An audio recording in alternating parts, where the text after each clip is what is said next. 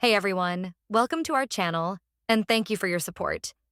If there's a favorite novel on the channel and you want the next part, you're just one step away. Become a Patreon member and I can make it depending on your tier. Thank you for your attention.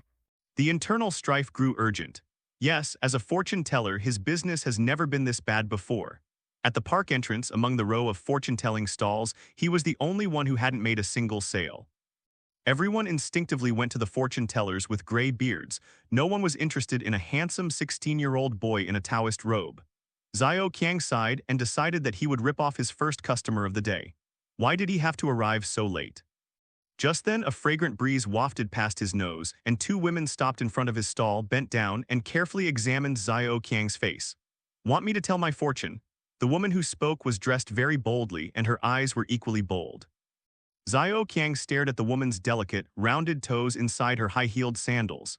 He tried his best to avoid looking at the hem of her ridiculously short skirt, lest he see something that would shake his resolve. "You too should go. There are plenty of fortune tellers over there." Xiao Qiang replied casually, his face expressionless. The woman in front of him was only stunned for a moment when she heard the young Taoist priest mutter to himself, "You didn't even want your fortune told. Why are you trying to make fun of this old Taoist priest?" The woman was taken aback again, then quickly pulled another woman to sit on a small stool in front of the wall. Looking at the four pale, bare thighs right in front of him, Xiao Qiang screamed inwardly, "I can't see it, I can't see it.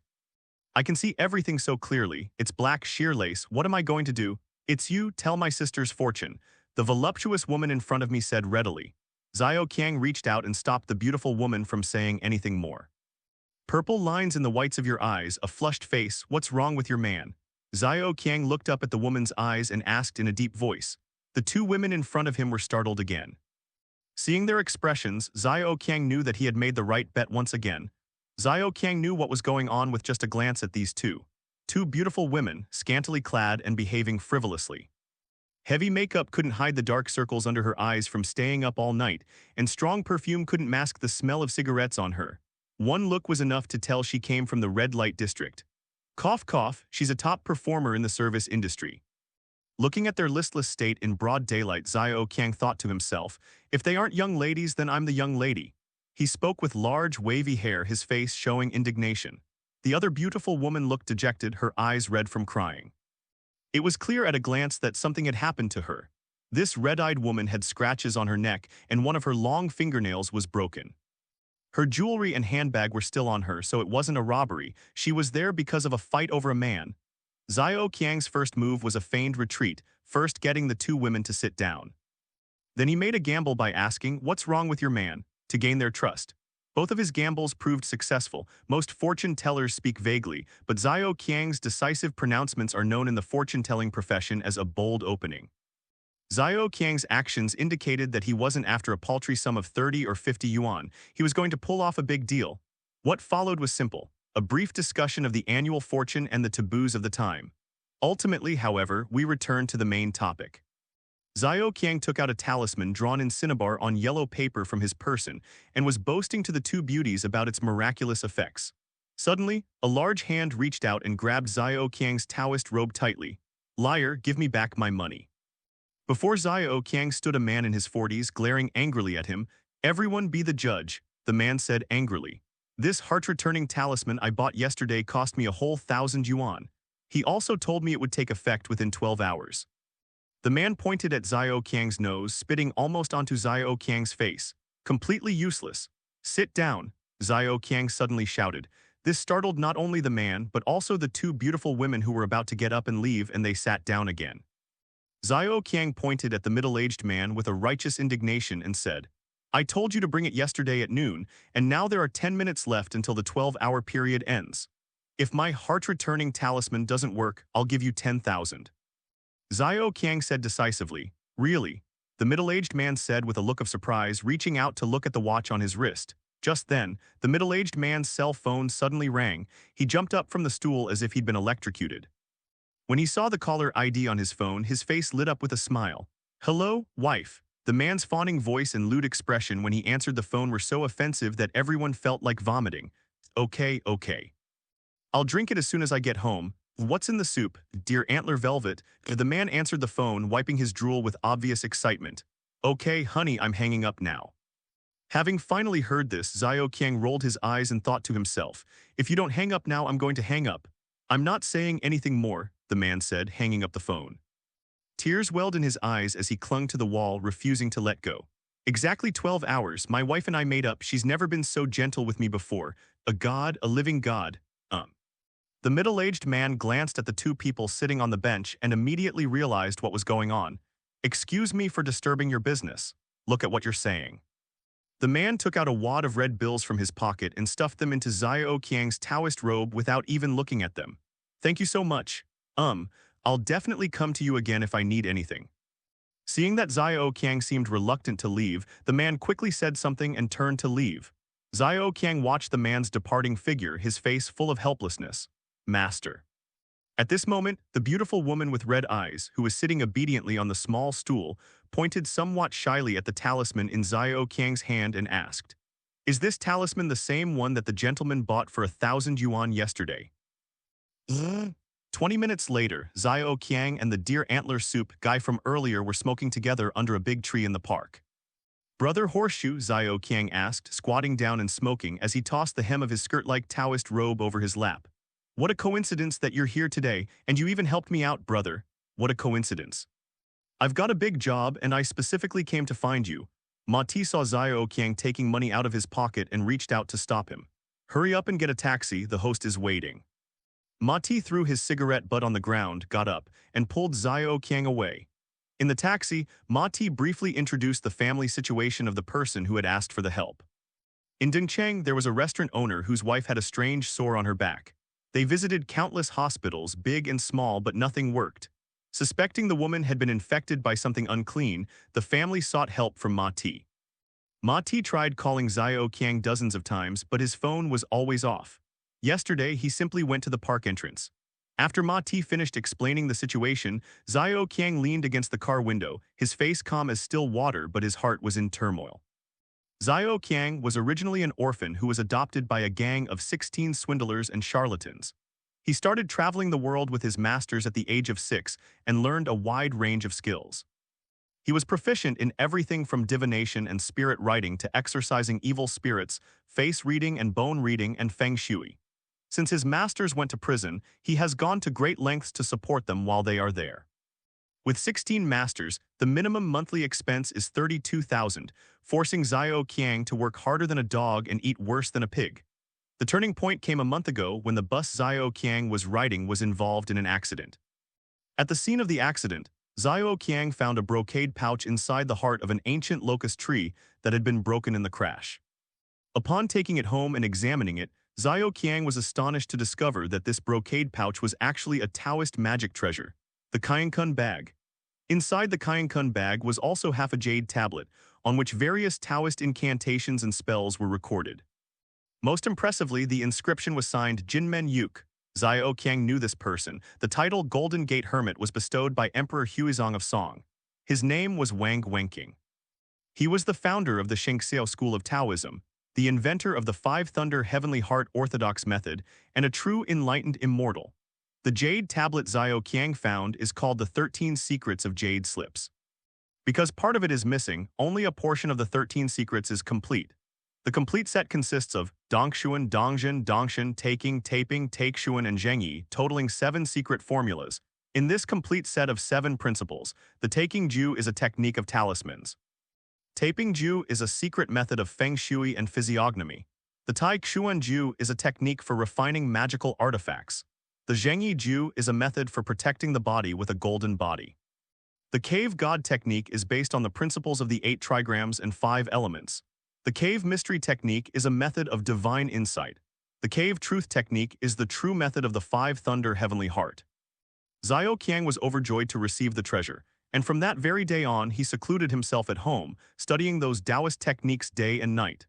As Xiao Qiang's understanding of the Taoist techniques deepened, he gradually became obsessed. Time seemed to stand still in the mountains. A month would pass in this state of cultivation.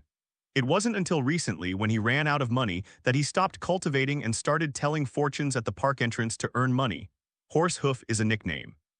This guy, Brother Horse, specializes in introducing jobs to charlatans, Taoist priests, monks, and other people in the esoteric world.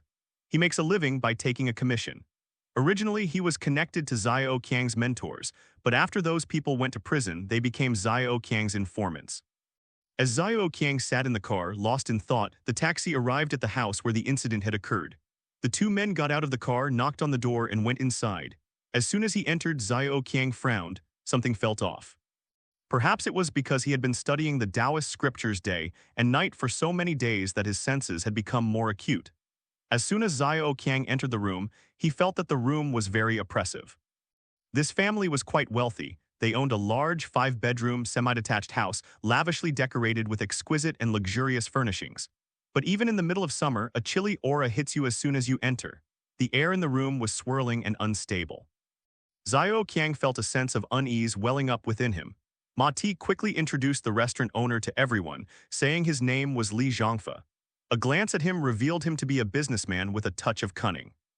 Just as Xiao Qiang was about to speak to Li Zhangfe, the doorbell rang and another group of people entered. When Xiao Qiang caught sight of the yellow silk bundle in the newcomer's hand, a bitter smile flashed across his lips.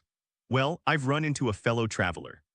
In fact, Xiao Qiang knew that Li Zhangfe couldn't be blamed for this mess. He couldn't get through on his phone, so Ma Ti had to go to his door to look for him. It must have taken several days. It was understandable that the owner couldn't wait and had to find someone else. The two people who arrived were a man who also looked like a horse-hoof-shaped informant and a middle-aged Taoist priest, tall and wearing a gray Taoist robe. At least he wasn't wearing his apricot yellow robe used for rituals on the outside, which was quite professional. This Taoist priest had a square face with two narrow, piercing eyes. He carried a yellow silk bundle, presumably containing ritual implements or Taoist robes. Upon seeing Xiao Qiang, he was immediately taken aback. He immediately realized that two groups had clashed. When he looked up and saw that Xiao Qiang looked no more than 16 or 17, he couldn't help but feel contempt, and his words became less restrained. Oh, I heard the host family has invited another fellow Taoist. I didn't expect him to be so young. Who is your master? There was absolutely no way to answer that question. Xiao Qiang fell into their trap the moment he answered. If the other party casually said something like, "Back in the day, your master and I were like this and that, I never imagined you'd grow up so big now," Xiao Qiang wouldn't be able to stay any longer. Xiao Qiang smiled faintly and replied, "May I ask if you know how old the celestial master Zhujing was when he was conferred his title during the Jiajing reign of the Northern Song dynasty?" This was another question the tall Taoist priest couldn't answer. To say he didn't know would be foolish, and to say the wrong thing would be equally foolish. What if the Taoist really knew he was 12? Then Xiao Qiang would be 16 at the time. If a 12-year-old could become a Taoist master, why couldn't a 16-year-old treat a minor illness? After these two witty exchanges, everyone knew the other was not someone to be trifled with, so they refrained from further conflict and left the matter to the host's discretion. Ultimately, it was the tall, imposing Taoist priest with his otherworldly air and goatee that made the difference. Li Zhangfe invited this Taoist priest named Yujizi to take a look first. As for Xiao Qiang, he was also invited to sit aside and watch the tea. Xiao Qiang was happy to enjoy the leisure and sat to the side to see how Yujizi would act. Soon, Li Zhangfe helped his wife out of the house. This was a young woman in her mid-20s. Her face was pale, her brows were furrowed, and she sat there, constantly uttering incoherent groans. Clearly, she was suffering greatly from this strange illness. When Li Zhangfe undressed her and revealed the affected area, everyone was shocked. On the young woman's back, near her right shoulder, grew a fleshy sore the size of a bowl. The sore was bluish-purple in color and rose more than an inch above the skin. Most strangely, on the sore, facial features were clearly visible, with distinct eyebrows and eyes. It was a bizarre human face. The face was swollen and puffy, with its eyes and mouth tightly shut. Its eyelids and cheeks were swollen, as if it had been brutally beaten, leaving the entire face swollen. At this moment, the flesh on the face was still trembling slightly. Looking at the expression on this fleshy face, it was as if a person was having a nightmare. Modern people actually have far fewer skin diseases. In ancient times, people didn't like to bathe and didn't understand the dangers of mosquitoes and flies. Sores, ringworm, boils, and poisonings were so numerous and varied that they were countless. A simple count would reveal over 1,000 different types. With their large numbers, quite a few of them ended up resembling human faces. Modern people may not know this, but in the past, people didn't find human face sores particularly unusual. Upon seeing this, Xiao Qiang suddenly had an idea. He thought to himself, "I've been working day and night these past few days, studying the 7 secrets of the Jade Slip. Judging from today's appearance, this room really doesn't seem very clean. Perhaps I should try the profound insight technique, which I've been most deeply comprehensible with these past few days, and see if I can glean anything from it. The insightful technique, looking up at the vast ocean and down into the deepest hell, illuminates heaven and earth, leaving nothing unexamined. Xiao Qiang never imagined that this one attempt would begin the extraordinary and colorful chapter of his life. Arose, he couldn't suppress it. Taking advantage of Yu Jizi's eloquent speech, when no one in the room was paying attention to him, Xiao Qiang silently recited the Dongshuan technique, activating his profound inner energy. In an instant, he felt his mind clear and his spirit free, a surge of heat rising from his danshan to his Niwen palace. He quickly recited the last line of the Dongshuan technique, therefore, reciting the mantra, moving freely in all directions swiftly. In an instant, Xiao Qiang felt as if a sudden enlightenment had washed away all the dust and grime from his head. His vision was suddenly bright. It felt like someone with 3,000 degrees of myopia was seeing things for the first time when they put on glasses, and the sight before them astonished Xiao Qiang. Everywhere you look, everything in the house, inside and out down to the smallest detail, is clearly visible without missing a single thing. It worked.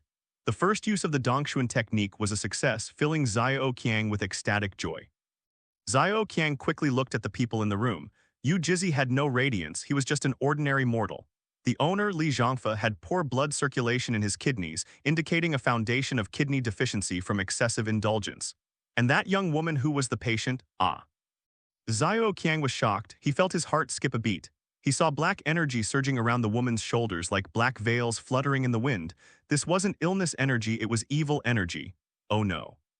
Xiao Qiang saw the surging evil energy growing increasingly intense as if it were about to burst forth. Horseshoes, Xiao Qiang forced himself to remain calm, avoiding any hint of panic. Ma Ti turned around when he heard Xiao Qiang call him. Step back, Xiao Qiang said. The fake sorcerer Yu Jizi was getting carried away with his rambling.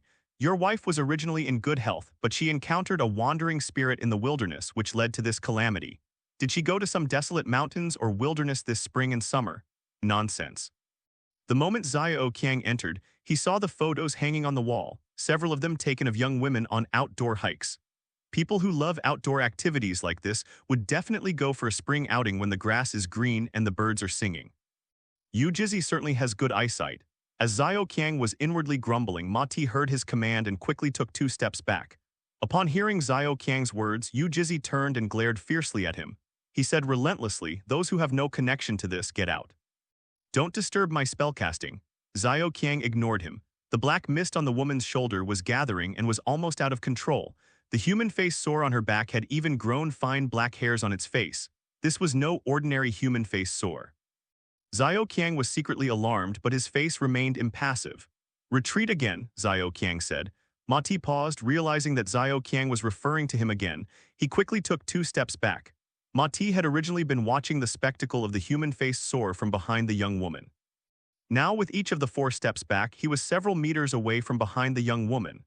Xiao Qiang had spoken several times, and Yu Jizi was now furious, veins bulging on his face. A hand emerged from his sleeve, pointing a halberd at Xiao Qiang, and he roared, "You brat, don't you know anything? At your young age, what kind of Taoist magic or divine arts do you know? I had you watching from the sidelines so you could learn some skills. Even if you couldn't learn any skills, you could at least learn some manners, and yet you keep causing trouble here. You disturbed the Taoist master's spell today, you'll be punished by heaven, do you know that?" Seeing that the human face sore was about to flare up, Xiao Qiang smiled to himself. Xiao Qiang sat comfortably on the sofa, legs crossed, and said calmly to Yu Jizi, "Disrespecting the immortals and speaking recklessly about destiny, I think you are the one who deserves retribution." The words had barely left his mouth. With a loud whoosh, the man-face sore's tightly closed mouth suddenly opened, and a mouthful of red and white pus and blood gushed out. This filthy spit of pus and blood radiated far and wide. Because Ma Ti was standing far away and Li Zhangfe was standing to the side, this spit of pus and blood ended up soaking Yu Jizi completely. Yu Jizi screamed in pain, clutching her face and falling to the ground. She rolled around on the ground. After rolling around on the ground several times, Yu Jizi realized that her face and hands were not in any pain or itching, and that she was not in any immediate danger. Embarrassed, she got up and slunk off to the bathroom to wash her face. When Li Zhangfe looked at Xiao Qiang again, his eyes had changed. This young monk was the real deal. This young monk, since entering, maintained a calm and indifferent expression, seemingly unconcerned. During this time, he exchanged a witty remark with Yu Jizzy, which made Yu Jizzy dare not underestimate him. At the time, I hadn't paid much attention to it. But just now he spoke twice, causing the horse's hooves to retreat again and again, and then the human face sore underwent a strange transformation. This unfathomable young man is actually the truly skilled master. A short while later, Yu Jizzy came out of the bathroom. She had washed the blood and dirt off her hands and face, and even her hair was wet, with water dripping down her face. Yu Jizzy knew he had no chance today. He was now utterly disheveled and had lost all his prestige. How could he possibly pretend to be a sage and swindle money? He immediately turned and left. Yu Jizzy took 2 steps, turned around, and glared fiercely at Xiao Qiang, saying, "I'll remember you. See you in the martial world." After making his harsh remarks, Yu Jizzy remained silent, didn't even greet Li Zhangfe, and turned to slam the door as he left. This jade machine is narrow-minded and has a very limited perspective. Xiao Qiang just smiled and didn't take it to heart. Now that Yu Jizzy is gone, Xiao Qiang is the obvious choice to fill the gap. Xiao Qiang looked around the room and had already made up his mind. The black aura surrounding the young woman was thick and heavy, like a black veil fluttering in the air, neither condensing nor dissipating. Therefore, this was neither an illness nor a ghost, but a curse, ghost face curse. By this time, the Dongshuan technique had been circulating for a while. Xiao Qiang felt his internal energy dwindling rapidly. He feared it would soon be depleted. Without the Dongshuan technique's support, how would he remove the curse? Without bothering with pleasantries with Li Zhang, he directly addressed him calmly. "Stop talking. I'll ask you a question and you answer it." Li Zhangfe nodded hurriedly, repeatedly agreeing. "I'm asking you," Xiao Qiang said, "how long has your ex-wife been dead?" Li Zhangfe was taken aback for a moment, then quickly replied, "It's been almost 2 years, hasn't it? Is she Yi or Miao?" Huh. Li Zhangfe's eyes widened in surprise. "It's Miao ethnicity, master. How did you know?" In the blink of an eye, Li Zhangfe even addressed Xiao Qiang as master. Ma Ti, watching from the side, was utterly filled with admiration for Xiao Qiang. Xiao Qiang gestured to stop Li Zhangfe from asking further, then said, "The Miao people, that's the ghost face curse." He pointed to a blue and white porcelain vase on the antique shelf. "Bring that vase here." Li Zhangfe quickly went to get it and handed the porcelain bottle to Xiao Qiang. Xiao Qiang tipped the vase over on the coffee table, and a small crumpled piece of paper rolled out of it. Xiao Qiang looked at the crumpled paper and began to silently recite the cave truth mantra. This secret technique is the 5 Thunder Heavenly Heart Orthodox method, which has been renowned for thousands of years. Thunder is extremely powerful and fierce, the nemesis of all demons and evil spirits under heaven. Anything that does not cultivate according to the righteous path of heaven and earth will be struck down by heavenly thunder upon reaching a certain level of cultivation. If one can survive a tribulation of thunder, one can safely enter the next stage of cultivation. However, with countless heavenly thunders, cultivators who can ascend through the demonic path are extremely rare, even after 10,000 years. Even in righteous cultivation, when one reaches the point of elixir breaking and infant birth, one must undergo a tribulation of lightning to cleanse the body of impurities before proceeding to the next stage of cultivation. After reciting the cave truth mantra, Xiao Qiang felt an emptiness in his danshan. At that moment, Xiao Qiang felt a wave of weakness wash over him. This secret technique consumes too much energy. Can I persevere to the end? Xiao Qiang immediately applied the Dongzhen technique to his own hands and grabbed the crumpled paper from the coffee table. The thing inside this crumpled paper is extremely vicious. If one tries to grab it empty-handed, one will inevitably be injured by the ghost face curse. With Xiao Qiang's current level of cultivation, and lacking the ability to release the 5 thunderbolts, he can only channel the thunder incantation into his hands and try to grab the crumpled paper with his bare hands. The moment the paper ball reached Xiao Qiang's hands, the ghost face curse on it was instantly incinerated by the lightning in Xiao Qiang's hand. Just kidding, even the weakest thing is still lightning. Any evil spirit that encounters it will be annihilated. The crumpled paper burst into flames with a whoosh, startling Li Zhangfe. When the paper ball burned out and turned to ashes, something appeared inside. Li Zhangfe's eyes widened in surprise and he stammered, Isn't this my deceased wife's jade pendant? How did it get into this bottle, Master Yu?" Xiao Qiang didn't answer. Now his danshan was empty, and his Dongshuan and Dongzhen techniques were teetering on the brink of collapse like candles in the wind about to fail. Xiao Qiang quickly walked up behind the young woman, and when he saw the hideous and eerie face of the demonic curse that resembled a human face, he shuddered. On second thought, Xiao Qiang realized the more than 30,000 yuan that the masters needed this month was still nowhere in sight, while he himself was having trouble even eating. I steeled myself, damn it, fortune favors the bold, so what if I die? This person, who usually appears gentle and approachable, actually has a sharp and decisive nature when faced with major decisions. Then Xiao Qiang stretched out his right hand, which was imbued with the thunder technique, and his 5 fingers, like hooks, fiercely grabbed that hideous ghost face. Xiao Qiang tightened his grip, his fingers digging deep into the flesh of Ghost Face Curse's face. He reached out and yanked hard. The ghost face in his hand opened its mouth wide and let out a shrill scream. He actually managed to pull the entire ghost face out by force. The true form of this ghost face curse resembles a giant octopus. Besides the swollen face, there were countless tiny roots, as thin as toothpicks and as long as chopsticks, struggling and writhing. Ma Ti and Li Zhangfe were so terrified by what they saw that they almost wet themselves.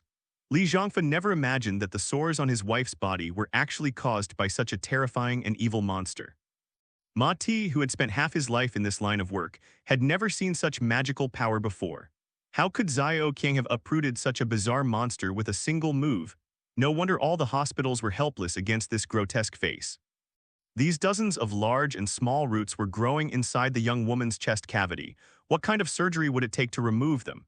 At this moment, Xiao Qiang was holding the hideous ghost face in his hand, desperately circulating the thunder technique. The ghost face he was holding was now being struck by lightning, emitting plumes of smoke, its tentacles flailing wildly in the air, and its mouth was screaming loudly. The ghost face that Xiao Qiang was holding was emitting wisps of blue smoke, and it was screaming loudly, its tentacles flailing wildly in the air. In the blink of an eye, Ghost Face Curse was scorched by the lightning spell, his entire body smoking, and he was reduced to ashes in an instant. The moment the Ghost Face Curse was incinerated by the thunder technique, Xiao Qiang felt a sudden darkness before his eyes. The profound insight technique had lost its support of internal energy and had become ineffective. That was close. If I had been a second or two slower, and my hand, no longer protected by the thunder technique, had directly touched the Ghost Face Curse's true form, I probably would have immediately collapsed from the curse. Without the Cave Profound technique and the Cave True technique, Xiao Qiang is now just an ordinary person with no magical power left. Xiao Qiang secretly breathed a sigh of relief, thinking to himself, luckily, heaven helps those who help themselves. However, Xiao Qiang's face remained expressionless, showing no sign of panic whatsoever. Turning around to examine the young woman's wound, he saw a large patch of flesh, about the size of a plate, missing from her shoulder with a finger-thick hole in the middle. However, the flesh was bright red and the bleeding was minimal, indicating that it had healed. The young woman's breathing had also become steady. After so many days of suffering, her body was now completely healed, and she felt a great sense of relief. As soon as she relaxed, she immediately fell into a deep sleep. When Xiao Qiang caught the Ghost Face Curse, it was struck by lightning and had no power to resist. Now that it has been completely eradicated without leaving a trace, there is no fear of it recurring. To break this Ghost Face Curse, besides the violent method of internal strife, only the person who cast the curse can do so cleanly. The matter has been resolved perfectly. Although there was a scare, there was no real danger. Xiao Qiang has personally verified the power of the 13 secrets of the Jade Slip, and he is overjoyed, wishing he could do a somersault right there and then to celebrate. But the sorcerer's business is over, the charlatan's business isn't. The curse has been lifted, but the money hasn't been collected yet. Xiao Qiang, sitting steadily on the sofa, looked at Li Zhangfe with a slight frown. The spell had just been cast with lightning speed. The sight of the demonic face curse being uprooted, its tentacles flailing wildly and its screams echoing, was witnessed by both Ma Ti and Li Zhangfe. They were still deeply shocked. Leaving aside the horse's hooves, he was still staring at the pile of ashes on the ground, not yet recovered. As for Li Zhangfe, his legs were now weak, and he wanted to kneel down and perform a grand salute to Xiao Qiang. Seeing the little immortal, a level above a sorcerer, frowning and coldly staring at him, Li Zhangfe immediately broke out in a cold sweat. He wondered what the little immortal had noticed about him. "Mr. Li," Xiao Qiang said calmly, "it's only natural that you remarry after your ex-wife's death. But what's this about your deceased wife casting a curse on your current wife? There's definitely something fishy about this. Theoretically speaking, there's absolutely no way Li Zhangfe's deceased wife and current wife could have met."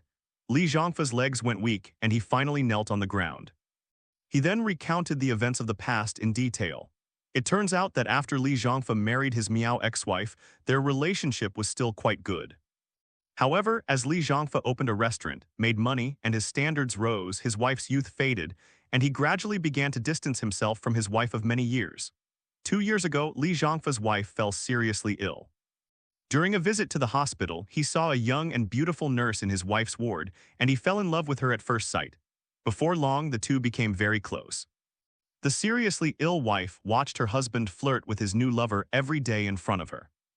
Unable to contain her hatred, she managed to obtain 2 strands of the nurse's hair and used the spells she had learned in her hometown to cast a demonic curse on her jade pendant. Then she had her nanny place the jade pendant in a porcelain vase on the antique shelf. If the nurse hadn't gone to her house, all would have been well. But if she had stayed there permanently, she would surely have been cursed and died. The ex-wife who cast the curse ultimately spared the nurse's life. As long as the nurse didn't stay at her house permanently, she wouldn't be in any danger. Unexpectedly, this nurse chose this path to death. Her deceased wife's body was barely cold when these two got married. Thanks to the nurse's love of sports and hiking, and her excellent physical condition, the ghost face curse, though already inside her, never had a chance to activate. 2 years later, the nurse finally caught a severe cold, leaving her weakened, and the ghost face curse took advantage of this weakness and activated. Li Zhangfe's confession, combined with Xiao Qiang's own speculation, restored the truth of the matter in its entirety. Xiao Qiang gave Li Zhangfe a cold look, still not a friendly one. When Li Zhangfe encountered such a powerful immortal, and given his guilty conscience, he felt uneasy and broke out in a cold sweat under the watchful eyes of those around him. "Benefactor Li," Xiao Qiang said, seeing that the time was right. "While your deceased wife certainly had her faults in causing this calamity, the main reason you've suffered today is that your character has been utterly terrible." Li Zhangfe was sweating profusely, nodding repeatedly, not daring to utter a sound. "Your wife is fine now. We'll take her to the hospital to get her wound bandaged and she'll be all right. As for the future, well, that depends on fate." With that, Xiao Qiang stood up and was about to leave. Just as Mati came to his senses, he overheard Xiao Qiang and Li Zhangfe's conversation. Seeing Xiao Qiang about to leave, he couldn't help but secretly admire him. What a brilliant move of feigning indifference. At this moment, Xiao Qiang uttered a nonsensical remark, turned around and left. How could Li Zhangfe let him go? Since he was still kneeling on the ground and hadn't gotten up, Li Zhangfe seized the opportunity to hug Xiao Qiang's legs, crying and pleading, "God save me." "You can't leave." Xiao Qiang felt a chill run down his spine. To have a middle-aged man hug your legs, how disgusting. It would be more benign if it were a young, pretty girl. I don't want to think about it anymore. Lately my thoughts keep drifting off to that. Sigh. Xiao Qiang deliberately let out a long sigh. "Very well, Benefactor Li, I'll leave you with a couple of words before I go. Please get up." When Li Zhangfe saw that the deity had agreed to let him stay, he immediately stopped crying and sat down obediently to the side, listening to the deity's instructions. "Benefactor Li," Xiao Qiang said slowly, "although the ghost face curse has been lifted, you two have lived here for over 2 years, and the chilling energy has already seeped into your bodies." Li Zhangfe was shocked upon hearing this. "How come the curse hasn't been completely lifted yet?" Horsehoof sneered inwardly. "Nonsense, what's the point of having gods if you've gotten rid of the root of the disease? If you were truly at ease, would we still have food to eat?" Xiao Qiang waved his hand, signaling Li Zhangfe to calm down. "Actually, it's not a big deal. When this coldness will strike isn't up to me nor to fate but to you. By myself, that's right." Xiao Qiang said slowly, "Benefactor Li, since you own a restaurant, let me use eating as an analogy for you." Li Zhangfe was completely bewildered and quickly said, "Please, divine being, enlighten me." "Think about it," Xiao Qiang said gently, looking at Li Zhangfe, "that all these delicacies so rich and delicious just end up as excrement after you eat them. What good are they to you and others?" Yes, the immortal is right." Li Zhangfe nodded repeatedly, seemingly understanding but not quite. "What goes around comes around, and retribution is inevitable. Mr. Li, if you spend thousands on a seafood meal, why not spend 10 or 20 yuan to buy some boxed lunches for those who can't afford to eat? If you lived in a house worth millions," Xiao Qiang glanced at the opulent decor, "you'd just spend a few $100s to buy clothes for someone who can't afford anything. That would be the greatest act of kindness. Having done many good deeds, one is naturally protected by heaven's will. What is a little bit of coldness compared to that? Think about it, how can my meager abilities compare to heaven's will?" Li Zhangfe suddenly realized and quickly nodded in agreement, thinking to himself, "Look at the level of thought of this immortal. This is the true demeanor of a hermit. Compared to this immortal, that Yu Jizzy is simply pathetic. As long as benefactor Li does more good deeds, blessings will naturally follow. Don't dwell on these unfortunate matters. As the saying goes, just do good deeds and don't worry about the future. That's the meaning of it. Turning back, Xiao Qiang continued, I'll perform a grand Taoist ritual for you to add some good fortune and everything will be fine. What do you think? Thank you, divine being. Li Zhangfa slid to the ground and knelt down again. I can never repay your life-saving grace. Oh, by the way, please wait a moment, divine being. Li Zhangfa seemed to remember something, turned around and went into the bedroom. He came out a short while later holding a large stack of RMB, probably more than 100,000 yuan. Immortal. Li Zhangfa said with a chuckle, this is my humble offering, an offering, please accept it. Xiao Qiang didn't reach out to take it, but instead smiled nonchalantly. You've already forgotten what I just said. Benefactor Li, I am a person outside the realm of civilization. My coming here is firstly to accumulate merit, and secondly it is our karmic connection. What would I do with these money and valuables? He chuckled and patted his neatly washed but slightly worn Taoist robe. Look at me like this, how much could I possibly eat or use? He. As he spoke, Xiao Qiang secretly made a gesture indicating that it was time for Ma Ti to close the net. The horse was quite clever. It immediately hopped over and said to Xiao Qiang, Master, please have some tea. I still have something to say to Mr. Li. With that, it pulled Li Zhangfa aside. The sheer joy in Ma Ti's heart right now is indescribable. Over the years, he's worked with countless monks and high-ranking masters doing all sorts of jobs. He's never seen anyone so domineering towards their employer. Looking at Li Zhangfa now, you could ask him for money, he'd even give you his house. The moment the horse turned its head, its hooves pointed at Li Zhangfa, it was no longer the same cheerful and obsequious figure it had been when facing its own enemies. Of course, the tide has risen and the situation has long since changed. Ma Ti, with his back straight, smiled faintly at Li Zhangfa. How grand a ritual would you like to perform, layman Li? Huh. Li Zhangfa didn't react for a moment. How big can you make? I can do it for any age, Horse Hoof replied with a smile. Give me 20 yuan and I'll prepare 20 yuan's worth for you. Haven't you heard of performing a ritual even in a snail shell? I can do it for any age, Horse Hoof replied with a smile. Give me 20 yuan and I'll prepare 20 yuan's worth for you. Haven't you heard of performing a ritual even in a snail shell? Those words were spoken with such force and conviction they were truly exhilarating. Horse Hoof secretly admired himself. The moment the money was mentioned, Li Zhangfa immediately understood and rushed back to his house to get it.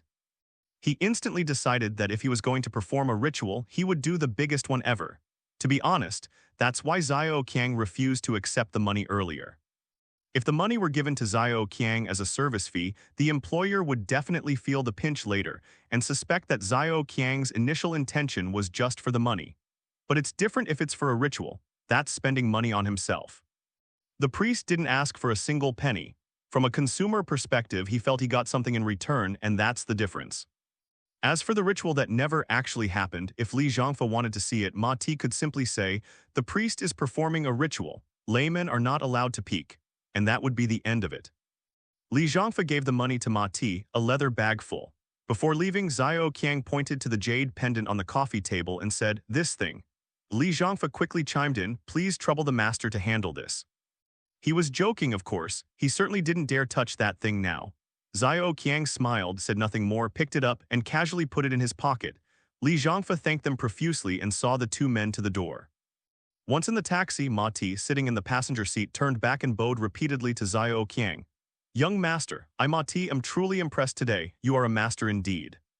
Nowadays, Ma Ti's way of addressing his neighbor has changed from you little brat to young master. Don't be so polite with me. Xiao Qiang chuckled, casually grabbing the wallet containing the money. He opened it and found 5 neatly stacked bundles of RMB 500,000. This Ma Ti really knows how to rip people off, but it's nothing. The patient recovered immediately after today's incident, and the family is completely satisfied. They're not afraid of any repercussions from the family. They feel absolutely at ease taking the money. Xiao Qiang took out a bundle from his bag. Since the taxi driver was right in front of him, he couldn't say anything. So Xiao Qiang simply took out a bundle of 100,000 yuan and put it into Ma Ti's shoulder bag. This, young master, what is this? Ma Ti was overjoyed and quickly declined. According to the commission rate of 1/10, Ma Ti should have received 50,000 for today's job. But now Xiao Qiang has given him 100,000, which makes Ma Ti feel embarrassed. Don't refuse, brother Ma. What kind of relationship do we have? Why are you refusing me? Xiao Qiang was quite eloquent. With just one sentence he made Ma Ti obediently accept the money. Say no more, from now on I'll be your horseman and stirrup master.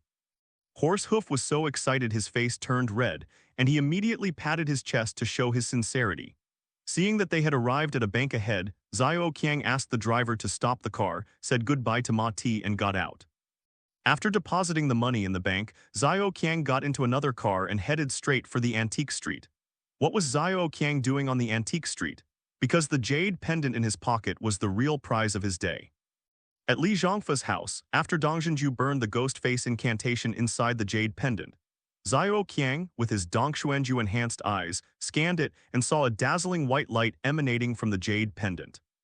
When Xiao Qiang held the jade pendant in his hand, he glanced at it briefly and knew that it was an ancient jade from the Southern Song dynasty. Even with Xiao Qiang's expertise in appraising antiques, a cursory glance was enough to tell that the jade piece was in the style of the Southern Song dynasty. He couldn't determine whether it was genuine or not. However, the Dongxun technique is a supreme Taoist art. When mastered to a high level, it can even perceive the deepest depths of the netherworld. Under the watchful gaze of the heavenly eye, amplified by the Dongxun technique, how could this jade pendant emitting white light possibly be fake? Now that the horse's hooves were gone, Xiao Qiang took out the ancient jade from the carriage and examined it closely. This jade pendant, only 3 centimeters long and about the size of a peanut, is made of yellow jade. It depicts a chubby baby lying down, playing with a large lotus flower. The figure is sculpted in the round, with fluid carving, vivid clothing details, a full lotus flower, and an endearingly innocent expression. The carving, shape, material, and overall style are all typical of the Song dynasty. It is indeed an ancient jade piece from the Song dynasty. The only drawback is that it's a bit small. If it were 4 or 5 centimeters big, it would be worth hundreds of millions at an auction. Xiao Qiang was admiring the ancient jade in the car when they arrived at the antique street. I went into a fairly large antique shop. It was hot today and not tourist season, so there wasn't a single customer in the shop except for an old man reading a book in a recliner. The old man was taken aback when he saw a young man enter the shop. People of this age rarely browse antique shops. Despite her doubts, she still greeted Xiao Qiang and told him to look around as he pleased. She didn't get up from her recliner, thinking that he might just take a look and leave, and it wasn't worth the trouble. Xiao Qiang didn't even look at the items in the counter. He walked straight to the old man, placed the jade pendant on the small rattan tea table beside him and said nothing. This is a very professional action. When examining antiques, you don't handle them directly. If you break them, it's hard to explain. The rule is that you put them down first, and then I pick them up to look at them. When the old man saw that the young man was an expert, he became interested and reached out to pick up the jade pendant. His eyes fell on the jade pendant, and his hand trembled slightly, so much so that it was almost imperceptible if one wasn't paying attention. The old man then remained impassive, quietly examining the jade pendant. This old man has a good ability to control his temper, Xiao Qiang chuckled inwardly. Most inexperienced or impatient people would have jumped up long ago at the sight of this Southern Song jade artifact. But this old man seems to have seen it all. He didn't show any signs of aggression. Are you selling this jade or have it appraised? The old man asked steadily after examining it for a long time. Sell, Xiao Qiang answered decisively. Oh. The old man nodded. Where did you get this jade? The old man asked, looking up again. Upon hearing this, Xiao Qiang knew that the old man wanted to find out his background. Do you want to hear the truth or a lie? Xiao Qiang asked him with a smile. Of course it's the truth. Xiao Qiang's face suddenly hardened. I don't have the truth to tell you, name your price. When Xiao Qiang suddenly uttered those words, the old man was dumbfounded. Who was this person? As for his appearance and demeanor, he's certainly no ordinary person. And while he might be considered the descendant of a famous family, he also possesses a touch of roguish charm. He's truly enigmatic. Upon hearing Xiao Qiang's words, the old man frowned again. I can't quite figure this out. Seeing that the old man was still trying to dodge the question, Xiao Qiang decided to be blunt. All right, stop beating around the bush.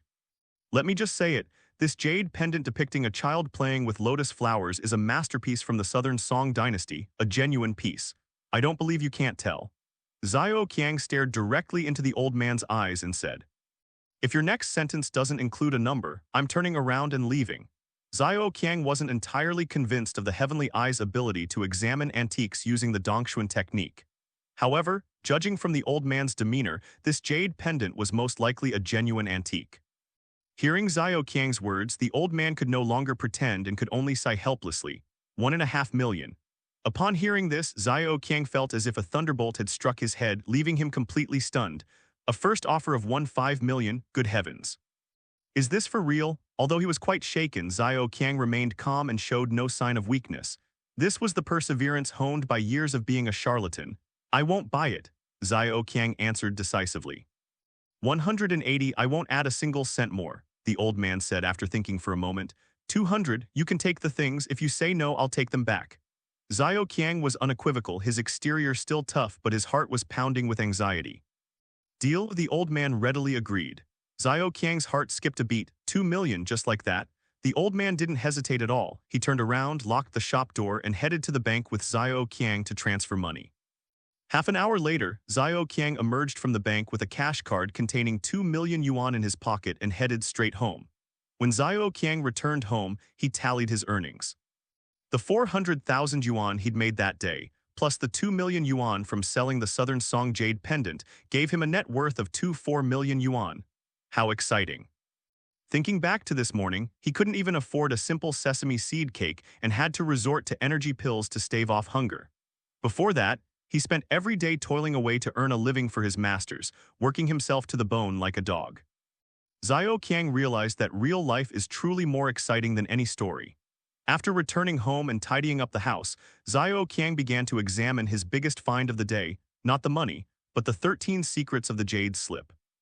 Today, I used the internal energy I unconsciously gained from circulating my dantian while practicing the 13 jade slip techniques. This internal energy was clearly very limited, far from sufficient to support the use of the techniques. It seems the first thing I need to do is to intensify my internal energy cultivation to increase the sustainability of my spellcasting. Thus, Xiao Qiang began his period of seclusion and cultivation once again. After closing his eyes and activating the Dongshuan technique, Xiao Qiang's heart stirred, and he quickly looked inward to see if there was anything wrong with his body. When the divine light subsided and he looked inward, Xiao Qiang was pleasantly surprised to see that his internal organs, meridians, blood vessels, and skin were all clearly visible. Xiao Qiang first glanced at himself. The most dazzling part of his body was his left chest, where the Kaiyankun bag was located. The Kaiyankun bag was brimming with spiritual energy, and under the vision of the Dongshuan technique, it slowly emitted a white glow. Then there were the upper, middle, and lower dantian, all glowing faintly, 1,000 times less bright than the Kaiyankun bag, like fireflies compared to the moon. As for the rest of the body, there was no radiance whatsoever. With a slight exertion of his inner energy, he could see a faint flow of internal energy within his dantian. Most remarkably, the white light emanating from the Kaiyankun bag was actually drawn in slightly by the flowing internal energy, transforming into Xiao Qiang's own internal energy and joining the vortex of energy circulating within his dantian. No wonder, Xiao Qiang thought to himself. He had been studying under his master for over 10 years, occasionally meditating and practicing qi cultivation, but he had made no progress whatsoever, never experiencing any qi sensation. However, these past few days, while studying Taoist techniques, whenever he circulated his internal energy according to his usual method, actually visualization, he felt his dantian swell. It turned out that the spiritual energy emanating from the Kaiyankun bag was being absorbed into his dantian when he circulated his internal energy, causing his dantian, which had been dormant for decades, to suddenly have a tiny bit of internal energy present. I suppose my success in using the profound insight technique and the true insight technique was also thanks to this bit of internal energy. Thinking of this, Xiao Qiang was overjoyed. He placed the Kaiyankun bag in his dantian and began to meditate, circulating the qi in his dantian. Soon Xiao Qiang discovered that as his internal energy increased, the attraction between his dantian and the spiritual energy in his Kaiyankun bag also increased. Thus, as his internal energy grew stronger, the attraction increased, and his internal energy became even stronger. It began to snowball. Xiao Qiang's internal energy entered a phase of rapid growth. On the third day of his seclusion, nourished by the continuous spiritual energy supplied by the Kaiyankun bag, Xiao Qiang's dantian warmed up, and a surge of internal energy emerged. As the internal energy in his dantian gradually grew stronger and denser, it finally underwent a qualitative change, transforming into internal force. Once you have internal energy, you can circulate it within the meridians, instead of using internal breath to circulate in the dantian. The internal energy in the dantian descends passes through the perineum and coccyx circles around the back rises from the Mingmen and Dazhui points, passes the Yuzhen point to the Beihui point on the top of the head, and then descends from the Yintang and Changjiang points in front of the body back to the dantian. This circulation method is called the Zhaoqi Qigong. During these few days, Xiao Qiang found the record of the 13 jade slips in the Taoist canon, Kangtian Yin Yue Lu, written by Bai Yunji, a Taoist master of the Ming dynasty. These 13 secrets of jade slips were created by Wang Wenqing of the northern Song dynasty. They were destroyed in two during the chaos of war in the Yuan dynasty. The second half was acquired by Wang Yongming of the Ming dynasty. From the second half, Wang Yongming only learned two things: the art of cultivating one's inner energy and the art of strategic planning. This strategic brilliance enabled Wang Yongming, a mere scholar, to achieve countless victories, campaigning across Fujian and Jiangxi without ever suffering a defeat. In the 6th year of the Jiajing reign of the Ming dynasty, he even served as the governor-general of Guangdong and Guangxi. Among the rebels he quelled was a very famous figure, the Prince of Ning, who frequently lost his temper in Stephen Chow's version of flirting scholar. As for qi cultivation, this fellow was cultivating qi in the military camp during the suppression of the rebellion when he suddenly let out a long howl that lasted all night, shocking dozens of miles away. Only after cultivating his internal energy to this level did Xiao Qiang realize how important the Taoist technique for refining qi was in the second part of the 13 secrets of the jade slip in Wang Yongming's possession. Sufficient internal energy is a prerequisite for operating all Taoist techniques, but Xiao Qiang currently only possesses the Taoist techniques without the methods of qi cultivation. It's like Xiao Qiang got most of a mobile phone, while Wang Yongming got the battery. As a result, Xiao Qiang can only use some ordinary Taoist techniques to cultivate. Even with ordinary cultivation techniques, with the constant replenishment from this Kainkun bag, Xiao Qiang's internal energy gradually grew stronger with each passing day. Of course, this is also due to his strong foundation. His years as a fake Taoist priest made him very clear about the various methods of Taoism. If it were a beginner, just the sitting posture of chest in, back straight, and 5 points facing the sky would be enough to teach him for half a month. In this way, his internal energy grew stronger and stronger with practice. Gradually, Xiao Qiang discovered that his internal energy could circulate throughout his body. Wherever his internal energy went, the performance indicators of that area would increase significantly. When used in punches, it was powerful and fierce. When used in kicks, it made running fast. He had become a master of internal energy. Xiao Qiang was so happy that he did dozens of somersaults on the ground. Next, after testing, he found that he could sustain the use of the Dongxuan technique with his internal energy for 2 hours. Of course, this was based on Xiao Qiang's current level of understanding of the Dongxuan technique. If he had truly comprehended the Dongxuan technique to the point of looking up at the vast ocean and down into the deepest hell, his current level of internal energy would still be insufficient. The 5 Thunder Heavenly Heart orthodox method of Dongzhenju still cannot be released externally, but the power of the Thunder technique attached to the hand has obviously increased, and the duration has also been greatly extended. As for small things like the ghost face curse, he can now catch a dozen or 20 of them in a row without any problem. When Xiao Qiang finally remembered to check the time, 15 days had passed.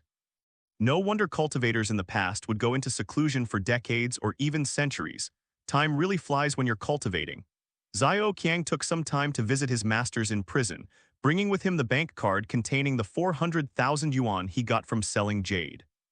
There are ATMs in prison. If the masters need money, they can just withdraw it themselves. When Xiao Qiang returned home, he rummaged through drawers and cabinets looking for something. What was he looking for? Xiao Qiang was still missing a magical artifact. If the 16 masters in the inner chambers heard this, they would definitely beat him up. Saying that our family lacks ritual implements is just insulting us. Xiao Qiang's family has nothing else but a lot of charlatans. If you're talking about magical artifacts, the artifacts in the house combined could easily arm a reinforced company. So why is there still a lack of ritual implements within the family? Firstly, because the ritual implements in the house are all just for show, with no value for modification. The coins used to weave the money sword are all machine-stamped iron sheets plated with brass. Besides, Xiao Qiang now sees himself as a deity, not some kind of sorcerer, so those commonplace money swords and soul-summoning bells wouldn't suit his image. Something novel with a touch of otherworldly elegance, not so vulgar. Wait, what? Just as Xiao Qiang was thinking about this, he discovered something in the cabinet that suited his needs perfectly. This is a bamboo flute. Xiao Qiang suddenly remembered that this was the one that Master 16 used when he impersonated Han Xiangzi to deceive people. Master 16 did pay attention to detail and didn't buy a fake instrument from a music store with dragon and phoenix decorations and copper hoops to pass it off as a genuine one. The instrument in front of Xiao Qiang appeared to be an ordinary handmade bamboo flute. Xiao Qiang chuckled, noticing a bamboo flute tucked into his waistband which perfectly matched his otherworldly air. With his Xiao vertical bamboo flute in hand, Xiao Qiang played it for a while in the living room. He had learned it from his 16th master. Although the tune was all right, he had only been learning it for a short time, so it didn't sound very pleasant. Well, it seems I'll need to find someone to teach me how to play this thing, Xiao Qiang thought to himself. Xiao Qiang put down his flute, took a shower in the bathroom, then filled a bowl with water, picked up his flute, and went into the living room. He needs to add some incantations to the Xiao vertical bamboo flute before it can be considered a ritual instrument. There are many methods for refining magical artifacts, but Xiao Qiang doesn't have the art of heart fire for the method of heart refining, and he doesn't have a pill furnace for the method of cauldron refining, so he has to resort to the method of talisman refining. Because he possesses a top-tier talisman technique, the taking Ju, this taking technique is the art of talismans. The Taoist talismanic arts are vast and numerous, numbering in the tens of thousands. Therefore, the entire taking Ju does not describe a single talismanic art, but rather elucidates the principles of the Tao of talismans. The art of talismans in Taoism is mysterious and complex. Not to mention that talismans drawn by two different people may have different effects. Even two talismans drawn by one person may have different levels of power. The talismanic arts recorded in the Taking Ju by Wang Wenqing, the founder of the Shengxiao school, were directly transmitted by the Heavenly Emperor. Not only did it avoid the errors of later Taoist talismanic arts, but every sentence pointed directly to the Great Tao. Compared with the complex and inconsistent talismanic arts of later generations, it was worlds apart. Although the taking technique is powerful, Xiao Qiang didn't have many talismans on hand at the moment. But that didn't matter. He could simply draw the thunder technique from the Dongjin technique onto the flute. The thunder technique could ward off all evil magic and could be used to deal with anything. This would save Xiao Qiang from having to risk grabbing it with his hands every time, like when dealing with the ghost face curse. He drew a purification spell in the clear water to cleanse it, then wiped the flute 3 times with the clean water. Xiao Qiang then channeled his inner strength, activated the Dongjin technique, and drew the Dongjin technique runes in the air. Using the taking technique, he guided the thunder technique into the flute. The process went very smoothly. Once the thunder technique entered the flute, the talisman refining was considered successful. Xiao Qiang grasped the flute, slightly channeled his inner energy, and countless golden thunder technique runes appeared densely on the flute, each stroke dazzlingly bright. Success! Xiao Qiang smiled happily. In this way, as long as he held the flute and channeled his inner energy, the flute would become a magical artifact. The thunder incantation on it would be enough to ward off all evil spirits. With the magical artifact finished, Xiao Qiang, having nothing else to do, picked up his flute and played it for a while.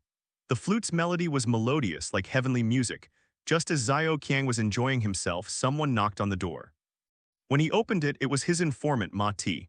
Ma Ti bowed to Xiao Qiang and entered the house. He dared not be negligent towards Xiao Qiang in the slightest now. Then he looked around the house. Young master, just before I went inside, I clearly heard a mother cat meowing inside. Do you have a cat? Damn it. Upon hearing Ma Ti's words, Xiao Qiang was instantly enraged and humiliated. He gritted his teeth and made a firm decision. He must find a professional teacher to learn the Xiao properly. This time, Ma Ti has another customer coming to his door. Xiao Qiang followed Ma Ti into the car. Ma Ti had made money with Xiao Qiang and bought a used Santana. The two drove towards the host's house, learning about the family's situation along the way. This time, the host was a high-ranking official whose only son had contracted a strange illness, rendering his left hand unresponsive. Your left hand isn't obeying your commands, that must be a stroke, right? Xiao Qiang said with a smile. If it can't move or just trembles, it's fine. The family said that this right hand can do whatever it wants just like a different person, Ma Ti said. That could also be schizophrenia, Xiao Qiang said thoughtfully. He's been really sick these past 2 days. I heard that the day before yesterday, this kid went out to visit some old friends and his left hand suddenly flared up. He almost killed one of his friends. Ma Ti said seriously. Hands that don't obey can even kill, Xiao Qiang thought to himself. This strange illness is quite interesting. The left hand is disobedient, it can even kill. Xiao Qiang thought to himself, that's quite interesting. As they spoke, the car arrived at the host's house. It was a large, detached villa with an exquisite design. The courtyard featured a small bridge and flowing water, arranged with ingenuity.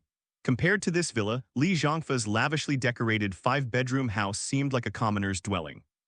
Xiao Qiang casually wore a loose-fitting Taoist robe, with a silk sash tied around his waist, from which a purple bamboo flute was tucked.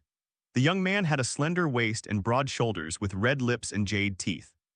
Standing against the wind amidst the courtyard scenery, he exuded an indescribable air of otherworldly elegance and boundless charm. Ma Ti went to the gate and knocked. Soon the host family members came out to greet him. When the lady of the house saw Xiao Qiang, who was admiring the scenery, turn around, she was also surprised. Firstly, this Taoist priest was far too young, and secondly, Xiao Qiang's demeanor was indeed extraordinary. Xiao Qiang had been studying Taoist techniques and cultivating his inner strength for days. He gained insights every day without realizing it, but to the matriarch of this official family, who had seen countless people, it was quite a surprise. At this moment, Xiao Qiang truly possessed an air of detachment from worldly affairs, a refined and otherworldly demeanor. The hostess stepped forward, and after a few pleasantries, she invited Xiao Qiang into the villa. The lady invited Xiao Qiang to sit down in the living room, had the servant serve tea, and then asked someone to bring her son out. Xiao Qiang took a moment to look around the room. The hall was in a Huxia style, elegantly decorated with a smooth layout, which seemed to have been carefully designed and guided by an expert. The sound of horses' hooves seemed to intimidate the family's imposing presence, causing them to show expressions of awe. Xiao Qiang secretly worried that this young man, after all, had little experience in the world and might not be of much help in the future. Before long, the sixth son of the family came out. Xiao Qiang frowned as soon as he saw him. He could tell from the young man's complexion that his health had been severely damaged by excessive drinking and womanizing. Moreover, his brows furrowed with a fierce air, making it clear at a glance that he was a typical spoiled brat, a character like Gao Yanne. Thinking of this, Xiao Qiang secretly channeled his inner strength and silently recited the Dongshuan mantra. After his vision cleared and the Dongshuan mantra took effect, he looked at the patient. Upon seeing this, Xiao Qiang was secretly startled. This young man had numerous minor ailments all over his body and his kidneys were particularly dull, but that's another story. What was noticeable was a wisp of green energy within his head, condensed and refusing to dissipate. The evil aura is bluish-green. This is not possession by a ghost, nor is it the entry of an evil spirit, nor is it a curse or poisoning. This is being bewitched. Seeing this, Xiao Qiang couldn't help but wonder, even today, are there still people who know witchcraft?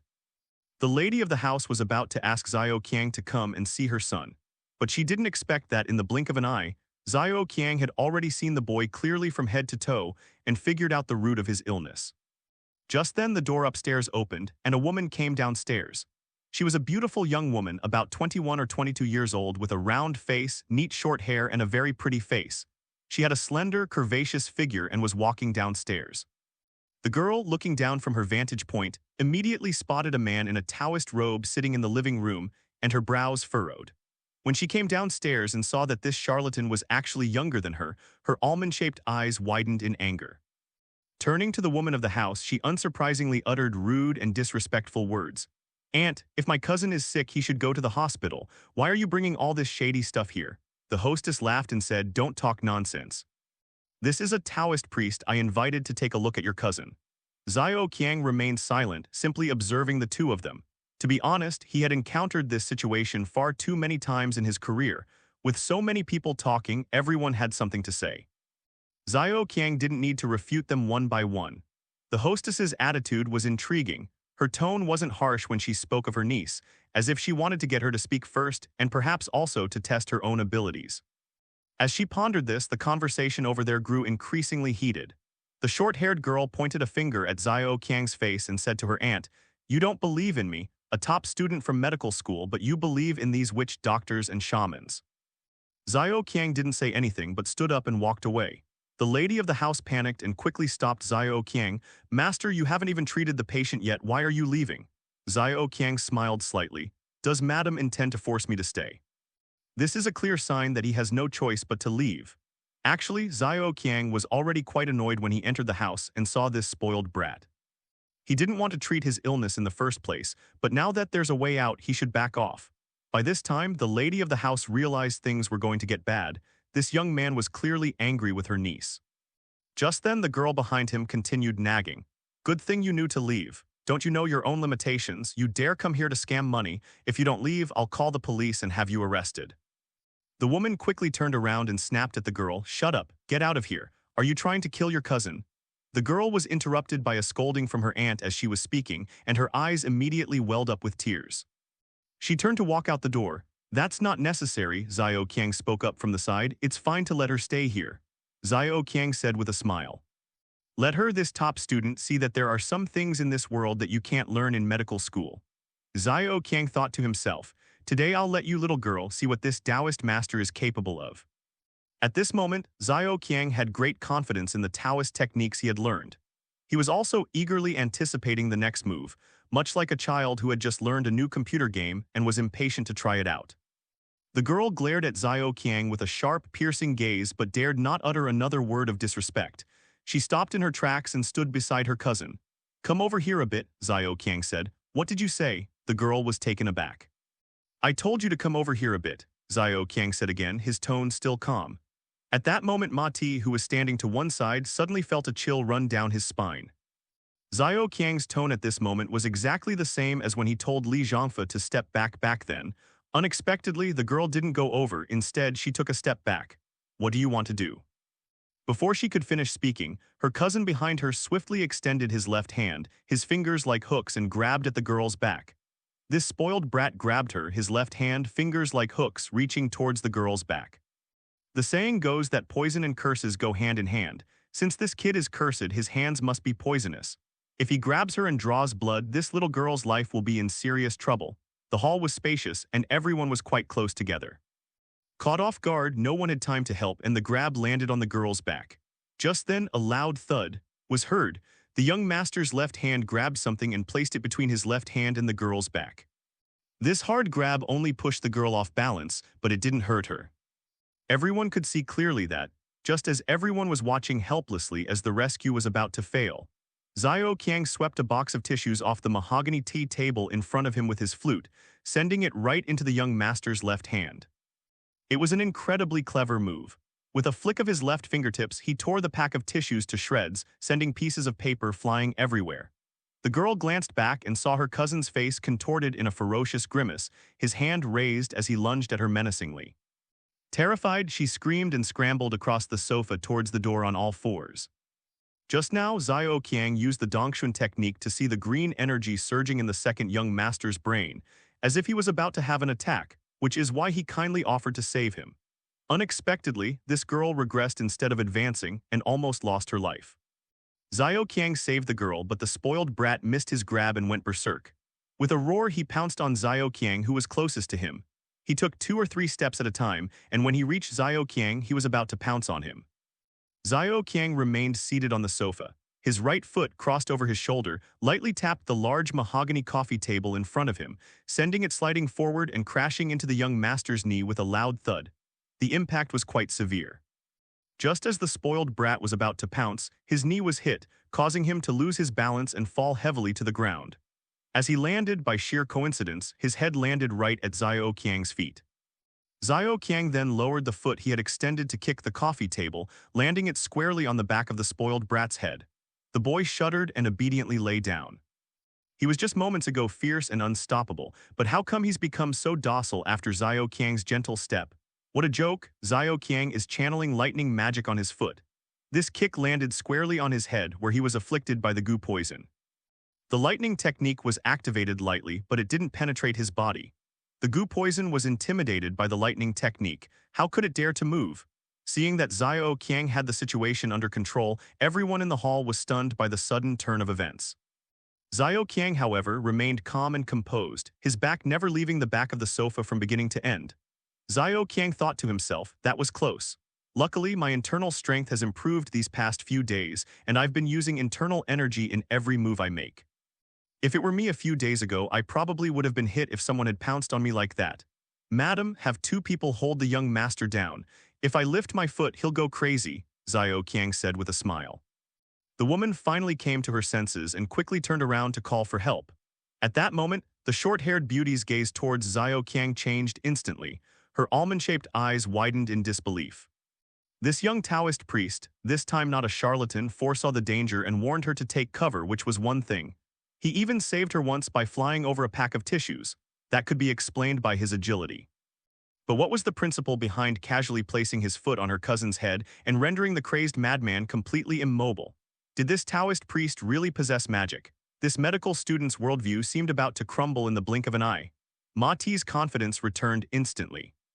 So what if he's a high-ranking official? So what if he's rich? I'm a god. Look at how carefree I am, crushing that crazy martial artist under my feet like it's an ant. Madam, have two people hold the young master down. If I lift my foot, he'll go crazy, Xiao Qiang said with a smile. The mistress quickly called for help, and two people, presumably a driver or bodyguard, came immediately. Each of them took one arm and helped the young master sit on the sofa. Sure enough, as soon as Xiao Qiang's feet left, the spoiled brat immediately perked up. He started yelling and trying desperately to break free, and the two of them, sweating profusely, finally managed to hold him firmly. By this time, the mistress could no longer discern the truth. She quickly grabbed Xiao Qiang's sleeve and begged him to save her son, completely abandoning the ambiguous attitude she had shown when testing him earlier. Now you know how to be respectful to me, Xiao Qiang thought to himself. Where were you before? These people are all the same, they only care about using you and then discarding you. Xiao Qiang, however, smiled and said to the hostess, does the layman have nothing else to say? The moment those words were spoken, the mistress didn't understand, but the horse's hoof understood. Xiao Qiang insisted on clarifying the price before taking any action. Although he didn't know why Xiao Qiang was doing this, Ma Ti was used to acting according to Xiao Qiang's wishes. He quickly came over and asked the mistress to step aside to talk. This is the job of a horse hoof maker. You can't expect the young master to open his mouth and ask for a price or haggle with the owner. Facing this noblewoman, Ma Ti had long since shed the awkwardness he had shown upon entering the room and spoke succinctly. 1 million and my young master will cure your illness instantly. Ma Ti thought to himself, this family is so wealthy, their wealth must be at least double what it was during the ghost face curse incident. What? Exclaimed the girl beside her. That's way too expensive. The horse turned its head and gave the girl a deep look. It immediately recalled the girl's hurtful words and her insults directed at its own people. It quickly turned back to its mistress and said arrogantly, 1,200,000. At this moment, Ma Ti felt that this was simply the pinnacle of his life. This kind of punitive bidding that increases the price by 200,000 with just a few words is truly exhilarating. Following this young master, how much money we make is another matter. This kind of satisfaction alone is worth it. The lady quickly agreed, saying that the price was no problem. Even amidst his busy schedule, he turned back and glared fiercely at the girl. He thought to himself, serves you right for being so talkative. Money is one thing, but if you anger the master and he refuses to treat my son, just wait and see how I deal with you. Xiao Qiang chuckled inwardly. Not long ago would such a person have even given a second glance to a nobody like him. Now that he possesses extraordinary skills, what kings, nobles, or the extremely wealthy and powerful, wouldn't they all be bowing down at his feet? The lady of the house agreed to Ma Ti's request, smiling obsequiously at Xiao Qiang. Money is no problem, please, Taoist priest, get to work. Seeing that the two sides had agreed on a price, Xiao Qiang felt it was time for him to make his move. So he went to the young master and had the two bodyguards press him face down on the sofa. He then channeled the true insight technique into his right hand and grabbed at the green energy in the young master's brain from the back of his head. As fate would have it, it seemed that heaven was deliberately trying to make Xiao Qiang proud, because the thunder magic he was using was the nemesis of all witchcraft and sorcery in the world. Not only witchcraft, but all spirits, ghosts, evil curses, and monsters fear heavenly thunder. Thunder spells can break even internal conflicts. Xiao Qiang placed his hand on the back of the patient's head, and the lightning seal on his palm gradually deepened until the entire mass of green energy was enveloped by the lightning seal. The goo, controlled by the lightning technique, was restless and wanted to break free. However, its entire body was surrounded by the lightning technique. Helpless, it could only gradually leave the body as the lightning net around it moved and emerge from the back of the patient's head. The others in the room, of course, couldn't see the detached sorcery. The young girl watched as Xiao Qiang reached out and exerted force, then slowly withdrew his hand, cursing inwardly, playing tricks, at that very moment. After leaving the young master's brain, the wisp of green energy gradually condensed and shrank in front of Xiao Qiang's palm, transforming into a jade needle about the thickness of a toothpick and an inch long. The green aura was invisible to the people in the room, but the jade needle was a physical object that everyone could see. Before everyone's eyes and in full view of everyone, a needle appeared out of thin air in front of Xiao Qiang's palm, leaving everyone extremely astonished. Once the poison was extracted and the remaining toxins in the young master's body were gone, Xiao Qiang reached out palm up, and the needle slowly landed in his hand. Since it was placed in the brain, it must be a type of soul-separating goo. Xiao Qiang saw the jade needle and realized that what the young master had been afflicted with was not a goo worm, but a goo poison, and the jade needle was the carrier for releasing the goo. Xiao Qiang thought to himself, so this goo poison isn't that powerful after all. Earning 1-2 million was so easy, he casually put away the jade needle, intending to study it later. All right, let go, Xiao Qiang said to the two bodyguards holding down the spoiled brat. As soon as the bodyguard let go, the kid jumped up from the sofa, startling everyone. Xiao Qiang, however, didn't seem to mind. He knew the kid was fine. After getting up, the spoiled brat touched his left and right hands a few times, then rubbed his face and exclaimed in surprise, "I can feel myself, I'm all better. Mom, that old Taoist priest you invited is amazing." Seeing that her son was all right, the woman was overjoyed and went to carefully examine his body, asking him repeatedly if there was anything else that bothered him, while ignoring Xiao Qiang. The girl, however, was staring at Xiao Qiang with her big eyes wide open, her mouth agape, completely speechless. She was clearly incredulous at what she was seeing, yet she couldn't explain it using her medical skills. What she was witnessing confirmed what Xiao Qiang had said before treating the patient. Could there really be such a thing as divine magic in this world? Xiao Qiang didn't take it to heart.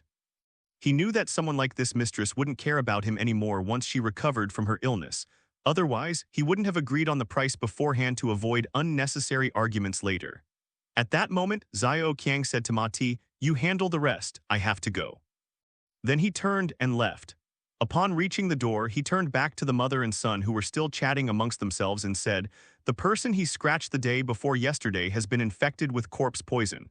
He will die within 7 days. Tell him to come find me." After saying this, he turned and left. The lady of the house was shocked upon hearing this and quickly chased after him to see him off. It's true that the spoiled brat possessed a goo poison, and it's also true that the person he scratched was poisoned, though death within 7 days is not certain. Xiao Qiang said this because he felt that anyone who associated with a scoundrel like the spoiled brat must be a bad person, and he could easily make another profit off him. In addition, Xiao Qiang's alarmist remarks were also meant to let the family know that although the young master's illness was cured, it was still uncertain whether there would be any follow-up troubles. This was meant to make them realize the situation and stop arguing when it came time to pay. The hostess chased after him, insisting on inviting Xiao Qiang to dinner. After Xiao Qiang politely declined, she asked him about his son's illness and whether the treatment had cured him completely. Since Xiao Qiang was already out, he didn't want to go back inside, so he reluctantly sat down on the stone bench in the courtyard and chatted with the hostess for a while. It turns out that the woman's husband's surname is Zhuang, and he is a leader in the city. His son, Zhuang Bufan, is studying at a prestigious university in the city. A few days ago, he suddenly contracted this strange illness. Because of his position, Mrs. Zhuang's husband was unable to come forward, so he asked Mrs. Zhuang to handle the matter. When Madame Zhuang inquired about Zhuang Bufan's illness, Xiao Qiang naturally refused to admit that he had been bewitched. He reasoned that perhaps this young man surnamed Zhuang had done something wrong, and maybe the person who cast the spell was a kind-hearted person who stood up for justice. How could Xiao Qiang tell Madame Zhuang the truth? He simply said that Zhuang Bufan's womanizing ways were too chaotic, and he must have offended someone with powerful methods. In reality, Zhuang Bufan had been indulging in excessive drinking and womanizing. This time, he was poisoned by a goo, and the goo poison plagued him for several days. Even after the poison was neutralized, his body was severely damaged, and he should have needed several months of rest to recover.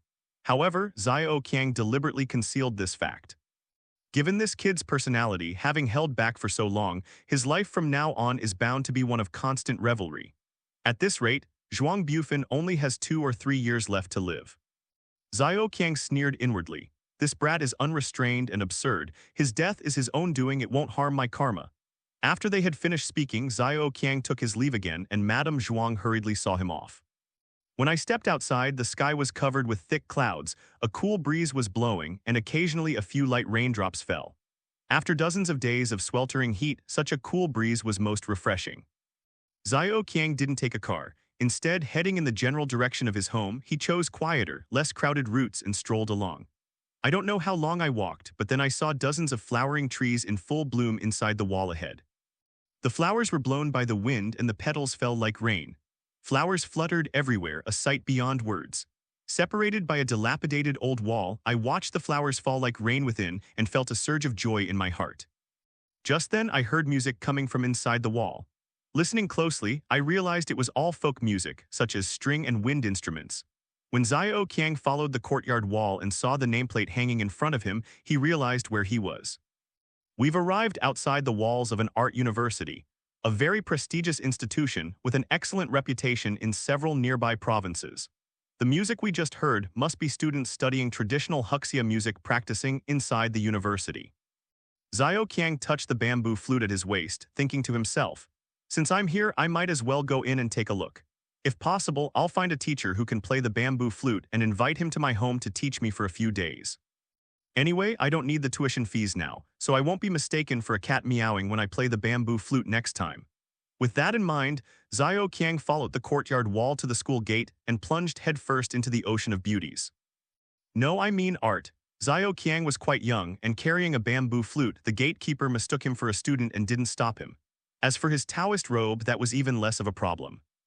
Art students are unconventional, they wear all sorts of things, even high-necked cheongsams like Xiao Fengxians. A Taoist robe was considered conservative. Upon entering the campus, the fragrance of flowers intensifies. To the south of the campus lies a small lake covering approximately 100 acres. The upper half of the lake is covered with lotus flowers, and the surrounding area is adorned with flowering trees, lawns, and covered walkways. The cool breeze is refreshing right now, and many students have come out to practice. On the lawn by the lake, some are practicing their movements with flowing sleeves. Some are playing the pipa on the benches, and others are playing instruments in twos and threes. Xiao Qiang strolled leisurely around the lake, admiring the graceful waist of the woman with flowing sleeves, appreciating the figure of the pipa player, and glancing at the luscious red lips of the girl playing the flute by the water. He slowly walked to a stage on the lawn. This stage is temporary, it's probably for some kind of performance. There's a group of people rehearsing there now. A few people are scattered around watching the spectacle. Music began to play on stage and a girl in white sang. I've dreamt of Lintao many times, where the morning mist and hazy waves paint the bridge in a picturesque scene. The red stove warms the new wine, and leaning against the railing tears well up before I can speak. Her singing style was melodious and graceful, with a touch of conch opera charm. It was far more authentic than those so-called Huxia-style songs of today. Xiao Qiang took a few more steps toward the stage, and this time he could see it more clearly. The girl singing on stage was slightly tall, and her body under her white dress was accentuated by the lakeside breeze, making her appear graceful and ethereal. She continued singing, "The cool rain dampening my clothes goes unnoticed, green willows blush shyly by the Ba Bridge. Having drunk in the spring breeze under the setting sun, let us light the night with a silver candle." As the song drew to a close, its melody softened and faded, yet its lingering charm seemed to still resonate. A few rounds of applause erupted from the audience watching the rehearsal. After the woman finished singing, she gracefully descended the steps from the stage and walked straight towards the wall. Xiao Qiang remained silent, his sleeves billowing in the wind, standing by the water, simply watching the young girl. The girl's long hair looked freshly washed, still slightly damp, and cascaded over her shoulders. Her skin was so white it was almost translucent, and her eyes were expressive and captivating. Her nose wasn't very high, but it was long and slender with a playful, slightly upturned tip. Her pearly white teeth possessed a captivating beauty. Her lips weren't wearing lipstick, but perhaps due to a slight heat rash, they had a delicate, vibrant red hue. The stunningly beautiful girl stood opposite the wall, a slight smile on her face, her eyes sparkling as if she wanted to say something but ultimately remained silent. "Let's get this straight," Xiao Qiang said with a wry smile, touching his nose, "no insects allowed to bite." It turns out that this girl was the one who put the curse on Zhuang Bufan, and she was also the owner of that jade needle. With no worries on his mind, Xiao Qiang wandered aimlessly and was unexpectedly drawn by the energy of the jade needle, walking all the way to the person who had cast the goo poison. Xiao Qiang himself only realized the girl's identity when she got close. Surprised, he thought she didn't seem like a bad person and wanted to talk to her, so he quickly said the words above to prevent the girl from casting a spell on him. The girl was secretly astonished. This young Taoist priest had actually managed to break her soul-separating goo and even managed to track her all the way here. But at this moment, the man in front of me didn't seem like he was going to attack me at all. The girl smiled and said, "I wouldn't dare. You're so capable. If you release more bugs, you'd just be asking for trouble." The girl's smile was incomparably beautiful, instantly paralyzing the young novice, making his heart skip a beat. What's the deal with Zhuang Bufin? Xiao Qiang appeared calm on the surface. He harmed one of my female classmates, the girl said, her eyes filled with sorrow. He harmed her terribly, so I wanted to kill him. Xiao Qiang thought to himself, I was right. You can tell at a glance that Zhuang Bufin is no good, but now it seems that this guy surnamed Zhuang was also used by someone, the girl said slowly, looking at the ripples on the lake. Why is that? Xiao Qiang asked curiously. Once the goo technique is broken, the person who cast it will inevitably suffer a backlash. The girl looked at Xiao Qiang and said, My goo technique was broken. I was just injured and now I can sense several goo masters rushing here. Isn't that premeditated? I suspect that my female classmates' meeting with Zhuang Bufin was orchestrated by those goo masters. Their plan was to lure me into using goo, then break the goo and injure me during their attack, increasing their chances of victory. Huh. Xiao Qiang was furious when he realized he had accidentally injured a beautiful woman and had been used by someone. Then if I broke your goo technique and injured you, wouldn't I also become an accomplice? Xiao Qiang couldn't help but feel indignant. That's not necessarily true, the girl laughed. If I were in the middle of a crucial battle with them using goo techniques and my goo magic was broken and I was suddenly injured, that would be quite troublesome. But now my injuries have healed somewhat. Your sudden appearance, breaking the soul-separating goo, and forcing them to hastily activate it actually did me a great favor, the girl said, covering her mouth with her sleeve and laughing. The girl was dressed in a Tang Dynasty-style costume for the performance rehearsal.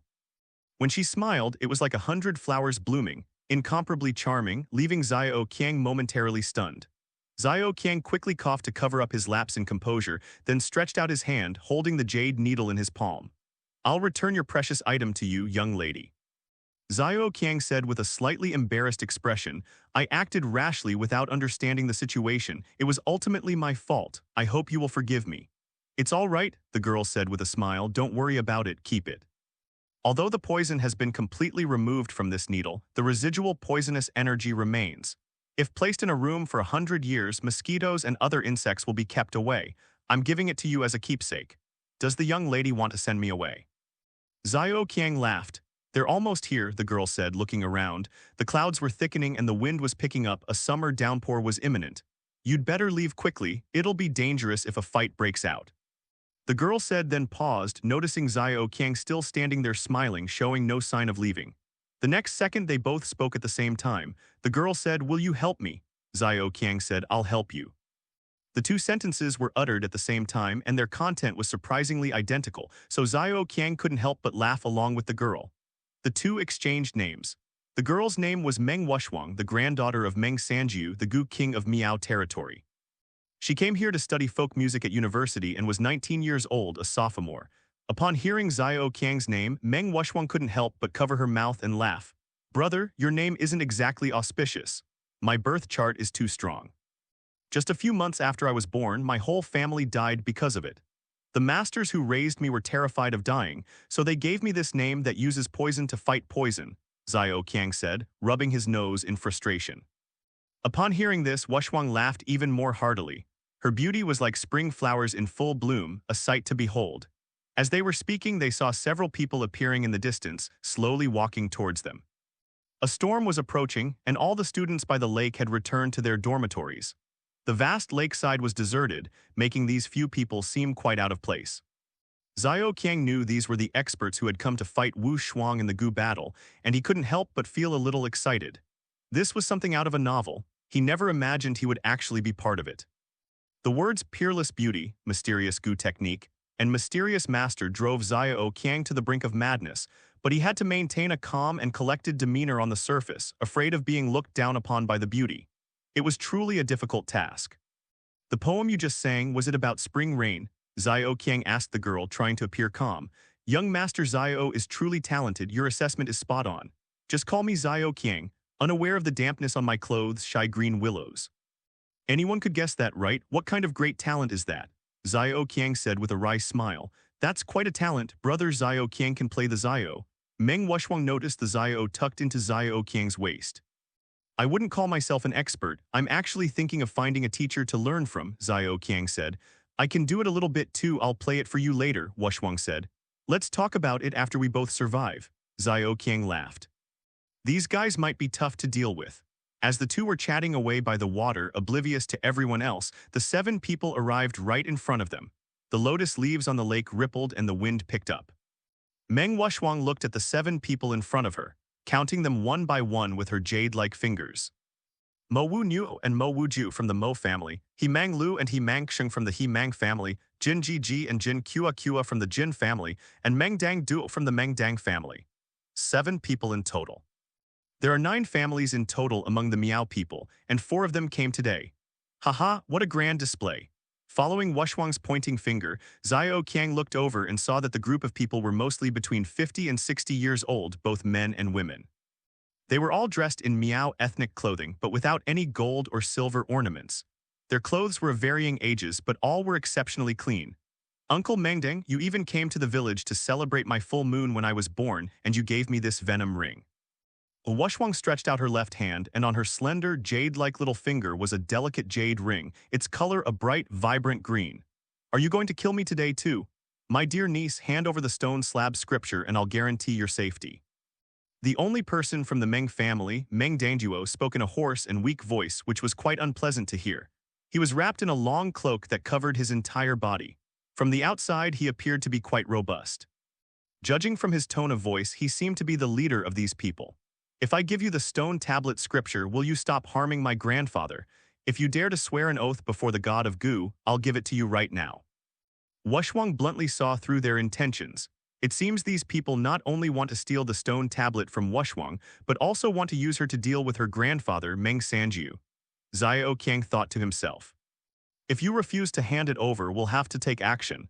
Even if you've mastered the barbarian king's techniques, can you defeat the 7 of us? The barbarian king. Xiao Qiang thought to himself, so Wushwang is a descendant of the barbarian king Meng Huo and Lady Huarui. No wonder she's so stunningly beautiful. Wait, so the barbarian king and Lady Huarui were also Gu masters. So when Zhu Liang captured Meng Huo 7 times, the tens of thousands of Shu soldiers who died weren't killed by miasma or poisonous water, but by Gu magic. Xiao Qiang thought to himself, no wonder Lady Huarui, a mere woman, could fight against those great generals of Shu. It turns out she possesses Gu magic. After all that talk, you're still going to make a move. Wushwang's expression was cold. She reached up and removed the jade ring from her little finger, tossing it in front of Meng Dangduo. The jade ring landed with a clinking sound. The jade ring looked extremely precious, and its fall to the ground made Meng Dangduo's face twitch with heartache. But even as the ring lay on the ground in front of him, he didn't reach out to pick it up. What a joke! Would you dare pick up something thrown by the granddaughter of the Miao Gu king? Did you have a death wish? Just as the 7 people in front of them were about to make their move, Xiao Qiang calmly stepped forward and stood in front of Meng Wushwang, causing everyone to be taken aback.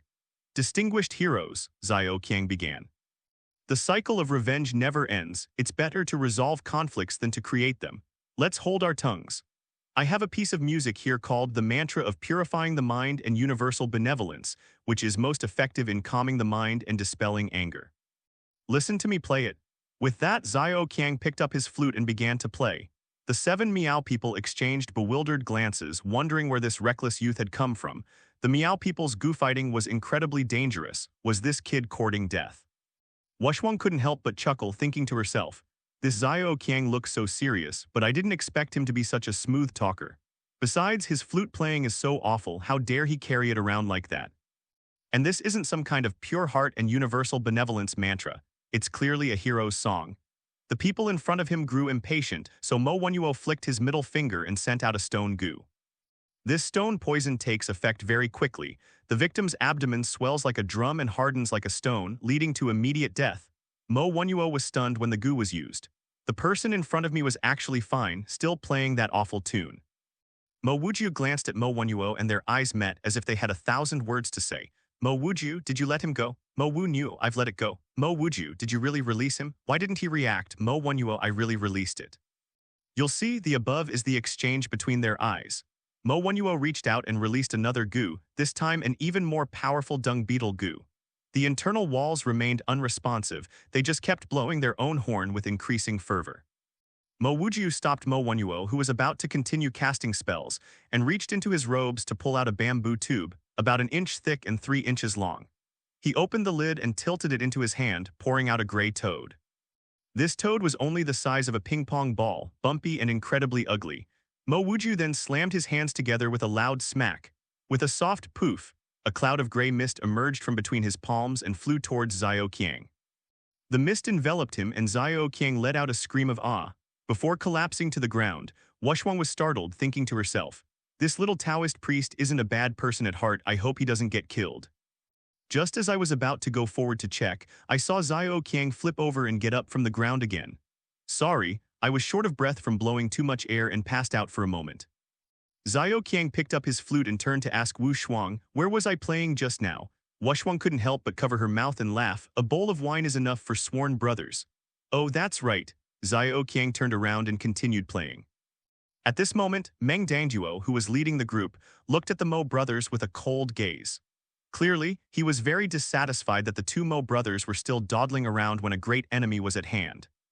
Mo Wujiu and Mo Wonyuo looked solemn. They had never encountered such a situation before. The saying goes, the poison of goo is connected to the heart. Normally, if a goo is broken, the person who cast it will be injured. But for these two, not only did their goo disappear without a trace, but the people who cast it were also completely unharmed. No wonder Meng Dangduo looked at them with that kind of gaze. Mo Wujiu's expression was solemn. He reached up and pulled a chain from his neck. He opened the chain and found a palm-sized jade box attached to it. Inside the box lay a black toad. It was as black as ink, with 7 golden lines running vertically down its back. Upon seeing the toad, Wushwang's expression changed drastically. The Mo family of Miao territory is most skilled in toad-borne goo poison. Their natal goo is the iron toad, which goes into hibernation every 100 years. During this time, a golden line will appear on its back, which is called a revolution.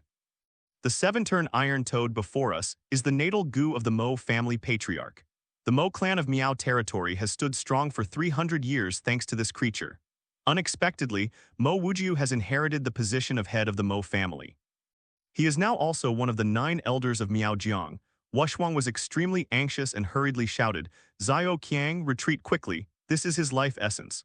Before she could finish speaking, the iron toad in the jade box had already disappeared. Almost at the same moment the iron toad disappeared, Xiao Qiang silently fell backward. Wushwang rushed forward and flipped Xiao Qiang over.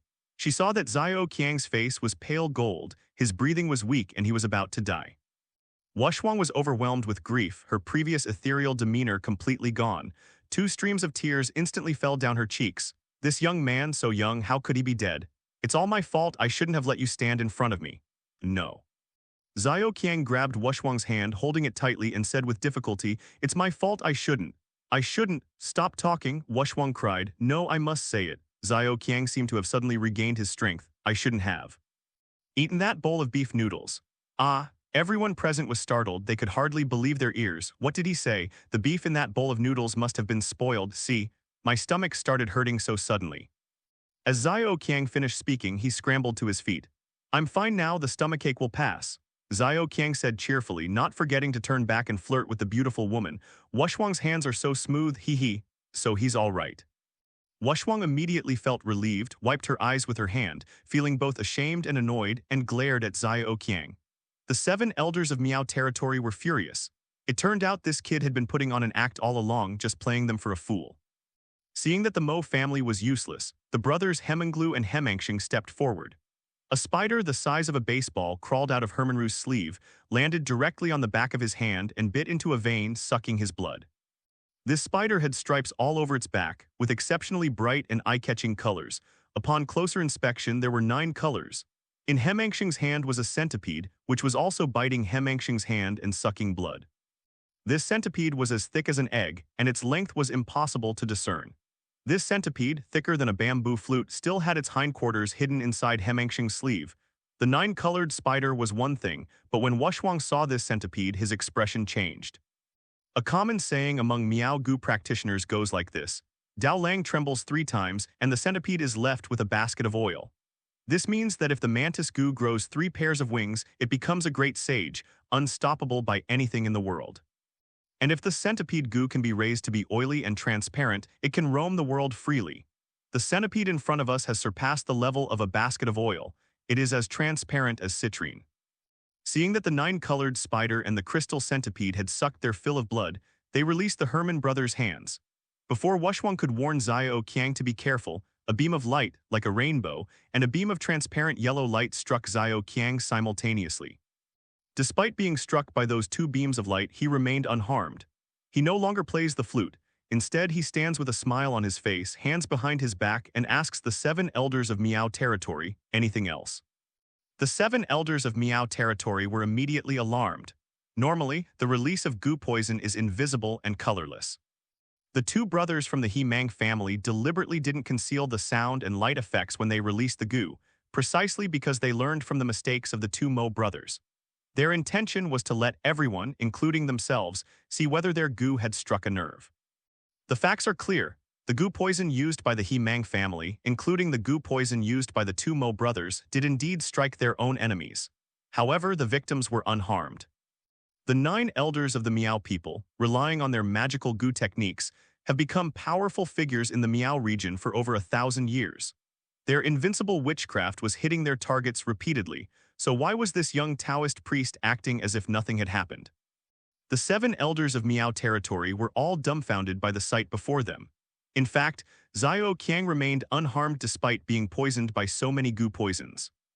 This is because the 5 Thunder Heavenly Heart orthodox method within the Dongjin technique is the nemesis of all witchcraft and goo poison techniques in the world.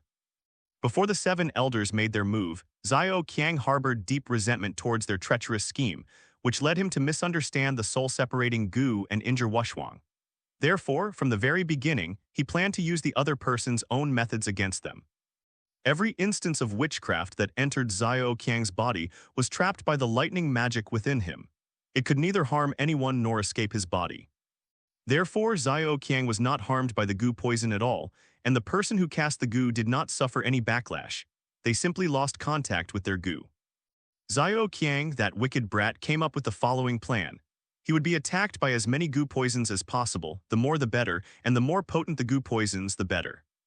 Then he would activate his thunder technique to instantly extinguish the goo poison within his body, causing these people to suffer a backlash. He would turn their schemes against Wushwang against them. This was the so-called an eye for an eye. Xiao Qiang's question, is there more? Enraged, the 7 elders, turning their faces green.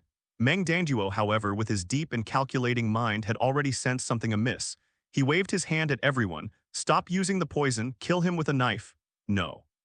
Xiao Qiang cried out in his heart. Use the poison to bite me. Why are you acting like a street thug, wielding a knife and stabbing people? Why not just keep using the poison? At his command, all 6 men except Meng Danduo drew their Miao swords from their clothes and slashed at the wall. Left with no other choice, Xiao Qiang silently activated the Dongshuan technique and unleashed the 5 Thunder Heavenly Heart orthodox method, sending rolling thunderbolts sweeping through his body. In the blink of an eye, all 6 goo poisons within Xiao Qiang's body were killed by the lightning technique. Blood gushed out. The Hemenglu, Hemangsheng, and Mo Wuju all coughed up several jets of blood from their 7 orifices and collapsed to the ground dead. The 3 of them used their own natal goo poisons against the wall. The natal goo is refined with blood and sweat, and can be passed down from generation to generation as long as there is a blood relationship within the family. Therefore, it is common for a family to raise a natal goo for 30 to 50 generations. However, if the natal goo is killed, the goo master of the natal goo will undoubtedly die. Of the 4 people who used witchcraft against their own family, only Mo Wenyuo survived. He unleashed 2 goo poisons at Xiao Qiang, but they were both ordinary, so he wasn't immediately killed by the backlash. Even so, he was spitting out blood. The situation on the field took an instant turn for the worse. Of the 7 opponents, 3 were dead and 1 was wounded in a flash, their fighting strength reduced by half. This left Meng Danduo and his gang utterly terrified. Not to mention them, even Wushwang was terrified. Wushwang had been studying here for 4 years, and today, seeing Mo Wuju holding the 7-turn iron toad and Hemenglu carrying the crystal centipede, she knew that they were already the heads of their respective families. For the head of the Miaodong 9 elders clan to be instantly killed by 3 or 4 others is an unprecedented event. To be honest, even if her grandfather Meng Sanju himself came to besiege her today, with such a lineup of 7 elders from Miao territory, they might not be able to escape unscathed. And this boy actually killed half of them in one go. Just as they were thinking this, the situation took another sharp turn for the worse. The 4 people from the Mo and Hemang families, 3 dead and 1 injured, will not be mentioned for now. 2 of the 7 elders of Miao territory, Jin Jij and Jin Kuakua, a pair of sisters who are over 100 years old combined, let out a joyful cry. Why? The 2 of them lunged at the strange little Taoist priest, their Miao swords slashing at the wall, and both strikes landed squarely. Although Xiao Qiang possessed internal energy and was agile, the 2 men before him were both masters of Miao and Dong martial arts, having practiced swordsmanship for half their lives. The flute in Xiao Qiang's hand was a magical weapon, ineffective against the steel blades, so he could only desperately dodge. The 2 slashes avoided vital organs, but one cut open the chest and the other grazed the thigh, causing blood to gush out immediately. Meng Danduo felt like dying. If he had known this kid was so weak in hand-to-hand combat, he would have just attacked him with his knife from the start. Why did he have to lose 3.5 lives? Seeing that the situation was extremely dangerous, Wushwang was about to go to the rescue but was stopped by Meng Danduo. He simply removed his cloak and Xiao Qiang glanced at him, immediately alarmed. In his panic, he narrowly escaped being stabbed again. But beneath Meng Danduo's cloak, a neck thinner than Xiao Qiang's arm revealed a surprisingly gaunt figure. The reason he appeared so imposing was because his naked body was swarming with midges. These midges, as small as pinheads and bright green, covered Meng Danduo's body, forming a layer nearly a foot thick. There must have been millions of them. At this moment, these midges were still crawling up and down his body, the green waves undulating just like a person's body moving. No wonder he's so thin. With so many midges sucking his blood every day, it would be strange if he gained weight. Damn it, you pervert. You actually raised so many bugs on your body. How come they didn't eat you? You be ******D. Xiao Qiang shouted angrily while dodging the knife.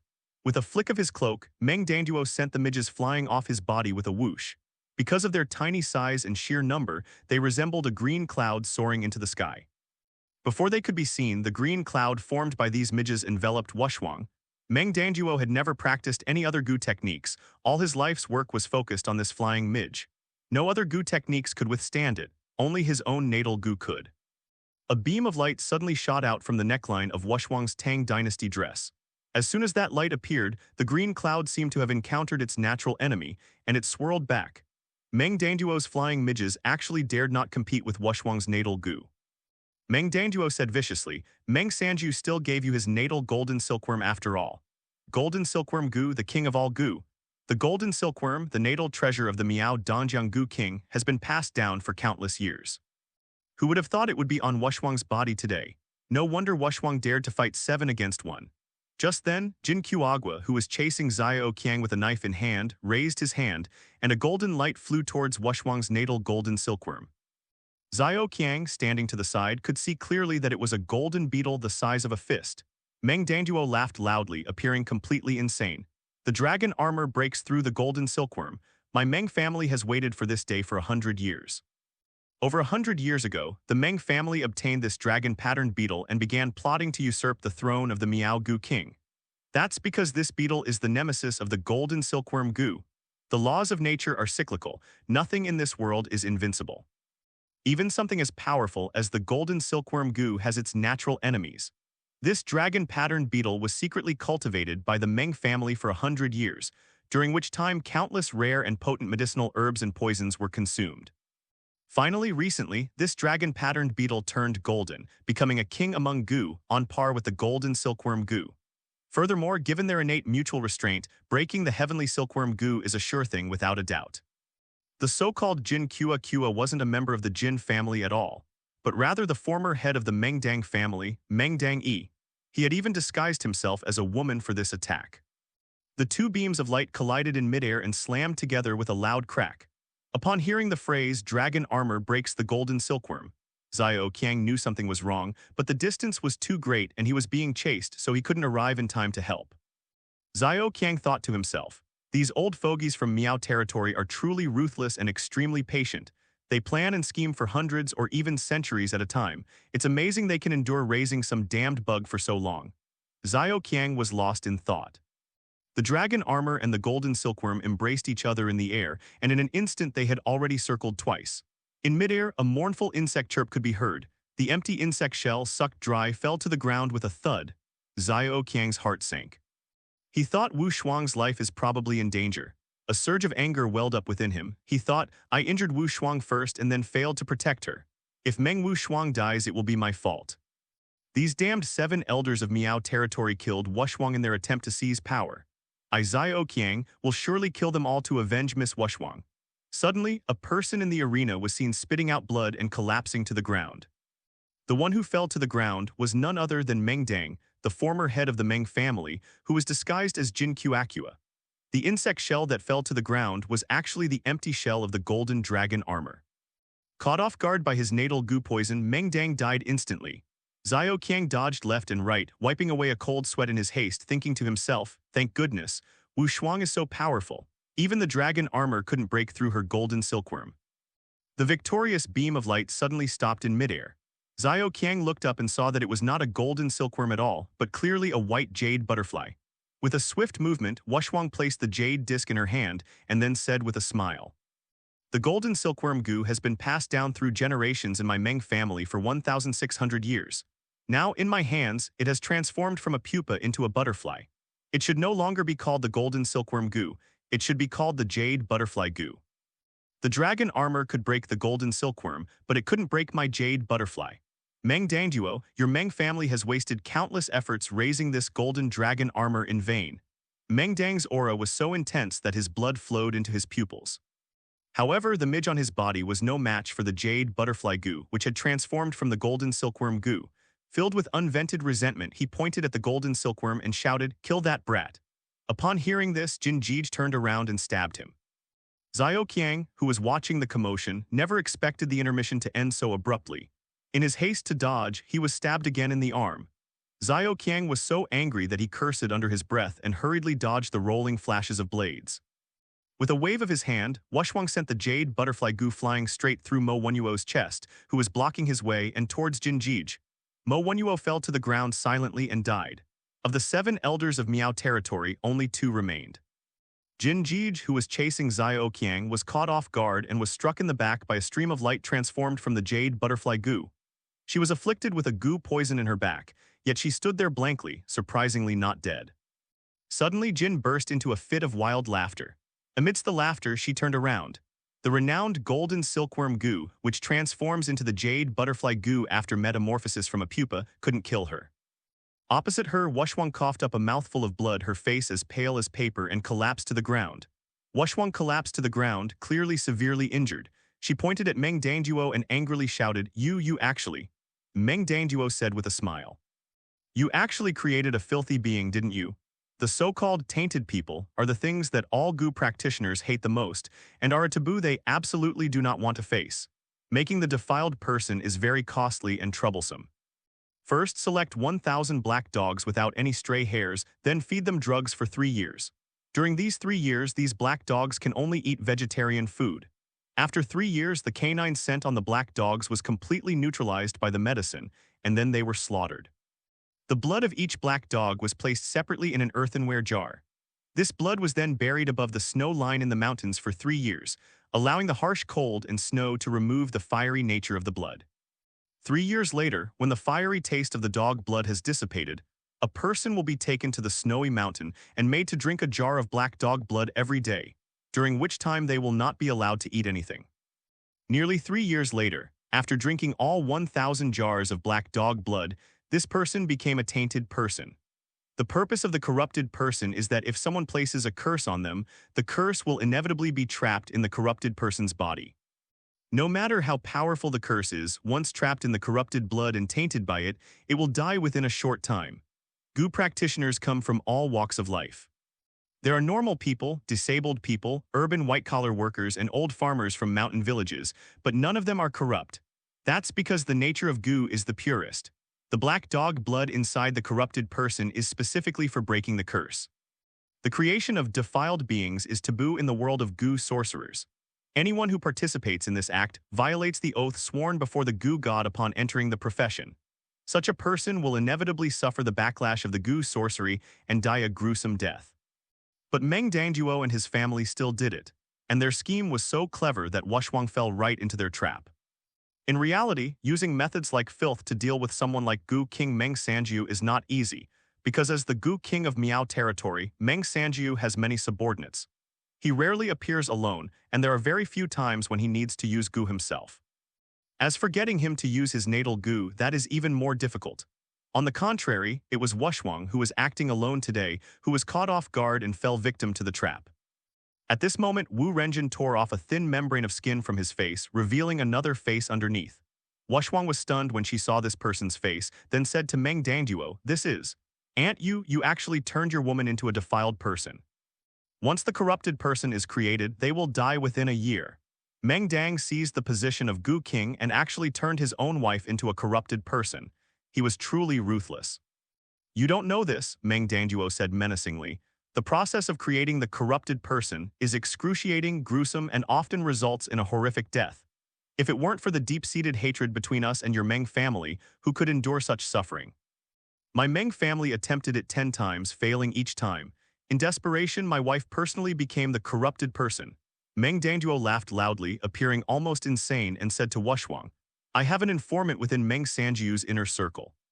I knew about your golden silkworm Gu transforming into a jade butterfly within 2 days last year. Since the golden dragon armor is no longer useful, it's perfect for luring out your jade butterfly Gu, so you'll be careless. Incidentally, it'll also make you think that our methods are nothing more than that.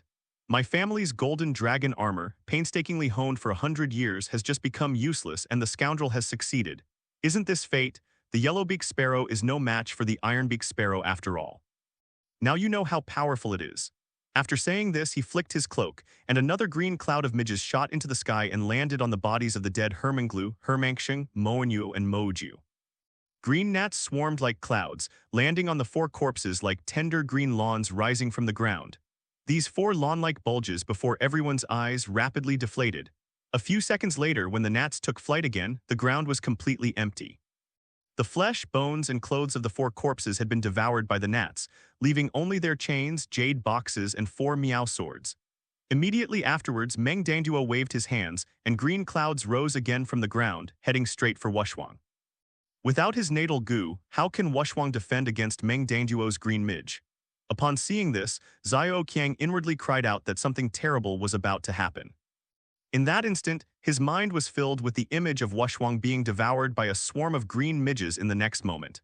At this moment, Wushwang took something out of her bosom, which appeared to be a yellowish-brown bead. She shook it in the wind and the bead spontaneously combusted. The bead, about the size of a jujube, emitted a cloud of yellow smoke after being lit. It was faint, yet lingered in the air. The cloud of green midges released by Meng Danduo was completely blocked outside the yellow smoke. Not a single one flew into it. Xiao Qiang couldn't help but secretly admire her. This peerless young lady truly lived up to her reputation as a member of a family with a 1,000-year-old heritage. The rare treasures she possessed were endless. It was like Doraemon, she just kept taking things out. Seeing this scene, Meng Danduo grinned maliciously and said, "Your Earth Dragon Pearl is about to burn out in an instant. Your natal Gu is trapped by the corrupted person, you can't escape and you can't fight back. What's the use of stalling for even a moment?" Wushwang, holding the burning Earth Dragon Pearl, struggled to her feet. She wiped the blood from the corner of her mouth and smiled sweetly. At this moment, Wushwang's face was pale, and her smile had an added touch of poignant beauty. "Although I cannot leave, you cannot stop my friend from leaving. Hee hee." Wushwang laughed, pointing at Meng Danduo. "You need to keep an eye on me and her." Wushwang then pointed to Meng Danduo's wife, that imposter Jin Jij. "She needs to keep an eye on my Gu. You wanted to kill him, didn't you? But you didn't have the guts to use the Gu poison on him, so you had to let him go. Heh, how ridiculous." Wushwang stood there, covering her mouth, laughing heartily. Meng Danduo was speechless. Just as Wushwang had said, if Xiao Qiang wanted to leave, he really couldn't stop him. "Xiao Qiang, you should leave," Wu Shuang said, her beautiful eyes fixed on Xiao Qiang. "We've only met by chance and you've done more than enough." Wushwang looked at the small wall and sighed softly. "Grandpa said I was too bloodthirsty, so he sent me here to study the zither for 4 years. I never imagined that when the time came, all I'd know how to do was kill. Thank heavens. I never imagined that I could use my Gu techniques to save you before I died." Wushwang gave Xiao Qiang a deep look. Only today did Wushwang understand that this Gu technique can kill, but it can also save lives. "Go away. Xiao Qiang, getting to know you is Truly a good thing. The flames from the earth dragon pearl grew smaller and smaller. Wushwang, her beautiful eyes filled with tears, stared intently at Xiao Qiang and shouted loudly to him, "Hurry up." Her voice was like the mournful cry of a cuckoo, evoking pity in those who heard it. Just then Xiao Qiang, who had been stabbed several times, swayed unsteadily, as if searching for something on the ground. Then Xiao Qiang finally stopped. He muttered to himself, "I didn't come here today to let you stubborn fool, achieve enlightenment before you die. You promised to practice your flute playing with me and you haven't fulfilled that promise yet. You want to die today? Not so easy, you're so naive." As he spoke, Xiao Qiang, covered in blood, struggled to straighten up from the ground, holding a gleaming miao sword in his hand. Xiao Qiang now has 7 or 8 knife wounds on his body. It's a miracle he can still stand. Does he still want to fight to the death? With tears in her eyes, Meng Wushwang looked at Xiao Qiang, who was swaying but still refused to leave her, and burst into tears. The knife in Xiao Qiang's hand belonged to the dead Jin Qiaqua. This former head of the Meng Dang family, who was actually the previous patriarch, spent his life refining a useless golden dragon armor goo, only to die from the backlash of his own natal goo. How ironic. Xiao Qiang raised his knife and slashed at Wu Renjin. Even the unharmed Xiao Qiang was no match for Jin Jage. Now wounded multiple times and bleeding profusely, how could he possibly manage to cut Jin Jage? Jin Jage stepped forward, his miao sword flashing back, knocking the knife out of Xiao Qiang's hand instantly. Jin Jage then swung his sword again, aiming for Xiao Qiang's arm. Unexpectedly, at this moment, Xiao Qiang twisted his body strangely, spread his arms, and avoided the blade. Jin Jage's miao sword slashed down on Xiao Qiang's ribs. Xiao Qiang was stabbed in the ribs, but instead of retreating, he lowered his arm, caught Jin Jage's blade, and threw himself into Jin Jage's arms. Jin Jage was also startled. This was clearly courting death. At this moment, Xiao Qiang and Jin Jage were almost touching. Jin Jage's right-hand knife was trapped under Xiao Qiang's armpit and he couldn't pull it out, but his free left hand drew out a short knife and stabbed it towards Xiao Qiang's ribs on the other side. Suddenly, Xiao Qiang ducked and headbutted Jin Jage hard on the nose. This attack, which had been building up momentum for a long time, was incredibly powerful. Jin Jage's nose cracked with a loud crack sound, his head involuntarily tilted back, and the short knife in his left hand slowed down slightly. Just then Xiao Qiang, with Jin Jage's miao sword tucked under his left arm and his free right hand forming a strange sword gesture, lightly swept across Jin Jage's body from his waist down to his chest, from bottom to top. Ah! A piercing scream rang out. In the blink of an eye, Jin's entrails spilled out of his stomach. Jin Jage's entire abdominal cavity was ripped open by Xiao Qiang's sword-like finger. Between Xiao Qiang's index and middle fingers was a strange little knife. Xiao Qiang held a small knife shaped like a crescent moon in his hand. This knife was passed down to him by his sixth master, three-finger thief Li Tianqiang. This knife is only the size of a ring and is a special knife used by the Swallow clan. However, it's not used to injure or kill people. Rather, it's a tool the Swallow clan uses to cut pockets during pickpocketing. Its name is Moonblade Knife. When Xiao Qiang was 6 years old, he traveled with his sixth master Li Tianqiang. I saw a woman crying loudly after being robbed at the train station. A group of people around her were discussing the incident. Apparently, because her skirt didn't have pockets, she had stuffed her money into her stockings. Unexpectedly, someone used a razor blade to cut open her stockings and steal her money, yet her leg was completely unharmed. Upon arriving home, Xiao Qiang couldn't help but admire the thief's precise knife skills. He had even managed to cut through stockings without harming the person. But he saw Li Tianqiang with a crooked mouth and a disdainful expression, saying, "What kind of skill is this? Don't utter such unprofessional remarks again. It makes my apprentice Li Tianqiang's disciple seem ignorant." Then, Li Tianqiang explained it to Xiao Qiang in detail. It turned out that the thief with the knife didn't need any sophisticated knife skills. He simply made a cut on the banknote under the stocking and the stocking would open. It wasn't a matter of technique, it was just a trick. From then on, Xiao Qiang became very interested and pestered Li Tianqiang every day until he learned all of his skills. After completing his training, Xiao Qiang had never actually stolen anything from anyone. Today was the first time he had done so. Unexpectedly, the Swallow clan's Moonblade made its debut today not for money but for lives. Xiao Qiang risked being stabbed in the ribs just to get close to Jin Jage and rip him open. Jin's internal organs fell out, but he still didn't die. Meng Dang's wife, who had endured countless tortures during her transformation into a defiled person, possessed an extraordinary capacity for endurance. Even with her internal organs spilling onto the ground, she only paused for a moment before brandishing the dagger in her hand. Her face was contorted with pain, a ferocious and ruthless expression on her face. The short knife in her hand was still being thrust fiercely towards the wall. Wushwang watched in utter shock, not even noticing that the Earth Dragon Pearl in his hand had burned out. As soon as the Earth Dragon Pearl was extinguished, the yellow smoke gradually dissipated, and the green midges around Wushwang began to stir again, pouncing towards him. At this moment, Xiao Qiang completely ignored the short knife Jin Jige was thrusting at him, and with a swift movement of his right hand, he plucked it into Jin Jige's abdomen. Jin Jige's abdominal cavity was warm and filled with slippery, putrid blood. Xiao Qiang's hand bypassed the drooping stomach, passed through the two lobes of the lungs and headed straight for Jin Jige's heart. Jin Jige roared in pain, his short knife thrusting fiercely, plunging into Xiao Qiang's shoulder in one stroke. His right hand continued to stubbornly dig towards Jin's heart. Xiao Qiang was stabbed in the shoulder, yet the pain seemed to linger. He could already see the Earth Dragon Pearl burning out and Wushwang's life hanging by a thread. At this critical moment, a fierce determination erupted from the depths of Xiao Qiang's heart. Deep within him there was such a violent soul. Finally, his fingertips touched the heart of the filthy Jin. Xiao Qiang did this for only one reason. Through the heavenly eye of the insightful insight technique, he saw through Jin Jige's body and clearly saw where the jade butterfly goo was trapped, right in Jin Jige's heart. Ignoring his injuries, Xiao Qiang stabbed upwards with his right hand, and the instant his fingertips touched his heart, he roared inwardly, "Come on, jade butterfly goo." Not far away, a swarm of green midges was descending upon Wushwang. Wushwang's life or death hung in the balance in an instant. In Xiao Qiang's mind, the jade butterfly goo, trapped by a corrupted person and stained with filthy blood, must be in great distress.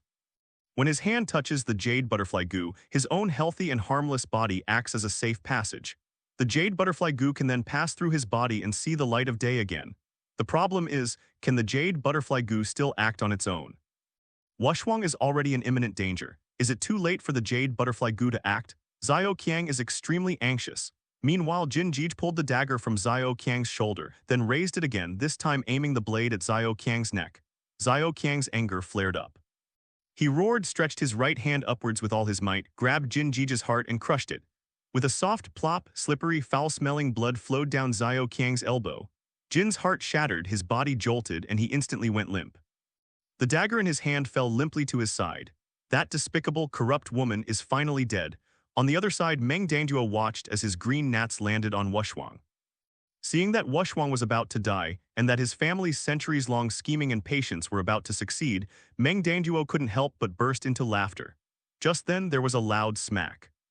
Meng Danduo felt a chill on his chest. The jade bottle he was wearing around his neck had shattered. A thick green liquid spilled out, dripping onto his naked body. "No," Meng Danduo roared in fury, "this bottle contains the Azure Dragon essence that I drink every day. Just 3 drops a day are enough to infuse my blood with the scent of Azure Dragon, which is why those highly poisonous green midges cling to me and refuse to leave." Unexpectedly, at this crucial moment when victory was within reach, the bottle of Azure Dragon essence shattered, spilling all over himself. Suddenly, swarms of green midges like clouds took flight. Like whales sucking in water, they pounced on Meng Danduo. Amidst Meng Danduo's screams, swarms of green midges swarmed over him. These highly venomous midges, which he had tamed for decades, now tore at his body as if they were his enemies. Meng Danduo felt as if he were being bitten by green midges all over his body, the pain piercing his heart and lungs. From the day he created the tainted person, he had always been filled with immense fear that one day he would be devoured by the witchcraft. He never expected that the scene he had feared day and night would finally come to pass. Meng Danduo's screams abruptly ceased. Thousands of midges had already crawled into his body through his mouth. Before his entire face was covered by green midges, he vaguely saw something flying above his head. In a daze, it seemed to be a jade butterfly as white as jade. Since he began refining corrupted beings, Meng Danduo no longer dared to raise goo. Raising corrupted beings was a grave taboo of the goo god. Meng Danduo also feared the horrific fate of being devoured by the goo he raised, so he abandoned goo altogether and instead raised this body of green midges. The green midges raised by Meng Danduo preferred to eat earthworms, which are commonly known as worms.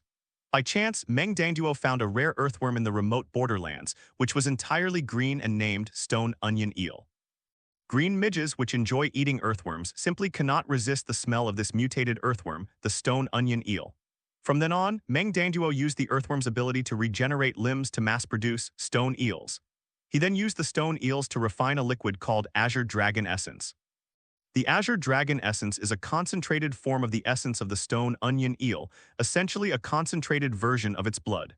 Meng Danduo drinks 3 drops daily, which allows green midges to cling to him all day, unwilling to leave. Then Meng Danduo tamed these highly poisonous green midges, making them work under his control. In this way, Meng Danduo possessed a powerful weapon that, while not a Gu technique, was comparable to one. Unexpectedly, the jade bottle containing the Azure Dragon Essence was broken today, spilling the entire bottle of Azure Dragon Essence all over him. The green midges swarmed over like madmen, tearing at and devouring the Azure Dragon Essence, and even swallowing Meng Danduo along with it. The thing that shattered the jade bottle was none other than the jade butterfly goo that Xiao Qiang had saved. This jade butterfly goo, in its golden silkworm form, had already been cultivated by humans for 1,600 years. Its consciousness had long since awakened, and it possessed a certain level of intelligence. This time, Wuxuang's use of the goo was careless, and the jade butterfly goo was trapped by the corrupted person, severely injuring it. Inside the corrupted body, seeing its own body gradually tainted by the filthy blood. And on the verge of death, the jade butterfly goo, which had been invincible for over 1,000 years, was terrified and could only lie dormant in Jin Jija's heart, waiting to die. Just when she was about to die, Xiao Qiang reached out to save her. With life hanging in the balance and a safe passage right in front of her, the jade butterfly goo disregarded everything else and leaped into Xiao Qiang's body, escaping from the defiled person's body along his arm. As it passed Xiao Qiang's dantian, it felt the spiritual energy there was abundant, so it deliberately rolled around in Xiao Qiang's dantian before coming out. If Wu Shuang hadn't been in imminent danger and anxiously calling for the jade butterfly goo, this little guy might have rolled around in Xiao Qiang's dantian for much longer. As soon as the jade butterfly goo emerged from Xiao Qiang's body, Wu Shuang watched as it was devoured by the green midge. The jade butterfly goo, quite resourceful, used a diversionary tactic, leaping into Meng Danduo's arms and shattering the jade bottle. It both rescued Wu Shuang and killed Meng Danduo, a double victory. In the final moments, just as Wu Shuang was being attacked by the green midges, she was rescued, Meng Dang was beheaded, and the situation was instantly reversed. The 7 elders of Miao territory were finally wiped out, and Xiao Qiang barely managed to reach Wu Shuang. At first glance, Xiao Qiang saw that Wu Shuang's skin was fair and smooth, without a single scratch, and he was finally relieved. The attack by the thousands of gnats on Wu Shuang just now was truly a close call. Seeing that Wu Shuang was unharmed, Xiao Qiang felt a sense of relief, then his vision went black and he collapsed to the ground. Xiao Qiang had suffered 8 or 9 knife wounds of varying sizes in this fierce battle, and due to excessive blood loss, he immediately fainted. He didn't know how much time had passed, but when Xiao Qiang woke up, he saw Wu Shuang smiling at him, a faint fragrance of her perfume wafting to his nose. He realized he was lying on Wu Shuang's jade-like lap. He didn't know how long he had been unconscious. Wu Shuang smiled and said to Xiao Qiang, "You scared me. I thought that knife wound to your ribs was at least half dead, but it turns out it hit your phone. Tell me, did you do it on purpose, making me worry for so long?" "What a coincidence, what a coincidence," Xiao Qiang said with a wicked grin. "Is my little sister all right?" "Sister, my foot." Xiao Qiang got a smack on the forehead from Wu Shuang's delicate fair hand. "I've seen your ID, you're only 16, I'm older than you." "Call me older, sister." "No way, you look only 15 or 16, Xiao Qiang said with a smile. "Who said that? I'm already." Wu Shuang suddenly realized her mistake and stopped talking. Xiao Qiang received another playful slap on the head. "Luckily you fooled me. I won't tell you how old I am, but I'm definitely older than you." "Are you all right? Why aren't you getting up? You're lying there quite comfortably, aren't you?" Wu Shuang said with a half-smile. "I'm under a spell, I can't get up," Xiao Qiang said sadly. "What?" Wu Shuang's face showed surprise upon hearing this. Just now, the jade butterfly goo was still passing through Xiao Qiang's body. Wherever the king of goo goes, where can any other goo poison find refuge? "I'm under a love spell, it must be you who put it on me." "I can't, my whole body is weak, I can't get up," Xiao Qiang said with a smile to Wu Shuang. "How did you know it was that kind of goo? You don't understand." Wu Shuang blushed and turned her face away, not daring to look at Xiao Qiang. "Whenever I look at you, I feel incredibly strong inside and I only want to give you my best. I'd be willing to die 1,000 times for you." Xiao Qiang said seriously and calmly, "What else could this be but being bewitched by a love spell?" Xiao Qiang and Wu Shuang teased each other for a while, making Wu Shuang blush with embarrassment. In the end, Xiao Qiang reluctantly climbed off Wu Shuang's jade-like legs. Xiao Qiang stood up and threw the Miao sword, iron chain, jade box, and other items on the ground into the lake. Two corpses remained on the ground, Meng Dang and Jin Jige.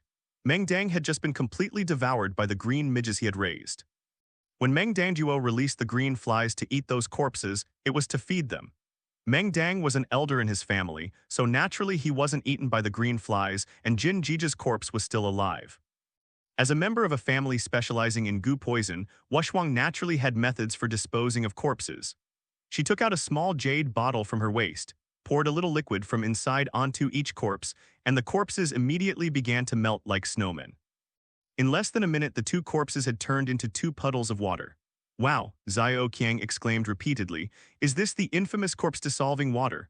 Wushuang rolled her eyes at Xiao Qiang and said, don't make a fuss, I'll get you a bottle later. You should send me more, it looks like I'll be doing a lot of corpse disposal work in the future, Xiao Qiang replied with a chuckle. The debris on the ground was mostly cleaned up. Wushuang picked up the one she had thrown on the ground, the one she had been wearing since birth, right up to the midge ring from earlier, and threw it into the lake without even looking at it. Xiao Qiang watched in astonishment. He wondered what was so special about the midge ring. Just because Wu Shuang disliked Meng Dangduo, she threw it away without even looking at it. This showed that Wu Shuang, though gentle and kind on the outside, was actually a person with sharp edges in her heart. Just then, Wushuang exclaimed, "Hey!" Xiao Qiang quickly stepped forward to see what Wushuang had discovered. Wushuang was holding a sealed plastic bag about the size of a book with a thin piece of paper inside. Her clothes trembled as she held it, showing her great excitement. What is this? What's making you so excited? Xiao Qiang asked curiously. Wushuang put the sealed plastic bag into her bosom, glanced at her feet. This bag was from the place where Meng Dingju had been eaten clean, and there was very little else left. She then kicked the remaining items one by one into the lake. Let's find a place to shelter from the rain. I'll treat your wounds and tell you everything slowly, Wushuang said, turning to Xiao Qiang. She glanced around. The lawn was empty and cleaned up without a trace of a struggle. The rain gradually intensified, and the sound of rain pattering against the lotus leaves filled the pond. Their clothes were already soaked through. Xiao Qiang thought to himself, whether the beauty wants to take shelter from the rain or get soaked, I have to accompany her even at the cost of my life. So the two of them walked along the lakeside into the distance. Arriving at a medical room, which was empty, Xiao Qiang had no choice but to unlock the door once again. It was the swallow sex technique. Wu Shuang was already used to the various odds and ends Xiao Qiang carried. She wouldn't be surprised if he pulled out a wire to pick the lock, or even if he pulled out a sledgehammer to smash the door. Once inside, Wushuang removed Xiao Qiang's Taoist robe and began treating his wounds.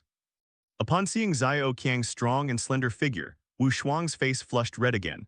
The crisscrossing knife wounds were instantly stopped from bleeding, and the pain vanished when Wushuang applied ointment from a small white jade box. Xiao Qiang felt a cool sensation on his wounds. Wushuang applied the ointment to each of Xiao Qiang's knife wounds, then found the sutures in the infirmary and began stitching them up. Wushuang's needlework was incredibly skillful.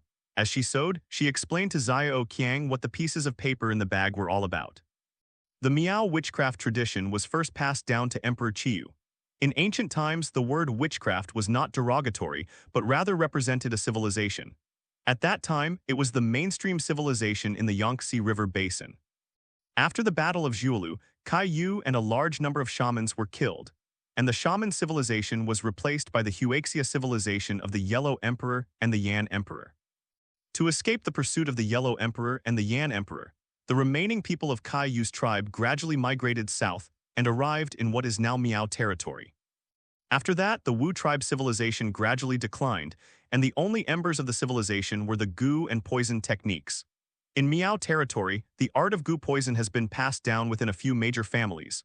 Over time, these families inevitably began to fight each other. Thus, for thousands of years, they have been constantly divided and united, with their feuds never ending. Today, in Miao territory, a situation has emerged where the Miao Gu king rules over 9 major families, also known as the 9 elders of Miao territory mentioned above. In the early Ming dynasty, a brilliant and ambitious patriarch emerged from the Meng family of Miao territory. During his lifetime, he unified the various tribes of Miao. Many families specializing in gu poison and poison flocked to his service, creating a brief period of peace in Miao territory. This ancestor of the Meng family collected and organized all the secret methods of raising and casting gu poison from all the gu poisoning families in Miao territory. along with the Meng family's own heritage. He extracted the essence and inscribed the contents on a stone slab, which is the stone slab book mentioned earlier. The ancestors' original intention was that with this stone tablet, passed down through generations of the Meng family, all Miao witchcraft techniques would be under their control, thus preventing the Miao region from falling into war and destruction once again. His idea was correct. For the next several centuries, the Miao region was indeed much more peaceful until the end of the Qing dynasty. A war swept through southeast Daxia. In this war known as the Taiping Rebellion, at least 70 million people died in the fighting, leaving the entire southeast in ruins. At that time, when the situation in Miao territory was unstable, someone took advantage of the chaos to steal a portion of the stone tablets. The woman chipped off a piece of the stone slab and took it outside the cave where the slabs were kept. Just as she was about to turn back to retrieve the rest, she was discovered and had no choice but to flee Miao territory with the stolen slab. This man was originally from one of the major families among the Miao and Dong people, so he naturally knew the power of Gu magic. Knowing that even if he fled to the ends of the earth, he would still be caught and killed by the Miao people, he made a tough decision and actually went to Southeast Asia.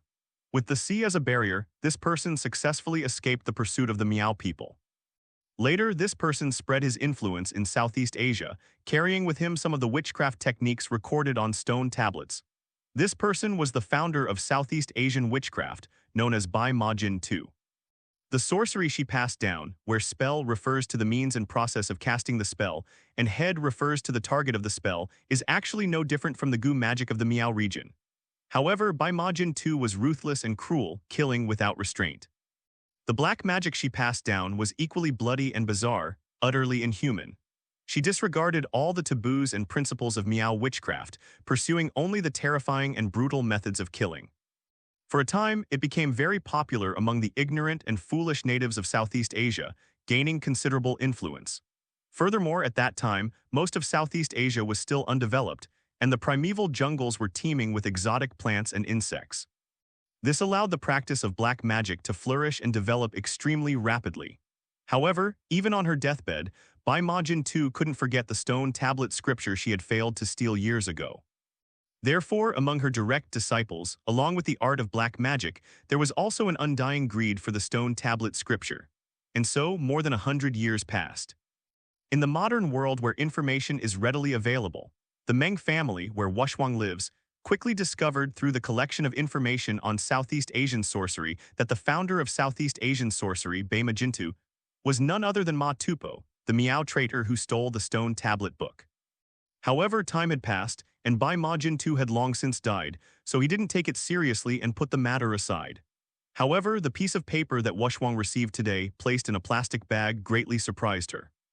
Because that piece of paper was a photograph, and it showed the stone slab scripture that had been lost in Miao territory more than 100 years ago.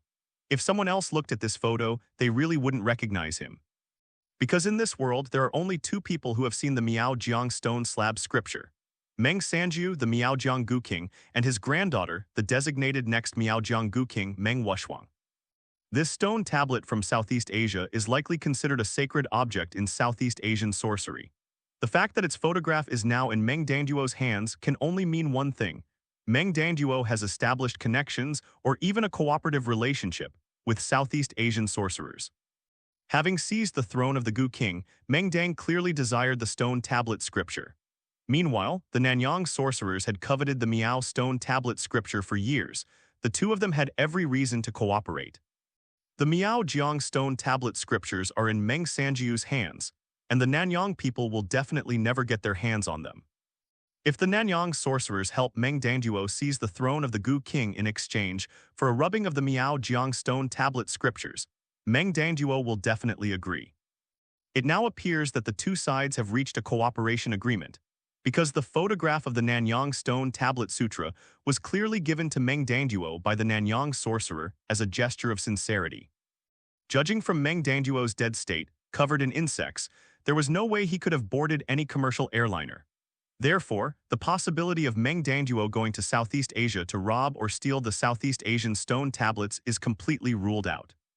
These Southeast Asian stone tablets were definitely given to Meng Danduo by the people of Southeast Asia. As Xiao Qiang listened to this secret history of witchcraft, his heart was filled with turmoil. For thousands of years, from the time of the Yellow Emperor to the present day, countless heroes have shed their blood to ensure that this witchcraft has been passed down to the present day. Wushwang then showed the plastic bag to Xiao Qiang. Xiao Qiang glanced at it and saw a photograph printed on it showing a broken stone slab. It was clearly carved from a larger stone slab. The stone slab was black and oily, and countless people had touched and polished it. It was densely covered with small characters, probably over 1,000. The one in this photo is clearly the Nanyang stone slab that was brought to Southeast Asia by the Ma Tupo. This was a family secret. How could someone close to the inner circle dare to look at it? He quickly returned it to Wushwang. Wushwang smiled and said, "It's all right to take a closer look, you're not an outsider." When Wushwang said, "You're not an outsider," she saw Xiao Qiang looking at her with surprise and knew that this naughty boy had misunderstood again. She immediately blushed and slapped Xiao Qiang.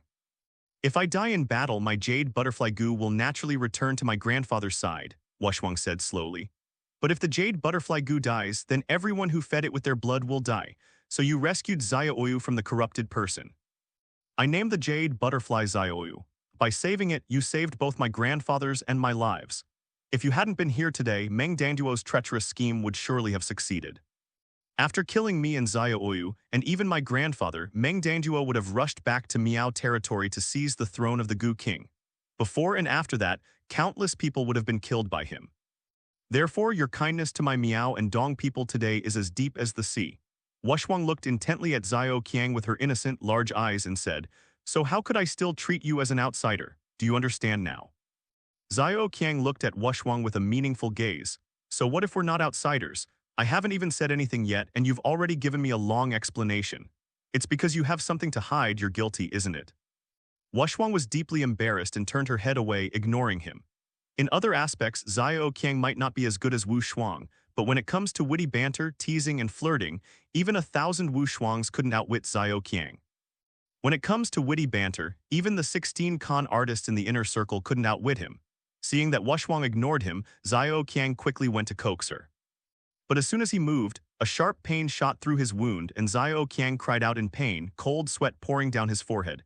Seeing this, Wushwang rushed over to check on the injuries. "Okay, I admit Xiao Qiang was faking it again." However, Wushwang was unaware of this, and Xiao Qiang didn't want to say anything lest Wushwang get angry again. Xiao Qiang thought to himself, "This girl seems quite shy. It seems I should be more careful about my jokes in the future." After a while, Wushwang asked Xiao Qiang how he had broken the goose spell, since so many powerful goose spells had been cast on him without any effect. Xiao Qiang then told her about learning the Five Thunder Heavenly Heart Orthodox method. Wushwang listened, remained silent for a long while, then said to Xiao Qiang with a half-smile, "You are the nemesis of my Miao family's Gu techniques.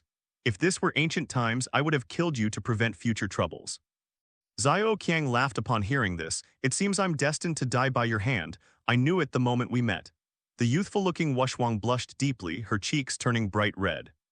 After chatting for a while, Wushwang noticed the weariness on Xiao Qiang's face and knew that he had been through several bloody battles that day and was greatly exhausted. She quickly urged him to go back and rest. Before he left, she said to Xiao Qiang, "Although the Five Thunder technique you used today broke the witchcraft, the curses cast by those people are still on you. The stone curse from the beginning is one thing, but the natal curses of those three are no ordinary matter. These three natal gu are rare species in this world, and they have been nurtured for hundreds of years in their respective families using rare herbs and poisons. Even after the toxicity has dissipated, their medicinal efficacy remains. They are incomparable to even 1,000-year-old ginseng or lingjai mushrooms. Now that you have cultivated internal energy, go home and strike while the iron is hot. Circulate your energy to refine the medicinal power, and there will be no problem in greatly improving your strength." At this point, Wushwang blushed for no apparent reason and said, "You only have 3 days to refine the medicinal power. After that, the medicinal power will dissipate and it will be useless. You should stay home and cultivate. I will come to find you in 3 days." Xiao Qiang was baffled, thinking to himself, "What's there to be embarrassed about? Is it really worth blushing like that?" He quickly agreed. Then the two went home separately. Xiao Qiang went home and Wu Shuang went back to her dormitory. When he got home, Xiao Qiang took off the white coat he had taken from the infirmary, revealing his body covered in knife wounds. He immediately felt pain all over his body and was exhausted to the point of death. However, remembering Wushwang's words that they must take this opportunity to refine the power of the witchcraft, Xiao Qiang mustered his spirits and began to cultivate his internal energy. When Xiao Qiang used his heavenly eye to look inside his body, he saw that, just as Wu Shuang had said, there were 4 substances inside him: 2 toads, a spider, and a centipede. At this moment, these 4 goo worms were no longer the wisps of green energy they had when they were alive. The poison in their bodies had been completely removed, and they no longer had physical bodies. Instead, they were wisps of transparent energy. These are the 4 goo worms that were killed by the 5 thunder technique. Now, the 5 thunder technique has cleansed these 4 goo worms of all their toxins and flesh, leaving only the parts that are beneficial to the body. As for the 2 smaller goo worms that were infected earlier, the stone goo and the dung beetle goo, they have not even been seen. They must have been completely destroyed by the thunder technique. As Xiao Qiang channeled his internal energy, the medicinal power emanating from the remains of the 4 goo worms began to be continuously absorbed by his danshan. With the circulation of his internal energy, the blood and qi damaged by the knife wound he had suffered earlier that day, the knife wounds on his body, and the weaknesses in his body began to be repaired one by one. Of the 4 goo poisons, Xiao Qiang first absorbed all the medicinal power from the remains of the gray toad. Then, after a long time, he gradually absorbed all the medicinal power from the 9-colored spider as well. Xiao Qiang thought to himself, it seems that the 7-turn iron toad and the crystal centipede are indeed much more powerful than the previous 2. When it came time to refine the remaining 2 goo worms, Xiao Qiang couldn't help but smile wryly. He immediately understood why Wu Shuang had blushed when talking about refining goo worms and absorbing their medicinal power. It turns out that the toad belongs to yin and the centipede belongs to yang. And these 2 witchcrafts are both hundreds of years old spiritual creatures and are even more yin and yang in their extremes. As Xiao Qiang absorbed the medicinal power, the 2 medicinal powers mixed together, complementing each other like yin and yang and harmonizing like dragon and tiger. Xiao Qiang's body, which had already been repaired, began to grow rapidly, especially since his own had actually become half. Xiao Qiang couldn't help but smile wryly to himself. No wonder Wu Shuang was embarrassed and said he would come to see him again in 3 days. If he came now, he would be more like a guest than a proper one, which would be extremely impolite. 3 days passed in this way, with Xiao Qiang forcing himself to refine the medicinal power. By the time he had finished refining the medicinal power of the 4 highly nourishing ingredients, Xiao Qiang, who had lost track of how much time had passed, collapsed onto his bed and fell asleep. When Xiao Qiang woke up, he checked his phone and realized he had slept for more than 10 hours, so he quickly got up. When Xiao Qiang got to the bathroom and started taking a shower, he was pleasantly surprised to find that he had actually grown a size. I've grown a full 5 centimeters taller, now approaching 180 cm, and my body is much stronger. Even more outrageous, my height is almost double what it used to be. Thinking about it carefully, it's probably because I'm only a few years old this year, and my body is still in its developmental stage. As a result, this miraculous drug has accelerated my growth, doubling my growth rate. Xiao Qiang thought to himself, feeling both amused and annoyed. Judging from the current situation, even if I don't know anything, it wouldn't be a problem for me to earn enough to buy myself a few houses. After he finished showering, the doorbell rang and Xiao Qiang quickly got dressed and opened the door. Standing gracefully outside the door was Wushwang. Today, Wushwang wore a simple white dress and white high-heeled sandals. Her hair was casually draped over her shoulders, maintaining her elegant and serene demeanor. Xiao Qiang quickly ushered Wushwang into the house. Wushwang noticed that Xiao Qiang had grown quite a bit in just 2 or 3 days. She covered her mouth and chuckled, "Isn't it a bit late to start wearing height-increasing insoles now? I've already seen your real height." Xiao Qiang didn't say anything, but kicked off his slippers and stood directly in front of Wushwang. Xiao Qiang's body was strong and powerful, his muscles as sharp as if they had been cleaved by a knife or axe. He had just finished showering, and a masculine scent mixed with the smell of soap wafted over, causing Wu Shuang to blush again. "All right, I know your height is real." Wushwang lowered her head, pushed Xiao Qiang aside, and then picked up a small bag from her back. "Where is your bedroom?" Wushwang's words left Xiao Qiang speechless with astonishment. Xiao Qiang's skills have greatly improved these past few days, and his resistance to beautiful women has also decreased significantly. Today, when he heard Wushwang mention the word bedroom, the little flame in his heart poof ignited, burning him bright red. Xiao Qiang pointed towards his bedroom, and Wu Shuang, carrying her bag, went in with a smile. Xiao Qiang stood there, deep in thought. Should I go in now, or should I take off my clothes first? Just then, the bedroom door clicked shut from the inside. Xiao Qiang and Xiao Qiang, the two brothers, have been completely wronged. It seems that Wu Shuang didn't mean it that way at all. It was all a misunderstanding. Sure enough, when Wu Shuang came out of the house after a while, Xiao Qiang realized that he had completely misunderstood. Wu Shuang changed into a loose beige loungewear set with an apron tied around her waist and a baseball cap worn backwards, the brim turned back, her long hair pinned up inside the cap. Then Wu Shuang took out towels and other things from her bag and began to tidy up Xiao Qiang's room. Such a beautiful woman arrived and immediately started tidying up and cleaning for Xiao Qiang, making him quite embarrassed. Just as he was about to exchange a few polite words with Wu Shuang, she pushed him down onto the sofa, threw a small booklet in front of him, and placed a cup of tea on the table. "Read your book quietly and don't cause trouble," Wu Shuang glared at Xiao Qiang and said sternly. To be honest, this stern expression wasn't intimidating at all. On the contrary, it was quite warm, like a sister or mother nagging in your ear. Although Xiao Qiang had never had a mother or an older sister, he still felt a warmth that only family could provide. After Xiao Qiang picked up the booklet in his hand, he jumped up from the sofa with a whoosh. What Xiao Qiang possessed was none other than the entire Stone Tablet Sutra. The photographs of the Miao and Nanyang stone slab scriptures have been digitally composited in this booklet, the two slabs seamlessly joined together. For the first time in 200 years, the stone slab scriptures have been revealed in their complete authentic form, and now they are in the hands of those within the inner circle. "Fairy sister," Xiao Qiang said in surprise, "why are you showing me this?" "Don't call me that," Wu Shuang pouted, feigning anger. "Just look, because I told you to. Those sorcerers from Southeast Asia have already begun interfering in the affairs of Miao territory," Wu Shuang said solemnly. "How could they possibly give up until they succeed? When they come looking for me, do you think I can defeat them all by myself?" She stood there, hands on her hips, holding a towel in her hands, her curvaceous figure accentuated by the effortless pose.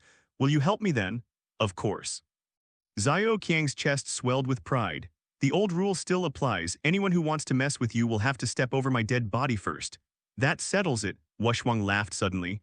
Her eyes swept over Xiao Qiang like water. "Know yourself and know your enemy, and you will never be defeated. Let's figure out their black magic first. Don't end up like last time, getting hacked to pieces like squid." Xiao Qiang shrank back, thinking to himself, Wu Shuang has a point. As the saying goes, it's hardest to betray the kindness of a beautiful woman. Wu Shuang trusts him so much, he must protect her without fail. Otherwise, he would be letting down this stone scripture. So Xiao Qiang sat on the sofa and began to study the stone tablet scripture carefully. Before he could even finish glancing at it, Xiao Qiang jumped up from the sofa again. "That traitor in your household," Xiao Qiang suddenly exclaimed, "take him out first." The opening lines of the novel state that Southeast Asian black magic often uses the victim's fingernails, hair, blood, and other materials to perform the ritual. Among these, the victim's birth date and time are of utmost importance. If that traitor within the Meng family, the one who revealed Wu Shuang's golden silkworm Gu's transformation into a jade butterfly to Meng Dang, were to reveal Wu Shuang's birth date and time to the Nanyang sorcerer, then Wu Shuang and Xiao Qiang would be at a disadvantage before they even exchanged blows. Wu Shuang, perched on a stool, wiped the large Tangjiating plaque in the living room with a towel, then turned and laughed. "They were killed long ago, the very night we dealt with Meng Dangduo." "Oh." Xiao Qiang thought to himself with great admiration. As expected of the Meng family of Miao territory, finding a traitor so quickly, did they use some kind of strange Gu technique like heart Gu? "No," Wu Shuang said, "that person isn't very good with a cell phone. His phone has his call logs with Meng Dangduo." Xiao Qiang's jaw dropped with a snap. "This is too ridiculous. Is this how bad an undercover agent can be? Have you revealed your birth date and time? That's very dangerous," Xiao Qiang said quickly. "No," Wu Shuang answered decisively. The Miao people's Gu magic also includes methods of using a person's birth date and time to cast Gu spells. So my birth date and time have always been a family secret and will never be easily known to anyone. As Wu Shuang spoke, her eyes reddened. "My father died before I was born, so I was the designated heir to the Meng family. Only my grandfather and my deceased mother knew my birth date and time, no one else knew." Xiao Qiang quickly came over and helped Wu Shuang down from the chair. He thought to himself, "So Wu Shuang is also a child without parents, much like me? Silly child, it's all right." Xiao Qiang gently patted Wu Shuang's shoulder to comfort her. "Even without your parents, you still have grandpa, and I'll take care of you. From now on, your happiness is in my hands. If you suffer any injustice, have your uncles and aunts come down from heaven and give me a beating." Xiao Qiang's rambling nonsense actually made Wu Shuang laugh through her tears. What nonsense are you talking about? Go read a book. Xiao Qiang looked at the stone slab scripture there and asked Wu Shuang questions whenever he didn't understand something. The two talked and chatted and time passed quickly. Wu Shuang truly lives up to her reputation as the Meng family's chosen heir. She tidied up this house so quickly and cleanly. Are these two things related? Anyway, that's what Xiao Qiang thought. Xiao Qiang's house was quite large, with 5 bedrooms of various sizes outside the main hall for his masters to stay in. However, now that Xiao Qiang was the only one left, it felt empty. By the time Wu Shuang finished tidying up the house, it was already afternoon. After putting down the towel, Wu Shuang took the vegetables she had brought and went into the kitchen. Xiao Qiang received a phone call from Ma Ti. It turned out that on the day Xiao Qiang treated Zhuang Bufan, he had mentioned before leaving that the friend who had been scratched by Zhuang Bufan during his attack had been poisoned by the poison on Zhuang Bufan's fingernails and would die within 7 days. Sure enough, Zhuang Bufan recovered, while the 7-day death brother suffered a relapse of the poison and sought treatment at various hospitals. He visited 6 or 7 hospitals and underwent dozens of tests. To this day, not only is there no treatment, but they haven't even been able to determine what kind of poison he was poisoned with. Later, having no other choice, he had to find Ma Ti through the dealer's connections, saying he was willing to pay Xiao Qiang 2 million to help save the brother who was destined to die in 7 days.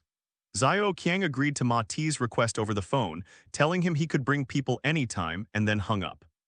When I got to the kitchen, Wu Shuang's dishes were almost ready, and a fragrant aroma filled the air. Head chef, Xiao Qiang called out to Wu Shuang with a wicked grin, only to receive a coquettish eye roll in return. If I cure the poison on the person Zhuang Bufan injured, will it harm you? Xiao Qiang asked. You can go ahead and undo the poison. He doesn't have any goo poison, just some other kind of poison. It's all right, Wu Shuang said, handing the plate to Xiao Qiang. The two set out dishes on the living room table. Wu Shuang's culinary skills were truly superb. The dishes were a feast for the eyes, nose, and palate. There was celery salad, bitter melon omelet, stir-fried pork tenderloin with shredded vegetables, and a steamed ribbon fish. Each dish was delicious. Xiao Qiang praised each bite, making Wu Shuang blush with embarrassment. By the way, Wu Shuang, Xiao Qiang said with a mouthful of rice in his mouth, you have to learn goo magic and the zither. When will you have time to learn to cook? Wu Shuang smiled and said, I didn't specifically study it, but refining goo and cooking have many similarities. If you think about it more, you'll get the hang of it. What are the similarities between refining goo and cooking? Xiao Qiang asked curiously. It's all about precise ingredient selection and proper cooking time, Wu Shuang said. If you're cooking and you're short half a spoonful of salt, you can just reheat the food. But if you're making poison and you're short even a tiny bit, the size of a grain of salt, your life could be in danger. Wu Shuang laughed. Therefore, any goo master can switch to being a chef at any time if they wish. As Xiao Qiang and Wu Shuang were joking around, Ma Ti called again. When Xiao Qiang answered the phone, he learned that it was the family of the man who was destined to die in 7 days who was in a hurry. They couldn't wait until tomorrow and wanted to come for treatment now. They had even prepared cash, but they were afraid that Xiao Qiang would not agree. Since that's the case, Xiao Qiang had no choice but to have them come over now. Wu Shuang took a small bottle from her backpack and poured out a pill. The pill was tiny, white, and sealed with wax. Wu Shuang handed the pill to Xiao Qiang. This is the antidote. Give it to the person who was poisoned. No need, Xiao Qiang replied. My Wu Shuang goes to great lengths to prepare these medicines. That kid is probably no good. If I don't give him the medicine, I can treat him myself. Wu Shuang chuckled. It's easier for me to prepare medicine than for you to cultivate internal energy. It's not worth it for you to expend your internal energy to save that person. Besides, at this point Wu Shuang covered her mouth and laughed. Also, this medicine, has serious side effects, so please remember to make him take it at home. Wu Shuang said seriously, I just cleaned the bathroom, don't let him get it dirty again, it's disgusting. As she spoke, she couldn't help but laugh again. Xiao Qiang thought to himself, so the side effects will definitely be vomiting or diarrhea. I wonder which one or both. He also chuckled to himself, thinking, having a girlfriend like this is pretty good. If I hate someone, I can just have Wu Shuang drug them and make them die from diarrhea. Speaking of this, Xiao Qiang felt that Wu Shuang was truly exceptional. After arriving home, she was constantly busy cleaning and cooking. She even kept the bathroom spotless. She had none of the airs of a meow princess. This fairy Wu Shuang could cook, manage a household, concoct poisons, and even use goo poison to bite people. What a wonderful wife. If the patient who is destined to die in 7 days behaves himself after a while, I will treat him myself. But if he seems to be doing something that doesn't suit my taste, I will have to send him home to take his medicine. Just then the doorbell rang and a horse brought the person over. The group consisted of 6 or 7 people. The parents of the man who was destined to die in 7 days, the man himself, 2 friends who had come with him, and a burly young man who looked like a bodyguard. This man who is destined to die in 7 days is actually named Li Yuming. His 2 friends who came with him, along with him and Zhuang Bufan, were truly a case of enemies meeting again. They were all equally arrogant, pretentious, and repulsive. Xiao Qiang glanced at him and made up his mind to send this guy home to take his medicine. Having made up his mind, Xiao Qiang had the men sit down and inquired about the situation. He also examined Li Yuming's wound, a long scratch on his arm. Now his entire arm, along with half of his shoulder, was swollen, like a plastic glove filled with air thicker than his thigh. It had a transparent texture, as if the skin was filled with water. Seeing how potent the poison was, Xiao Qiang turned and glanced at Wushwang with a smile. Wushwang playfully shrugged as if to say, "It's nothing, it's nothing." Since this was within Wushwang's expectations, it meant there were no unexpected circumstances. Xiao Qiang went inside to fetch the medicine. The 2 spoiled brats who had come to watch the spectacle, upon seeing the stunningly beautiful woman inside, couldn't take their eyes off her. Seeing Xiao Qiang enter to fetch medicine, they saw their chance and quickly sat down on either side of Wushwang. Then the tall, thin young man said to Wushwang with a grin, "Little sister, are you here for a medical checkup too?" Wushwang didn't want to pay them any attention, so she just nodded coldly. "What's wrong, little sister? Are you here to ask a little sage for a cure?" The short, fat man on the other side asked lecherously. Wushwang smiled, and her smile was as beautiful as 100 flowers blooming. The 2 boys were immediately stunned. Even the 7-day Death Lord, whose whole body was swollen like that, still stared at Wushwang with his eyes fixed on her. Wushwang said with a smile, "My teeth have been itchy lately." The 2 scoundrels, after hearing Wushwang's words, were completely bewildered. Just then, Xiao Qiang came out of the house carrying a medicine cauldron. Upon seeing the 2 of them sitting so affectionately next to Wushwang, he immediately flew into a rage.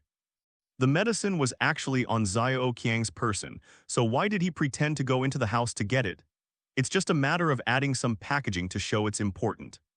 You can't just pull a pill out of your pocket and send someone home to take it, can you? How could that be fair to the 2 million yuan they paid? Who knew that in such a short time something like this would happen? Xiao Qiang snorted angrily and turned to Wushwang, saying, "Uncle Master, did these 2 speak rudely and offend you?" The moment those words were spoken, everyone in the room was utterly horrified. Everyone thought to themselves, "This little immortal is already so remarkable, and this beautiful young woman is actually his martial aunt. Wouldn't that make her even more powerful?" Even the horse's hooves were stunned, thinking to itself, "I thought it was the girl I'd been chasing these past few days, but it turns out to be my martial uncle." When Ma Ti entered the house and saw Wushwang, he secretly laughed at the young master. He thought to himself, "He made it sound so nice. He told me on the phone that he was going into seclusion to practice his skills, but I haven't seen him for 3 or 4 days. Turns out he's been practicing dual cultivation at home." Upon hearing that it was actually his martial uncle, he couldn't help but realize that he had been mistaken. Even the parents, who were certain to die in 7 days, and those 2 fools who didn't know their own mortality, were so frightened that they stood up. Speaking of which, Xiao Qiang's reputation precedes him. When the Zhuang family recounted his treatment of Zhuang Bufan, they described it as miraculous. In everyone's mind, Xiao Qiang was now a godlike figure. This latest display of Xiao Qiang's skill immediately terrified everyone. Xiao Qiang placed the medicine cauldron he was holding on the table, turned around, and coldly said to Li Yuming's family, "I cannot cure your illness, please leave." Li Yuming's family was immediately alarmed. This wouldn't do. The little sage had agreed to treat them, even bringing out the medicine. But these 2 boys had interfered, angering him, and now the sage wouldn't treat them. Their son had an illness that even hospitals couldn't cure. If the sage ignored it, were they supposed to send their son home to die? Li Yuming's father, who also held a high position, immediately darkened his face upon seeing the situation and said to the 2 young men, "Although you 2 have connections, if my son, Li Moyan's son, dies, neither of your families will escape unscathed." It seems that Li Moyan's position is far above that of the parents of these 2 spendthrift sons. Li Moyan's words terrified the 2 boys so much that they didn't know what to do with their hands. Then Li Moyan turned to Xiao Qiang and said, "Immortal, I'm planning to increase your reward to 36 million and have those 2 boys' families contribute 2 million as an apology to your esteemed master. What do you think?" Xiao Qiang remained silent, glanced at Li Moyan, then turned and bowed deeply to Wushwang. The way he knelt on one knee was almost like a marriage proposal, which startled Wushwang. However, given Wushwang's shrewd nature, she couldn't tell from her appearance. Wushwang smiled as she watched Xiao Qiang, wondering what tricks he was up to. Xiao Qiang said to Wu Shuang, "Uncle Master, you are a celestial being, but I still need to experience the mortal world.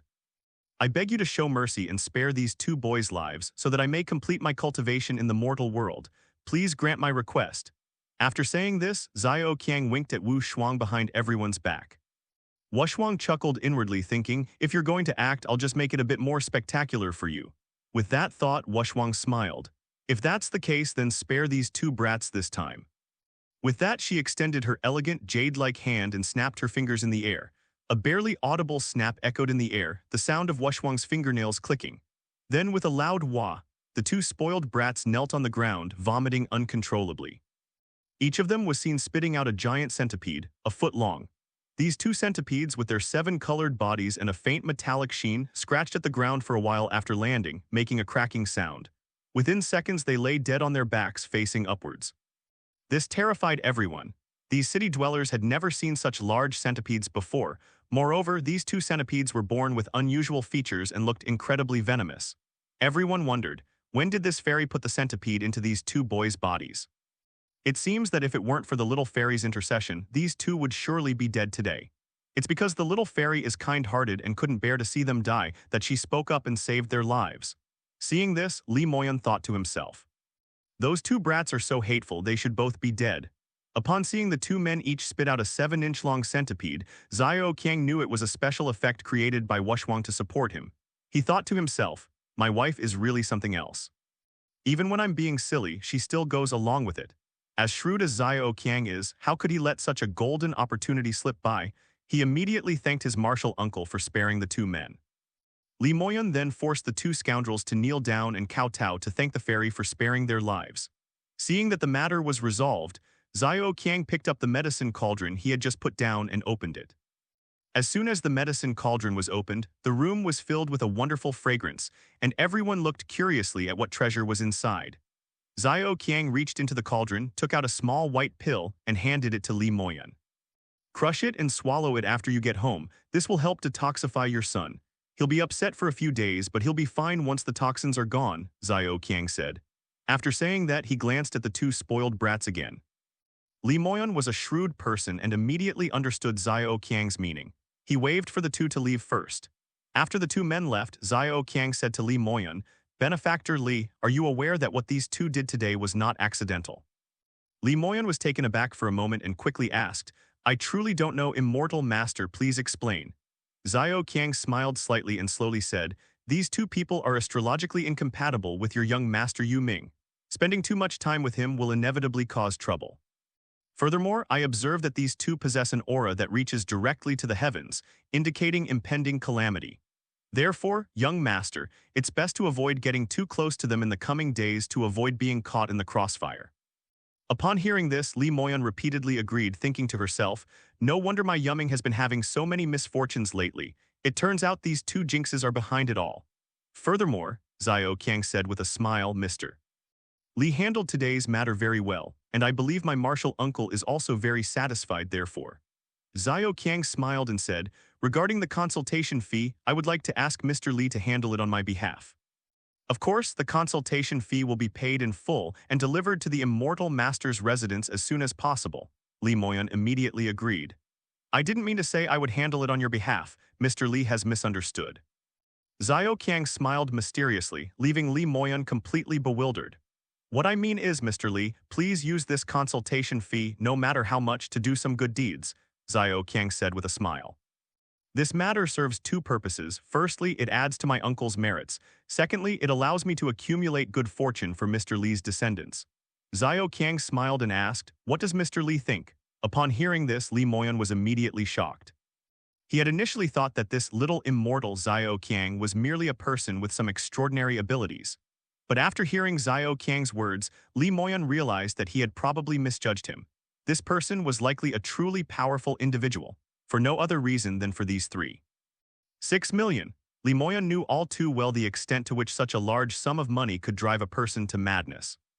This young man before him, with such a huge sum of money within his grasp, actually refused it, instead asking him to use the money for charity. Was this something an ordinary person could do? Lee Moyon thought to himself, this kind of immortal can't be befriended with money alone. Whatever he asks, I should agree to it immediately and establish a good relationship first. Lee Moyon quickly agreed, and then Xiao Qiang said, this matter isn't entirely simple. Mr. Lee, please put in the effort to ensure this money is truly used for good deeds. Xiao Qiang's implication was clear. Don't just casually donate this money and call it a day. It's possible that the money might end up benefiting someone else entirely. Lee Moyon blushed. He understood Xiao Qiang's meaning perfectly. He immediately patted his chest and assured him that every penny would be used effectively, and that he would not dare to tarnish the fairy maiden's merits. Upon hearing this, Xiao Qiang solemnly said to Lee Moyon, Layman Lee, to do good deeds for others to know is a great evil. You must always remember this. Lee Moyon was startled and repeatedly said yes. After chatting for a while, Xiao Qiang got up to see the guests off. Lee Moyon and his wife helped Lee Yumming home to take his medicine, but that's another story. After everyone had left, Wushwang was about to get up when Xiao Qiang quickly grabbed a mop and other items and started wiping the floor. He couldn't bear to let Wushwang clean up the mess those two naughty boys had made. But as the saying goes, there's always someone stronger, and in an instant, Ma Ti snatched the mop from Xiao Qiang's hands. Helpless, Xiao Qiang had no choice but to let Ma Ti do the wiping. After they finished cleaning, the three of them were about to sit down and talk when the doorbell rang again. When Ma Ti opened the door, he found Lee Moyon's burly bodyguard standing outside. Xiao Qiang was puzzled and quickly asked, Is there anything else, Layman Lee? The bodyguard replied, What do I have to do with him? I'm here to see you. Looking for me, and who are you? Xiao Qiang asked curiously. My name is Shen Mo and I am Shen Jun's son, the bodyguard said. Ah. Xiao Qiang exclaimed in surprise. This Shen Jun was Xiao Qiang's seventh master. Looking at Shen Mo's appearance again, I vaguely remember Master Qi showing me a picture of this son. It should be right. It really is Master Qi's son, Shen Mo. Then how did you end up getting involved with them? Xiao Qiang asked quickly. I don't know either. They were going upstairs and I happened to be going upstairs too, so I followed them in. Ah, Xiao Qiang slapped his forehead. This Shen Mo had followed Lee Moyon's family upstairs, and Xiao Qiang had assumed Shen Mo was Lee Moyon's bodyguard. Lee Moyon must have thought Shen Mo was one of Xiao Qiang's men. So with both sides misunderstanding each other, Shen Mo had silently watched the whole thing unfold.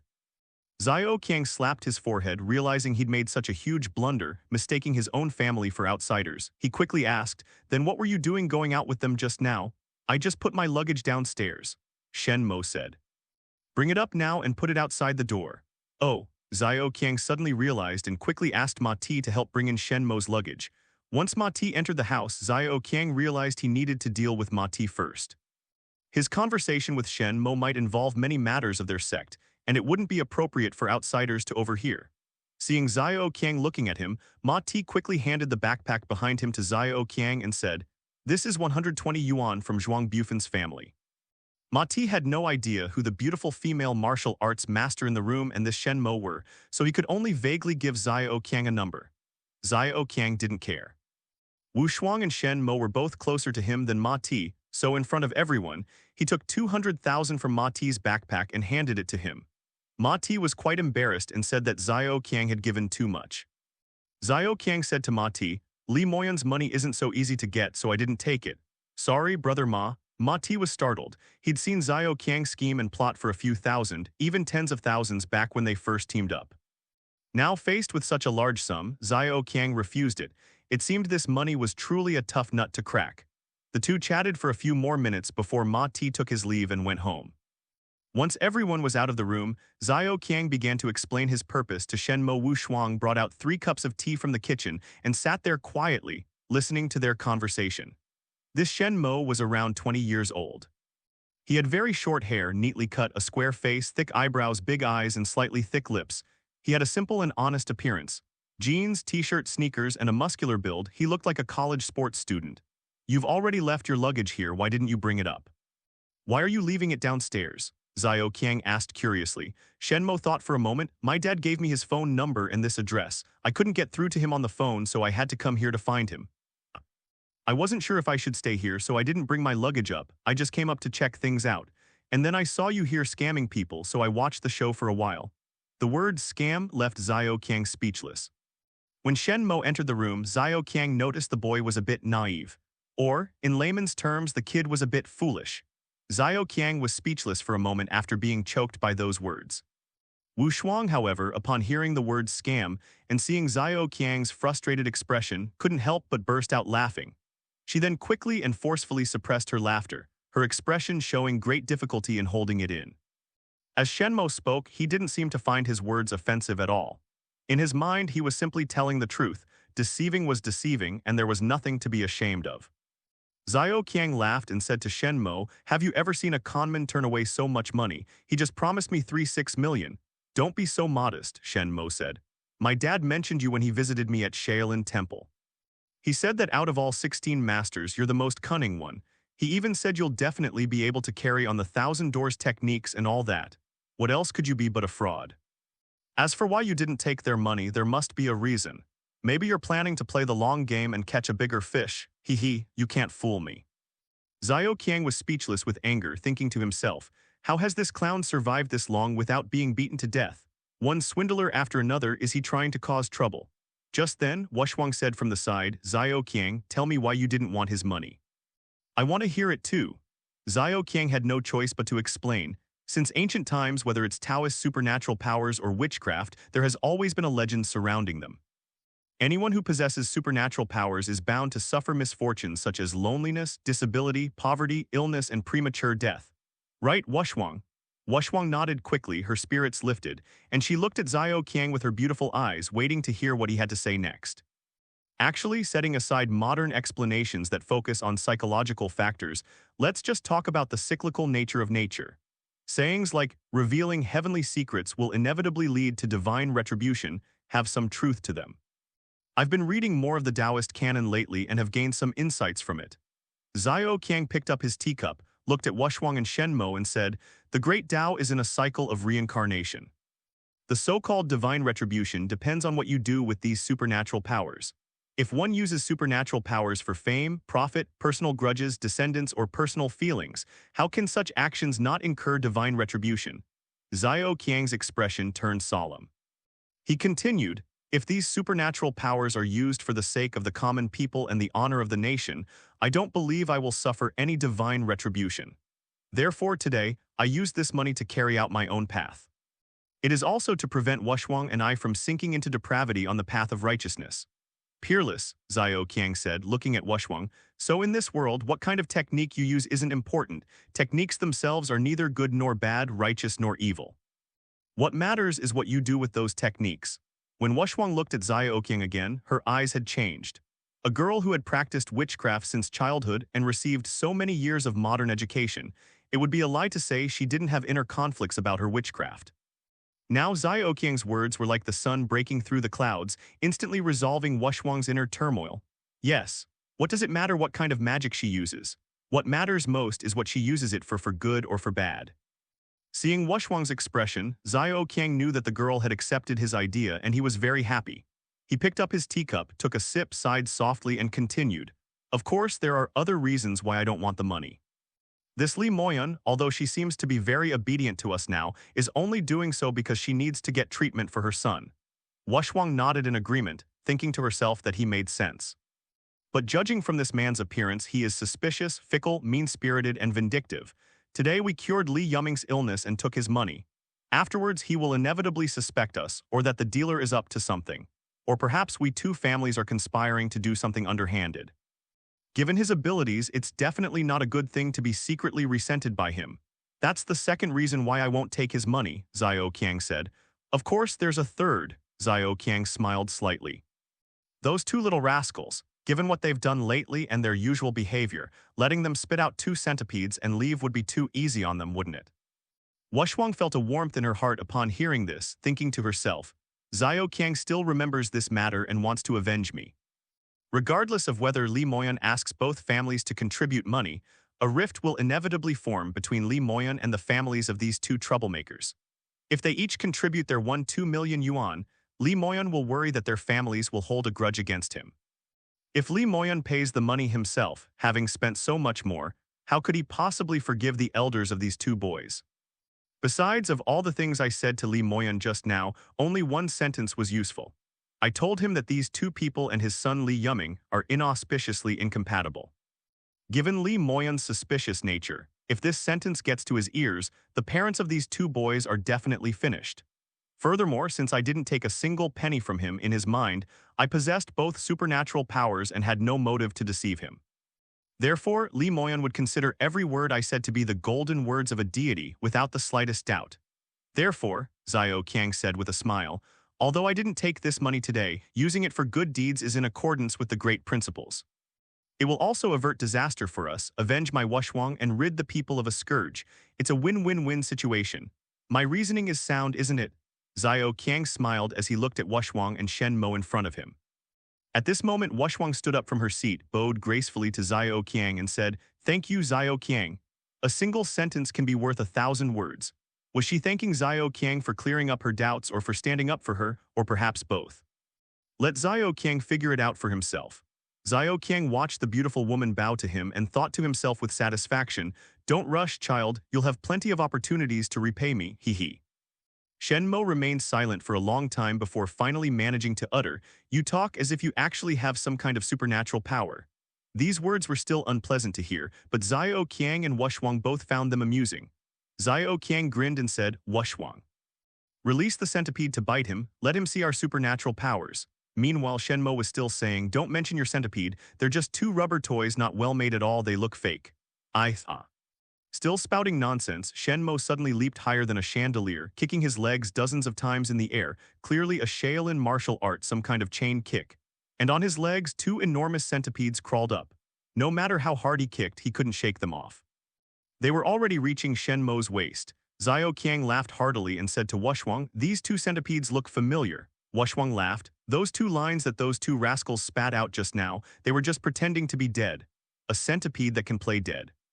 Xiao Qiang laughed again upon hearing this. He thought to himself, Shen Mo is agile and skilled in martial arts. It seems he has truly mastered the skills at Shaolin Temple.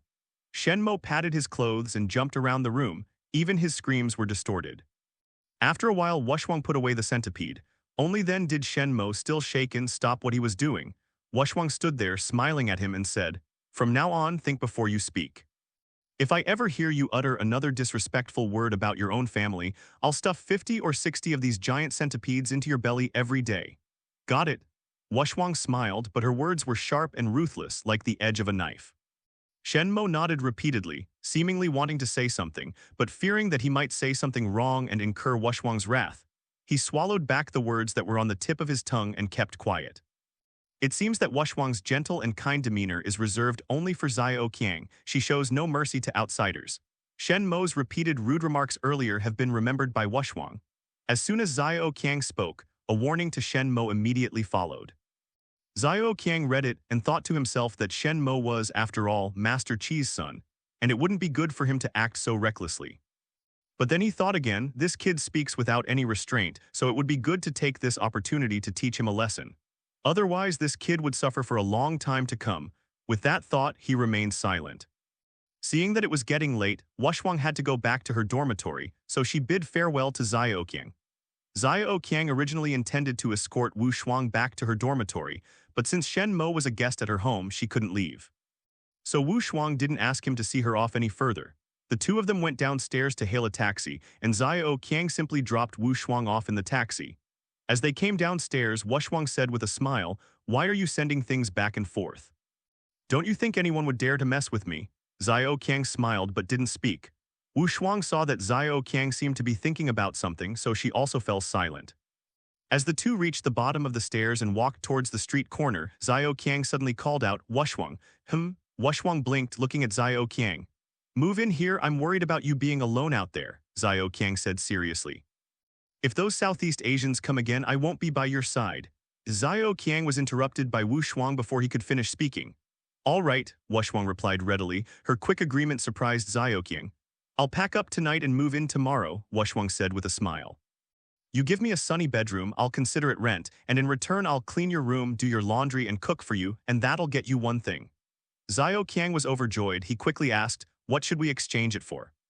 "Every day let my little you nourish yourself in your danchin for a while," Wu Shuang said, then called out sweetly, "Little you, come out." As soon as she finished speaking, Xiaoyu's jade-like wings fluttered out from the collar of Xiao Qiang's t-shirt. Xiao Qiang was shocked. When did it go in? How come I didn't know? Your danshan is filled with righteous energy, which is very beneficial to Xiaoyu, Wushwang said with a smile. Besides, I let Xiaoyu in to see if you were lying when you were talking to me. As she said this, Wushwang's face flushed red. When I was standing on the chair wiping the signboard, you were peeking at me, and your heart was beating so fast, hee. After saying that, Wushwang turned her head and ran towards the street corner. By the time Xiao Qiang caught up, Wu Shuang had already gotten into the carriage and left.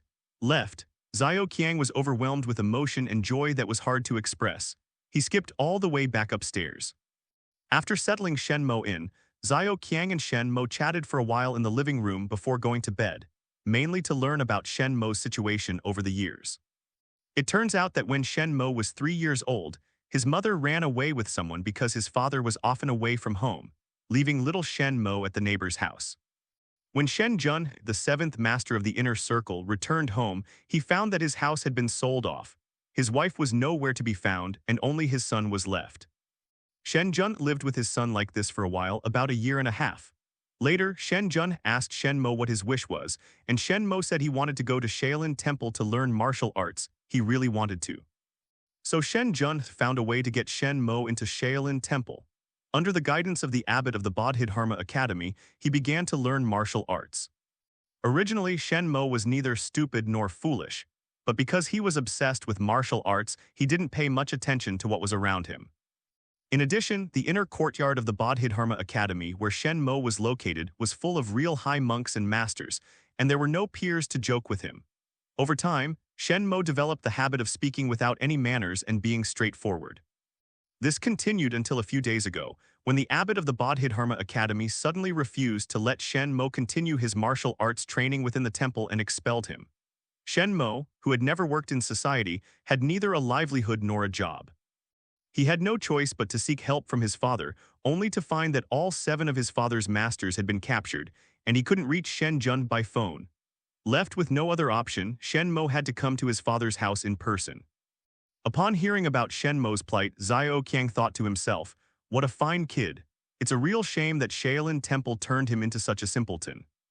Xiao Qiang thought to himself, if I leave this kid on the street, all I know is whether he'll starve to death. I'll have to take care of him. It's better to make him my assistant. First, I can keep a close eye on him to prevent him from going astray or being taken advantage of. Second, traveling with me for a few days might help him correct his sharp tongue.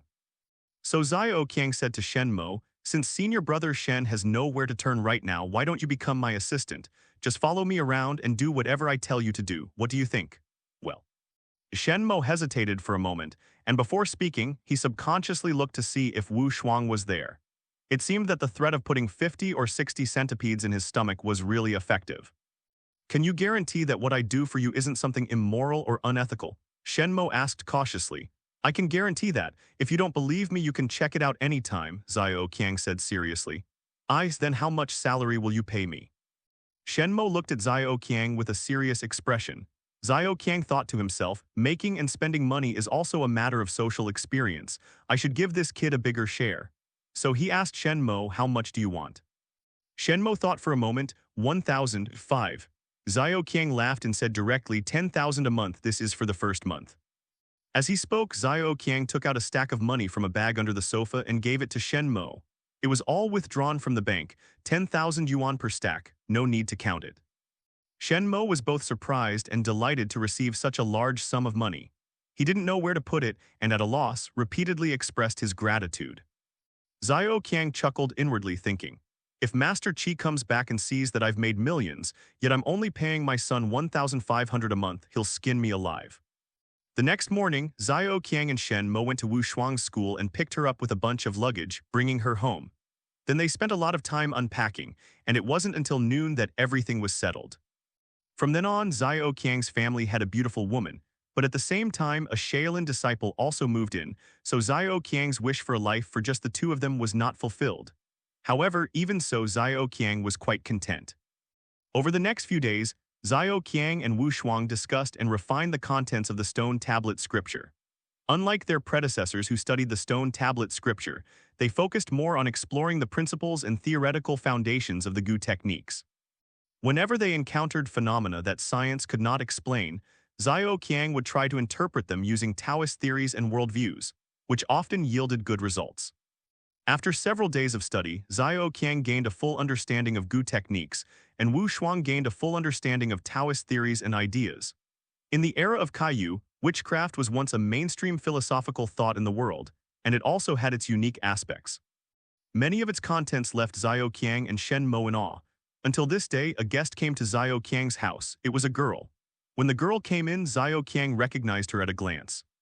This is Zhuang Bufin's cousin, a medical student with short hair and almond-shaped eyes. She was the one who pointed at Xiao Qiang's nose and called him a charlatan, but was later shocked by Xiao Qiang's methods. Xiao Qiang only realized upon seeing her that he didn't know the girl's name. He quickly led her into the living room and asked her name and purpose for coming. It turned out that the girl's name was Liu Xiaoyan, and she was Zhuang Bufin's mother's niece. She was still studying at university. When she explained why she had come today, Xiao Qiang couldn't help but frown. It turned out that Liu Xiaoyan and several classmates got into trouble while playing with a Ouija board in their dormitory. Liu Xiaoyan explained her purpose, then sat down on the sofa, covered her face, and began to cry, saying, "All my roommates are acting strangely. I'm too scared to go back to the dorm now. What should I do?" Wah. Xiao Qiang glanced at Wu Shuang, who sat down next to Liu Xiaoyan and comforted her for a while. Seeing that she was in a better mood, Xiao Qiang began to ask about the situation of summoning the spirit on that day. It turned out that Liu Xiaoyan's dormitory was in an old dormitory building without air conditioning. In the summer, the dormitory was very hot. The 6 girls living in the dormitory, including Liu Xiaoyan, couldn't sleep anyway, so they simply lay on their beds and chatted. As they chatted, a girl in the dorm named Shen Bo, who liked playing with supernatural things and reading books about the paranormal, was mentioned. Everyone nicknamed her the fortune teller. She suggested they all try playing with a Ouija board, saying it was incredibly effective. They could ask about anything related to fate and love, and the answers were remarkably accurate. Her words piqued everyone's interest, so they started preparing. Xiao Qiang frowned and asked, "What time was it?" Liu Xiaoyan blinked, "Around midnight." Xiao Qiang nodded, signaling her to continue. Then the sorceress prepared a large sheet of white paper and a small dish.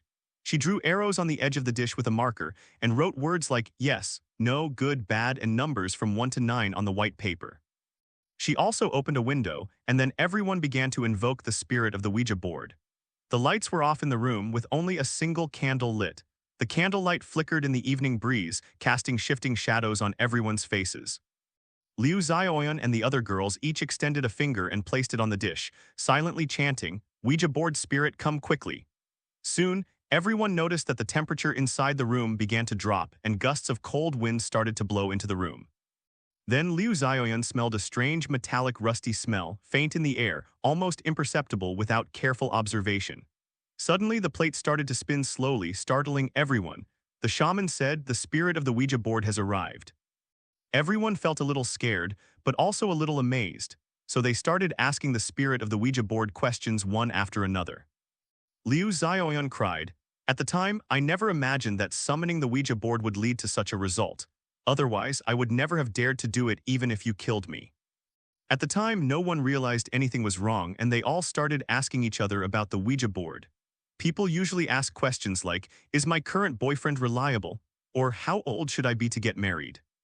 After asking a dozen or so questions, the air in the room began to get colder and colder, and white breath started to appear around everyone's mouths. The speed at which the plate was moving also began to increase. At that moment, the girls in the room simultaneously noticed that the plate was sliding across the paper with terrifying force. Realizing something was wrong, they began to feel afraid. Xiao Qiang gestured to stop Liu Xiaoyan from continuing and asked her, "Did any of you leave to do something else?" "Yes, our 6th roommate, the youngest one, Chen Hong, went out to use the restroom." "What's the big deal?" Liu Xiaoyan replied. Xiao Qiang waved his hand, telling her to continue, and sighed inwardly, "These reckless children." And so everyone played for a while longer. Then the sorceress suddenly became curious and asked the Ouija board, Ouija board spirit, what are you? Do you have any wishes? Do you have any grievances? Please tell me, okay?" The fortune teller probably wanted to find out some information about the Ouija board so she could brag about it later, but little did she know, trouble would ensue after she asked that question. Liu Xiaoyan cried as she said, As soon as she finished asking that question, the candles in the room suddenly went out as if someone unseen had blew on them. Suddenly, an extremely piercing sound began to echo in the room, like a shrill whistle or the sound of someone dragging an iron table across the floor. Suddenly, everyone noticed a drop of dark red blood in the center of the plate that was upside down on the white paper. They were terrified and quickly removed their fingers. The drop of blood, dark red in color, grew rapidly under everyone's horrified gaze, accumulating more and more at the center of the plate. Then, streaks of scarlet blood flowed down all four sides of the plate. Soon, the entire plate and half a sheet of white paper were covered in blood. The girls in the dormitory screamed in terror, frantically trying to escape and get away from the eerie plate. Then, the blood-red plate suddenly slid violently and began to move rapidly across the paper. In the dim light, Liu Xiaoyan could vaguely see that the arrow from the Ouija board was pointing to a set of numbers. Just as everyone was terrified by the bizarre scene before them and started crying and running away, the blood-stained plate exploded into pieces with a loud crack. Everyone was terrified. Everyone's hands had long since left the area covered by the white paper, but the plate was moving on the white paper by itself, and then it even exploded. Everyone was startled, and the 6 girls, still shaken, began to clean up the scene. Strangely, the bloodstains on the broken plate and the white paper had disappeared. Everyone felt panicked, so they lost the desire to chat and went to sleep. This happened a week ago, and nothing else went wrong, so everyone relaxed.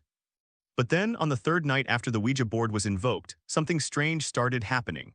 Around 2 or 3 in the morning that day, Liu Xiaoyan, wanting to cool off, ate 2 extra pieces of watermelon and then got up to use the restroom. Liu Xiaoyan slept on the top bunk. When she got up, she was still groggy. She got out of bed and went straight to the toilet in the corridor without looking back at the dormitory. When she returned from the toilet, after climbing into her bed and lying down facing outwards, she discovered that in the dark dormitory, Chen Hong, the 6th oldest on the opposite bunk, was not lying down but sitting on her own bed. Liu Xiaoyan shuddered in fright, wondering what she was doing sitting there in the middle of the night instead of sleeping. After a while, her eyes adjusted to the darkness, and she slowly began to see clearly. Chen Hong sat there silently, her face turned towards the wall, slowly combing her hair. Liu Xiaoyan mentioned that Chen Hong, the 6th student in her dormitory, would sit on her bed at 2 or 3 in the morning, facing the wall and combing her hair. When Liu Xiaoyan discovered the bizarre scene before her, she was terrified. She quickly lay down face down, not daring to utter a sound or move an inch. She didn't even dare wipe away the tears that streamed down her face and spent the entire night in trembling fear. It wasn't until the sun was high in the sky the next day, and everyone was up and getting ready, that Liu Xiaoyan dared to turn around. But Chen Hong, the 6th child, was just like any other day, washing her face, getting dressed, putting on makeup, and going out without any sign of anything unusual. This puzzled Liu Xiaoyan greatly, and she even wondered if she was having a nightmare. And so Liu Xiaoyan spent the day in doubt and fear. Nothing strange happened that night. But the next morning, when Liu Xiaoyan looked at Chen Hong's bed, she was terrified. She realized she hadn't been having a nightmare, it was all real. Chen Hong, who should have been sleeping in bed, was nowhere to be found. Logically speaking, waking up to find someone missing from the dorm is not uncommon in college. Sometimes it's a spur-of-the-moment decision. The person went to see their boyfriend or couldn't sleep and went to a nightclub. Sometimes, to avoid disturbing everyone's sleep, the person who ran away would even tiptoe away so as not to disturb others' rest. But Chen Hong's absence today definitely wasn't for that reason.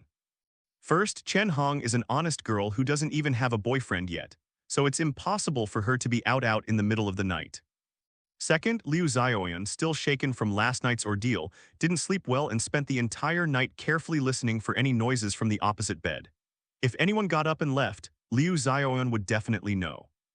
In a panic, Liu Xiaoyan gathered the rest of the dormitory together and told them about what happened the night before last and Chen Hong's disappearance tonight. Everyone was skeptical and tried calling Chen Hong for a long time, but her phone was always off. That's when they started to panic, and so another day passed. Last night before going to sleep, Liu Xiaoyan and the others were extremely careful. After nightfall, Liu Xiaoyan couldn't resist and fell asleep immediately. The young girl had already stayed up for 2 nights in a row and simply couldn't take it anymore. While Liu Xiaoyan was sound asleep, she felt someone kicking her bed board from the lower bunk. When someone kicked the bed board, Liu Xiaoyan woke up and immediately realized that it was Zhao Si from the lower bunk who was silently kicking her bed board. When Liu Xiaoyan looked down from the bed, she saw Zhao Si on the lower bunk, his face filled with horror, desperately trying to climb up.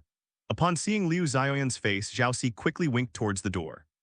When Liu Xiaoyan looked towards the door, she was so frightened that her body went limp and she almost tumbled off her upper bunk. "You see the sorceress combing her hair against the wall, right?" Xiao Qiang said coldly from the side. "How did you know?" Liu Xiaoyan blurted out. "Because the sorceress should be the first person to be possessed by a ghost. You were afraid that the sorceress would also disappear tonight, so you came to find me as soon as it was light, right?" Xiao Qiang said quietly as he sat there. Liu Xiaoyan covered her mouth, tears streaming down her almond-shaped eyes. She nodded repeatedly. "Actually," Xiao Qiang said, "the shaman made the biggest mistake on the night she invoked the Ouija board. But Chen Hong was unlucky, she became the first one. That's because she had her period that night and she left the table halfway through to go to the bathroom, actually to put on a sanitary napkin, right?" Xiao Qiang sat there speaking slowly as if the scene from that night was right before his eyes. "That's right," Liu Xiaoyan nodded. "Otherwise, given her personality, she wouldn't have left at that time. Sixth brother, she's very timid." "You made far too many mistakes that night," Xiao Qiang said, looking at Liu Xiaoyan. "First of all, the timing is wrong. The proper time to invoke the spirit of the Ouija board is before 11:00 a.m.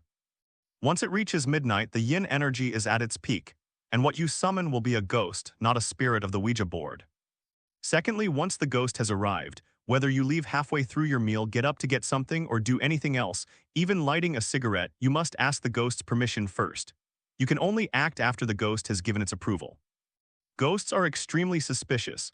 If you act without their consent, they will become angry. Third, when communicating with ghosts, it is most taboo to ask about the cause of death or the grievances they suffer. Ghosts wandering in the mortal world all died with resentment. Otherwise, they would have crossed the bridge of helplessness long ago and wouldn't be still alive now. Asking these two questions will remind the ghosts of their grievances, inevitably enraging them. Fourth, we asked all the questions and inquired about everything, but you didn't deliver. As the saying goes, it's easy to invite a god but difficult to send him away. No matter how angry the ghost is, you still have a chance to send it away if you burn incense to send it off, but none of you did it. Fifth, and most importantly, you shouldn't even be playing this game. This sorceress either participated in such spirit summoning ceremonies without proper instruction, or she learned it all from books. Her reckless actions were utterly suicidal, and now she's harmed herself and others. This sorceress truly deserves to die. Xiao Qiang's words turned Liu Xiaoyan's face ashen. She realized the utter folly of her actions and was filled with remorse. Things like Ouija boards, spirit writing on a plate, and spirit writing with chopsticks are all ways of asking about ghosts. The same applies to spirit writing, but it involves asking about deities. The deity who comes will announce their name and won't do anything harmful. Asking about ghosts is different. There are some things in this world that people don't know, but ghosts do. There's a saying, gods don't know, ghosts don't know, which describes how well things are kept secret. This shows that deceiving ghosts and gods is very difficult. That's why some ghosts are so quick to answer questions and quite accurate, which is why so many people play these games. However, what people don't know is that after a ghost fails to enter the cycle of reincarnation and remains in the mortal realm, its consciousness gradually fades. Eventually, it becomes completely devoid of intelligence, leaving only violent emotions that govern its actions. This is what is commonly known as a fierce ghost. The ghost that Zhang Kui picks up and eats is this kind of fierce ghost, because these ghosts lack consciousness and have transcended the realm of living beings. Therefore, killing them does not harm the natural order. If you happen to be playing a Ouija board or something similar and summon a vengeful ghost, and then unaware of the rules act on your own and anger the ghost, and then ask it random questions further enraging it, and finally don't send it away. Leaving the ghost trapped in the house, then you're practically asking for trouble. You've got yourself possessed by a ghost. Who can you blame but yourself? So you absolutely shouldn't play with these things. Some people might say, my method is correct, it works every time and the Ouija board I summon has never failed me. Well, let me tell you a wise saying. If you walk the dark road too often, you're bound to run into a ghost. Even if you succeed 100 times, it doesn't mean your method is correct. It just means you're lucky. Xiao Qiang meticulously analyzed the situation, the gains and losses, the rights and wrongs, and seeing Liu Xiaoyan's remorseful expression, he couldn't bear it and said no more. Forget it. Now that things have come to this, I won't say anything more. I'll go with you to the dorm to check. I hope your missing classmate is all right, Xiao Qiang said helplessly. Shen Mo, let's go. Xiao Qiang turned around and called to Shen Mo, indicating that Shen Mo was getting ready to go to the dormitory with Liu Xiaoyan to catch ghosts. In the blink of an eye, Xiao Qiang saw that Wu Shuang's expression was also eager to try. He couldn't help but smile. After all, Wu Shuang was a young person, and it was normal for her to be curious about these things. He might as well take Wu Shuang with him. Anyway, it was going to the girls' dormitory, and it would be more convenient to have a pretty girl with him. So he called Wu Shuang to come along, which made Wu Shuang so happy that she ran back to her room to change her clothes. Liu Xiaoyan said with tears of gratitude, "A deity." "You're welcome." Xiao Qiang shook his head and said, "No, I don't have any money." Liu Xiaoyan blushed deeply with embarrassment. She had personally witnessed how much Xiao Qiang's appearance fee was. "It's all right. Last time, without your word, I would have lost 200,000. I knew there was no such thing as a free lunch. What goes around comes around, and this is what happens," Xiao Qiang said with a smile. "This time it's free and then we're even. How about that?" Liu Xiaoyan nodded repeatedly, although she said that she was still very grateful to Xiao Qiang. The group quickly arrived at the medical university where Liu Xiaoyan was studying. Entering the university gate was not difficult. However, when it came to the girls' dormitory, Xiao Qiang was at a loss. The dormitory supervisor was notoriously difficult to deal with. Helpless, he had to ask Wushwang for help. Wushwang smiled and said, "Just keep going, leave it to me." So Xiao Qiang and the others walked into the dormitory building as if nothing had happened. There was a group of boys waiting outside the girls' dormitory, as usual. Some were there to get hot water, others to bring lunch. In short, a large crowd had gathered around. If one of these men is actually his girlfriend, it's somewhat understandable. The most outrageous are those men who, despite their girlfriends never giving them a kind look, still bring them hot water, meals, and snacks every day for years. They don't even get a smile or a thank you, yet they persist every single day. I have no idea what they're thinking. Seeing Xiao Qiang and his group walk inside, the male students thought to themselves, where did these reckless kids come from? They don't even know this, barging right into the girls' dormitory. So they chuckled and gathered around the entrance, ready to watch the show. Who knew that these people would just swagger in like that, and the dormitory supervisor, who was known for his fierceness and cruelty, actually turned a blind eye. The boys were furious. How could he enter such a sacred place while they couldn't? Several of them followed Xiao Qiang and his group inside. But the dormitory supervisor wasn't blind. A sharp shout brought them all back out, followed by a barrage of insults. No matter how they tried to explain, it was no use. But when Xiao Qiang and his group arrived at the dormitory, they found it shrouded in gloom. Liu Xiaoyan led them inside and hurriedly told them, "This is a deity I've invited. Everyone should listen to the deity, and I guarantee everything will be all right." Upon entering the dormitory, Xiao Qiang noticed that the building was indeed old. Even the windows were still made of wood with peeling paint. The red floor was similarly worn and mottled. There were 3 bunk beds, 2 on the left and 2 on the right, which looked sturdy and heavy. Apart from these, there was nothing else in the dormitory except for a desk, a cabinet, a few chairs, and a wastebasket. As Xiao Qiang looked around, Liu Xiaoyan's classmates were also watching him. They were surprised that the deity Xiaoyan, Liu Xiaoyan's nickname, had invited was so young. The sorceress who was possessed by a ghost last night was filled with fear and anxiety.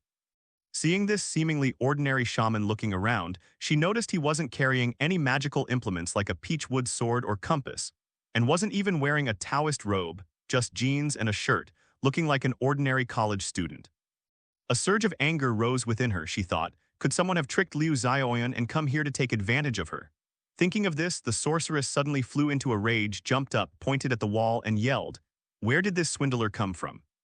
Pretending to be a deity without even knowing where you are, you who look like a deity, get out of here." And before she could finish speaking, the sorceress felt her knees buckle and she collapsed to her knees.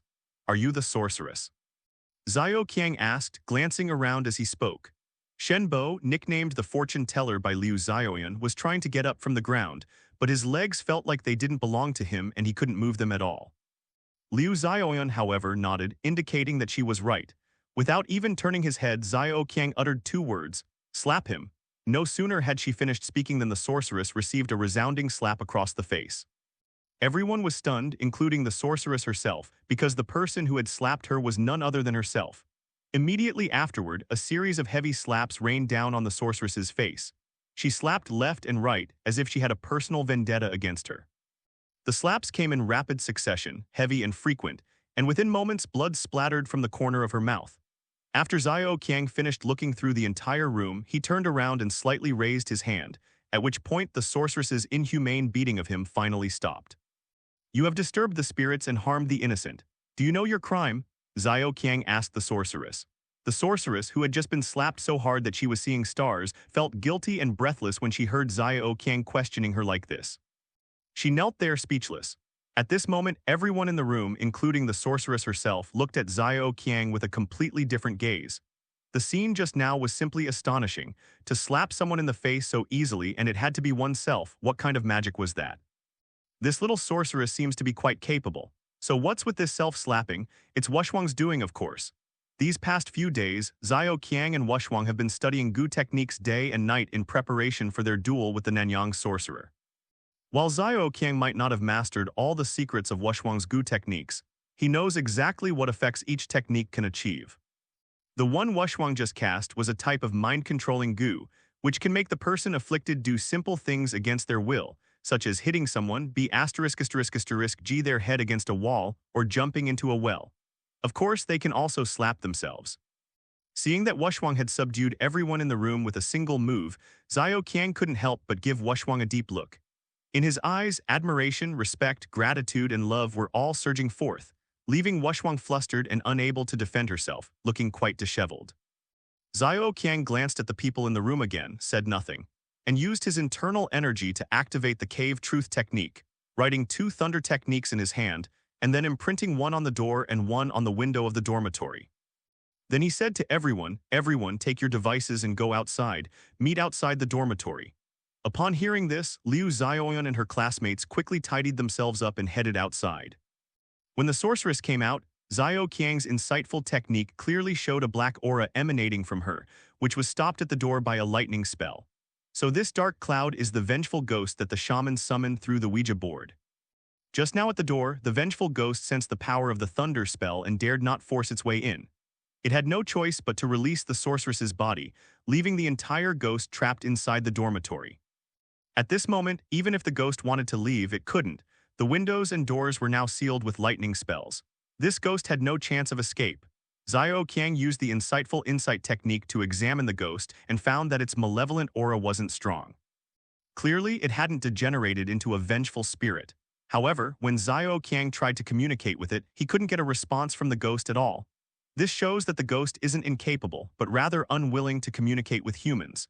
The ghost is certainly aware of Xiao Qiang's abilities.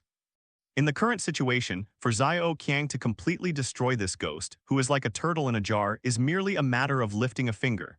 Even so, the ghost still refuses to speak. It would rather die than talk to a human. Xiao Qiang sighed and left the dormitory room.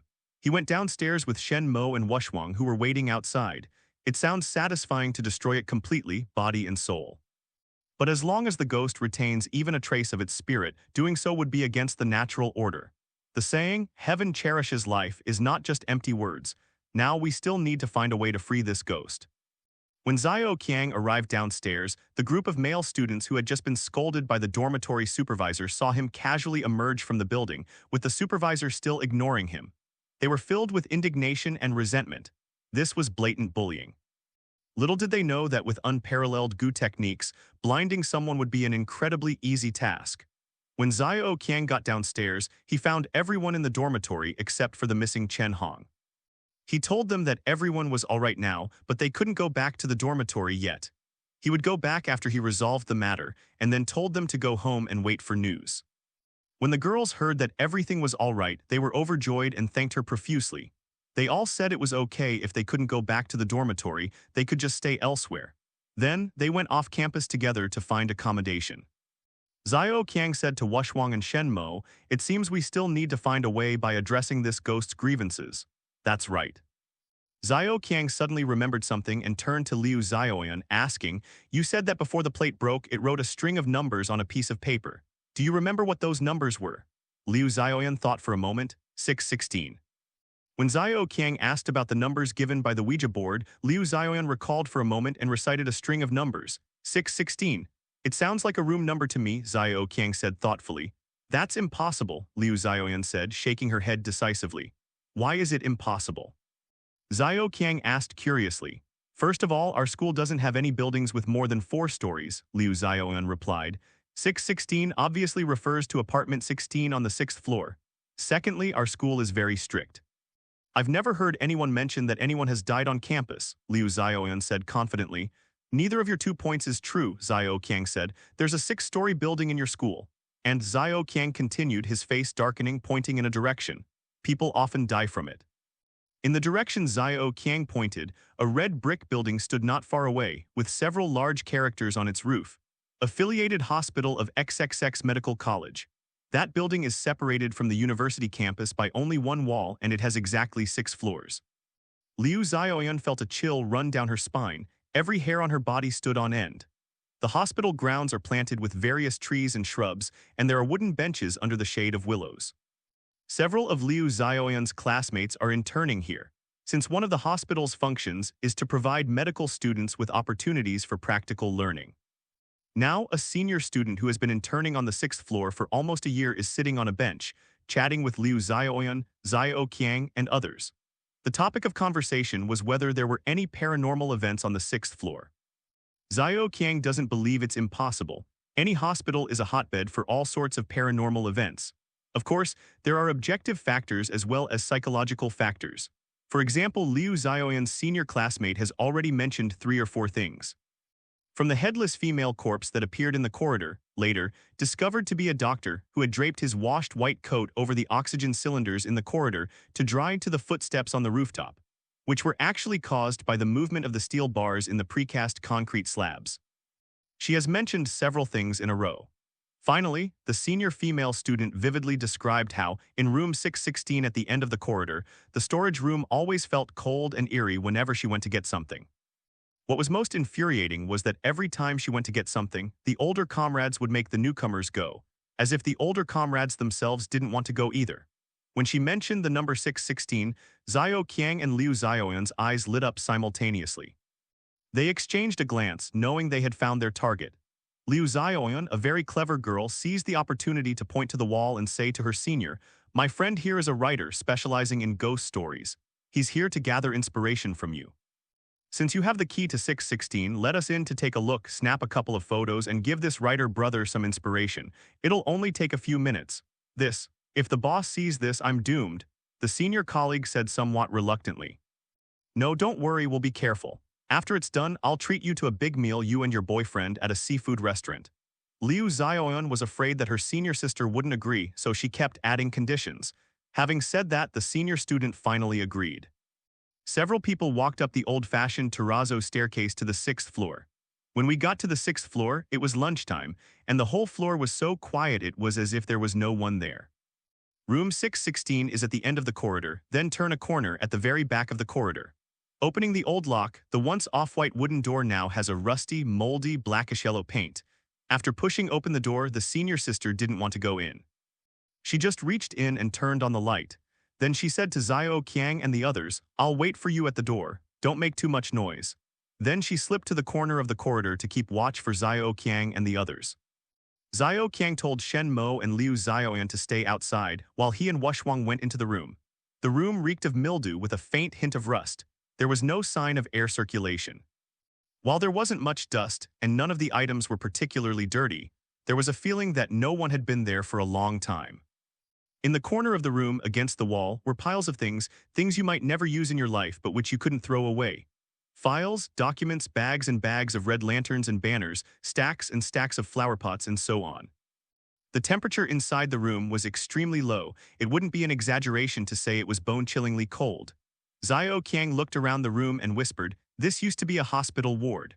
On one side of the wall, on the white wall, there are 3 darker areas. This is where the hospital beds were placed back then. The darker areas are where the patient's hair and hands often touched when they leaned against the headboard, hence the different color from the rest of the wall." Xiao Qiang stood silently in the middle of the hospital bed, where it had once been placed. His eyes kept scanning the spot where the bed had been, as if there was still a bed there, a patient on the bed, and he was there to visit that patient. Xiao Qiang could almost see the scenes that had unfolded here back then, as if they were still living among him. No wonder someone had converted this place into a warehouse. Living in such a place was practically murder. This spot is where that ghost died back then. Xiao Qiang pointed to an empty space and slowly said, "She was a woman, and there was a man lying on the hospital bed, presumably her husband. The woman was kneeling at her husband's feet. The 2 of them, they'll all die here. Then this place was converted into a storage room," Xiao Qiang said slowly. Wushwang let out a breath, clearly uncomfortable with the gloomy atmosphere. So we haven't found anything, what do we do next? Let's look through the files, Xiao Qiang said. If there's a way to find the files by following the bed index, then the last patients in this room should have been this female ghost and her husband. As they spoke, Qiang and Wushwang began searching through the files in the room. Sure enough, in a filing cabinet they found a pile of cards.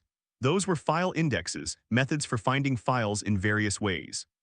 Soon following the index, Xiao Qiang and his team found the medical record of the last patient in Ward 616. It was in a thick craft paper file folder. Just then, the senior student outside the door started urging them on. Xiao Qiang and his companion didn't have time to look at it closely, so they simply put the file and its folder into their backpacks and quickly walked out of the room.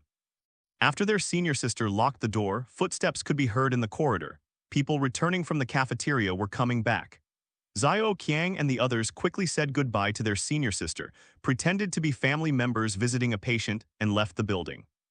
Once back on campus, Xiao Qiang and his friends found a shady spot to sit down and began to look through the files in the bag. This was a 30-year-old male patient named Wang Jai who died of chronic myocarditis. He was admitted to the hospital in March 1972 and died in September of the same year. The entire treatment process focused on anti-inflammatory therapy, and the dosage of antibiotics was continuously increased over the course of 6 months. However, his condition did not improve, and in the end, the patient died of heart failure. Xiao Qiang glanced through Wang Jai's medical record briefly, then said with a sneer, "The entire medical record is a forgery." Huh? Liu Xiaoyan was stunned. "How did you know?" "Because I've done forgery before," Xiao Qiang chuckled. The forgery was extremely clumsy, all the handwriting was from the same person, and the font size, ink color, and stroke thickness were all very consistent. You see, even if it's written by the same person, if the time span exceeds 6 months, the ink color will show different hues. Furthermore, when that person writes, they may experience different emotions such as anger, joy, fatigue, or anxiety, which will also affect the size and pressure of the characters. You only need to open any diary to see that sometimes a person's handwriting can be completely different from that of a different person. Since this medical record is fake, then the murderer who caused the tragic deaths of the couple is the one who forged the medical record. Xiao Qiang pointed to the signature on the medical record. The same name appeared in the signature positions of the attending physician and the department head, Wang Guiman. He arbitrarily altered medical records, but no one would notice because he was the head of the cardiology department at the time. Nobody would bother to look through his medical records. Furthermore, he was able to immediately convert that ward into a storage room after the incident, something only a department head or higher could do. So this person directly or indirectly caused the deaths of these two people, then completely rewrote the patient records and finally turned the ward into a storage room. It was this Wang Guiman. Who? Wang Guiman? Liu Xiaoyan exclaimed in surprise. That's our vice principal. Liu Xiaoyan immediately pointed out the origin of Wang Guiman's name. It turned out that the former director of the Department of Cardiovascular Medicine was now the vice president of this university. Let's go. Xiao Qiang led everyone back to the dormitory building where the incident occurred. As they passed the green belt beside the university playground, something caught Xiao Qiang's attention. Summer brings many typhoons. A little over a month ago, a typhoon struck this city. Many large trees suffered damage, being uprooted and broken by the typhoon, leaving the city in a state of chaos. In this school campus, there was a centuries-old tree that required 4 people to encircle, which fell during this typhoon. The tree fell right next to the playground. The school cut off its branches and leaves and took them away, leaving only a bare trunk. Perhaps because it would require large vehicles and cranes to move it, it is still sitting there next to the playground. Xiao Qiang paid attention to this tree because it was an ancient locust tree that was hundreds of years old. Locust trees are considered yin in nature, and those over 100 years old are extremely yin. This ancient locust tree in the school is several hundred years old. It might come in handy later. Shen Mo, Xiao Qiang called out. Is there something you need, senior brother? Actually, Shen Mo was older than Xiao Qiang, but out of respect, he still called Xiao Qiang senior brother. See that tree trunk on the ground? Try to get a piece of it about the size of your palm, nothing but the wood, no bark, Xiao Qiang said, pointing to the locust tree trunk. All right, Shen Mo dashed over in a flash. While everyone was still wondering where to borrow a saw or axe, Shen Mo grabbed the wood, turned around, and ran back. When he arrived, he reached out and held a piece of wood about the size of a pencil box, roughly half a foot long. Is this big enough, senior brother? Xiao Qiang silently accepted the piece of wood. Seeing the clear fingerprints, it was obvious that Shen Mo had used some kind of powerful martial arts technique, like the Vajra finger or the Shaolin dragon claw, to tear it from the tree trunk. Xiao Qiang couldn't help but sigh, thinking, luckily no one saw it. If someone had discovered it and filmed it and posted it online, Xiao Qiang and his friends would be famous, that reckless Shen Mo. This wasn't the place to admonish Shen Mo, so Xiao Qiang remained silent and led everyone forward. After returning to the dormitory, Xiao Qiang told everyone to wait outside while he and Wu Shuang went inside. Upon arriving at the dormitory, Xiao Qiang used his insightful insight technique to see that the female ghost was standing in the corner. However, she was facing the wall, looking as if she didn't want to talk to anyone. Xiao Qiang stared at the female ghost and suddenly shouted. Zhao Wumei, the female ghost, shuddered and turned around. Opposite her, Xiao Qiang was holding up a piece of paper, a treatment form. It bore the patient's name, Wang Jai, the family member's signature, Zhao Wumei, and the murderer's signature, Wang Guiman. This piece of paper was found in Wang Jai's medical record. Xiao Qiang found the female ghost's name in the family member's signature section. I know where Wang Guiman is, and I know that although you hate him, you can't kill him. Tell me the whole story, I'll help you. Xiao Qiang stood tall and spoke loudly, his voice carrying an undeniable authority. Can you help me get revenge? The female ghost finally spoke. Explain everything to me from beginning to end. If this grudge deserves revenge, I will naturally help you, Xiao Qiang said steadily. Fine, then listen to me. Should I avenge this? The black mist that the female ghost had transformed into slowly sat down on the ground. Zhao Wumei was from a town on the outskirts of the city. She and Wang Jai, who was a primary school teacher in the town at the time, fell in love and got married. Their relationship was very good. Wang Jai was gentle and refined, and he and Zhao Wumei lived a very happy life, always in harmony. Later, Wang Jai developed a heart condition and was hospitalized at this hospital. Zhao Wumei was one of the most beautiful women in her town, and she became even more charming after marriage. The department head at the time, Wang Guiman, was immediately captivated by her. Since Wang Jai was hospitalized, Wang Guiman personally treated him, becoming his attending physician. After several months of treatment, Wang Jai's condition did not improve. As a rural resident and a privately run school teacher, her medical expenses were not reimbursed.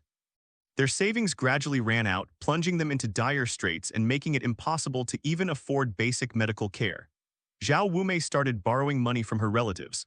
Life was tough for everyone then, but Wang Jai was well-liked, and his relatives and friends lent them money one after another.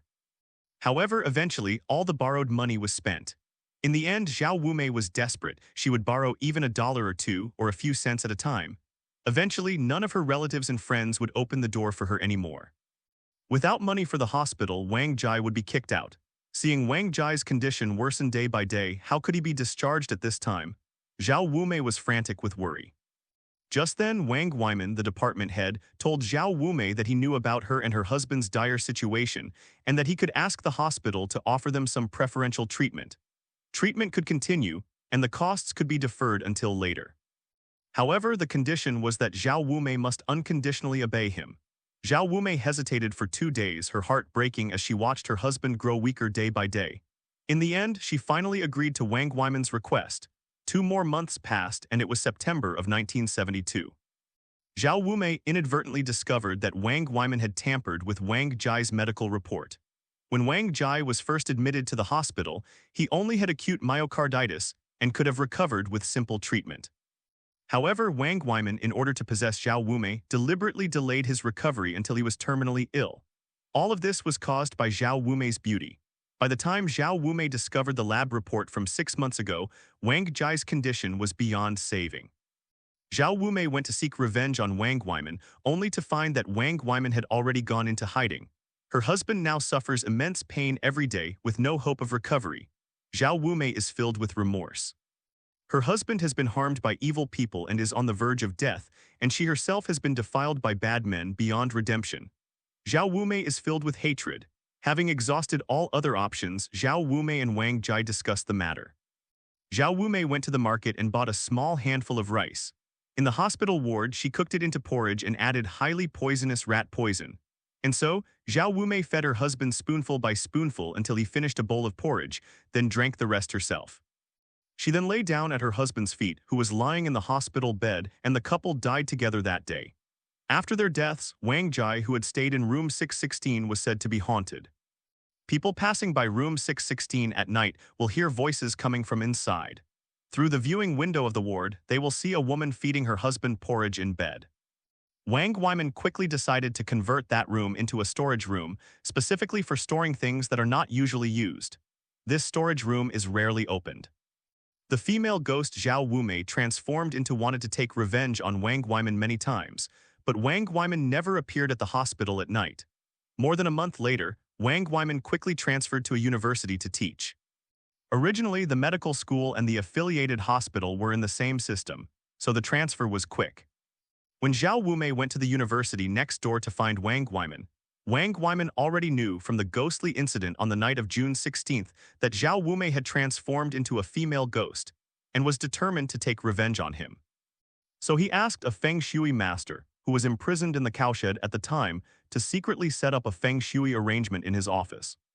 Zhao Wumei tried countless times to enter Wang Wyman's office, but each time she was harmed by the Feng Shui arrangements Wang Wyman had hired. As time went on, Zhao Wumei's spiritual consciousness gradually faded, and she began to develop into a vengeful ghost. Unable to relieve the hatred and depression in her heart, she gradually began to act erratically. As it happened, the sorceress was leading everyone in playing Ouija, and Zhao Wumei arrived in a daze and even played along for a while. As a result, these little devils didn't know the rules, which angered Zhao Wumei. They also brought up Zhao Wumei's grievances, and Zhao Wumei suddenly became ferocious, directly possessing Chen Hong's body. Then, taking advantage of Chen Hong's menstrual period, when her blood and energy were at their peak, he spent 2 or 3 days absorbing her blood and spiritual energy and began to cause trouble. This is the story of Zhao Wuji, her husband, and Wang Wyman. The female ghost finished telling the story word by word and then asked Xiao Qiang, tell me, should I seek revenge on her? Xiao Qiang didn't answer the female ghost question. Instead, he asked Zhao Wumei, where is the girl you possess now? Xiao Qiang asked Zhao Wumei, where is the girl you possess now? She's in the stairwell of the administration building. Zhao Wumei replied, the night before last I went to her again after possessing her, but I still couldn't get into Wang Wyman's office. So I left her in the stairwell of the administration building. She's not dead, is she? Xiao Qiang asked hurriedly. Probably not, but his soul is somewhat damaged. He should recover in about a month, Zhao Wumei replied. Xiao Qiang sighed. People whose souls are damaged are bound to fall seriously ill, but generally speaking, they can recover slowly. If all else fails, we can always find a solution later. All right, since you don't have any blood on your hands, I'll avenge you. Xiao Qiang took out something, which was the piece of locust wood that Shen Mo had just torn off the old locust tree. Come in, Xiao Qiang said. Upon seeing the piece of locust wood, Zhao Wumei immediately understood Xiao Qiang's meaning and leaped into the locust wood. The locust wood is yin in nature, which can allow ghosts and spirits to temporarily reside there. As soon as Zhao Wumei's spirit entered the wooden piece, Xiao Qiang reached out and opened his Kainkun bag, placing the wooden piece inside. Although locust wood can provide shelter for ghosts, going out like this in the middle of the day would inevitably damage Zhao Wumei's spirit. Therefore, Xiao Qiang simply put the wooden tablet containing Zhao Wumei's soul into his Kainkun bag to protect her. As soon as the Kainkun bag was opened, before Zhao Wumei could even be placed inside, Xiao Qiang heard Zhao Wumei inside the wooden tablet exclaim with delight. The spiritual energy inside the Kainkun bag was overwhelming, which was of immense benefit to Zhao Wumei, who was a spiritual being, making her extremely happy. Xiao Qiang left the dormitory and turned back to ask Liu Xiaoyan to find some useful items. Then they all left the dormitory building together.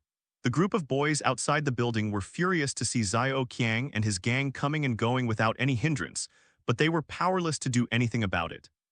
After leaving the dormitory building, Xiao Qiang first asked Shen Mo to rescue Chen Hong in the stairwell of the administration building, and then the group stood outside the building waiting for Liu Xiaoyan. A moment later, Liu Xiaoyan came out, carrying a tightly tied black plastic bag, her face flushed. Without a word, she handed the bag to Xiao Qiang. This is the essential item that Xiao Qiang asked Liu Xiaoyan to bring. It's what Xiao Qiang used to break Wang Wyman's Feng Shui arrangement. Having obtained the items, the group headed towards the administration building. Just as they arrived in front of the building, they saw Shen Mo helping a girl in pajamas out of the building. Everyone recognized him immediately.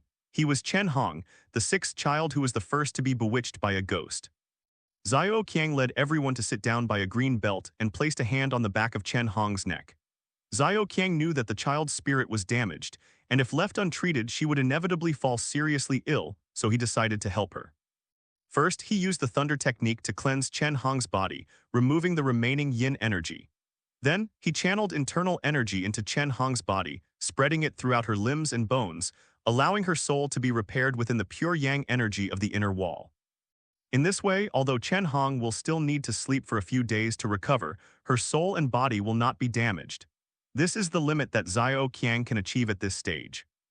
After Xiao Qiang treated Chen Hong, he asked Liu Xiaoyan to help Chen Hong back to her dormitory to rest. Upon hearing this, Liu Xiaoyan hesitated, unsure if there would be any danger back there. Thinking this, she was reluctant to take a step. She stammered, wanting to speak but not daring to, her face flushed red. Xiao Qiang looked up and saw Liu Xiaoyan's expression. He knew that the girl was still scared. When Xiao Qiang was exorcising the female ghost, Liu Xiaoyan was still outside the door. She had no idea that the female ghost who had scared her half to death was now inside Xiao Qiang's Kainkun bag. Xiao Qiang didn't want Liu Xiaoyan to know about the female ghost's revenge, so he smiled and said to Liu Xiaoyan, "Don't worry, you'll be fine going back. Your dorm room is clean now. Don't say there aren't ghosts," Xiao Qiang chuckled, remembering that his 2 lightning spells were still on the doors and windows of Liu Xiaoyan's dormitory. "I left talismans on your dorm room doors and windows. Forget ghosts for a month now. Even if you wanted to summon some kind of deity, you wouldn't be able to get into your dorm room." Xiao Qiang's words were spoken with such composure and authority that Liu Xiaoyan couldn't help but believe them. So Liu Xiaoyan thanked Xiao Qiang sincerely and returned to her dormitory with peace of mind. After Liu Xiaoyan had gone far away, Xiao Qiang led Wushwang and Shen Mo up to the administration building. The so-called administration building is the office building for the school administration, and students generally don't come here unless they have nothing else to do. It was afternoon, and it was summer, so some teachers who had some free time and weren't too busy were taking a nap. The building was quite empty. As usual, Wu Shuang dealt with the duty officer in the duty room, and the group successfully arrived at the door of Wang Guiman's office upstairs. Without Wushwang, Xiao Qiang's actions today would have been fraught with trouble. Therefore, Xiao Qiang secretly resolved to take Wushwang with him wherever he went next time. With a fairy-like sister by his side, things always went smoothly. Seeing that no one was in the corridor, Xiao Qiang took out his tools, unlocked the door, and the 3 of them entered Wang Guiman's office. Wang Guiman's office is very large, over 100 square meters. It's a square office, but not much furnishing. There's a large desk, 2 large bookshelves, a sofa and coffee table, and a few potted plants.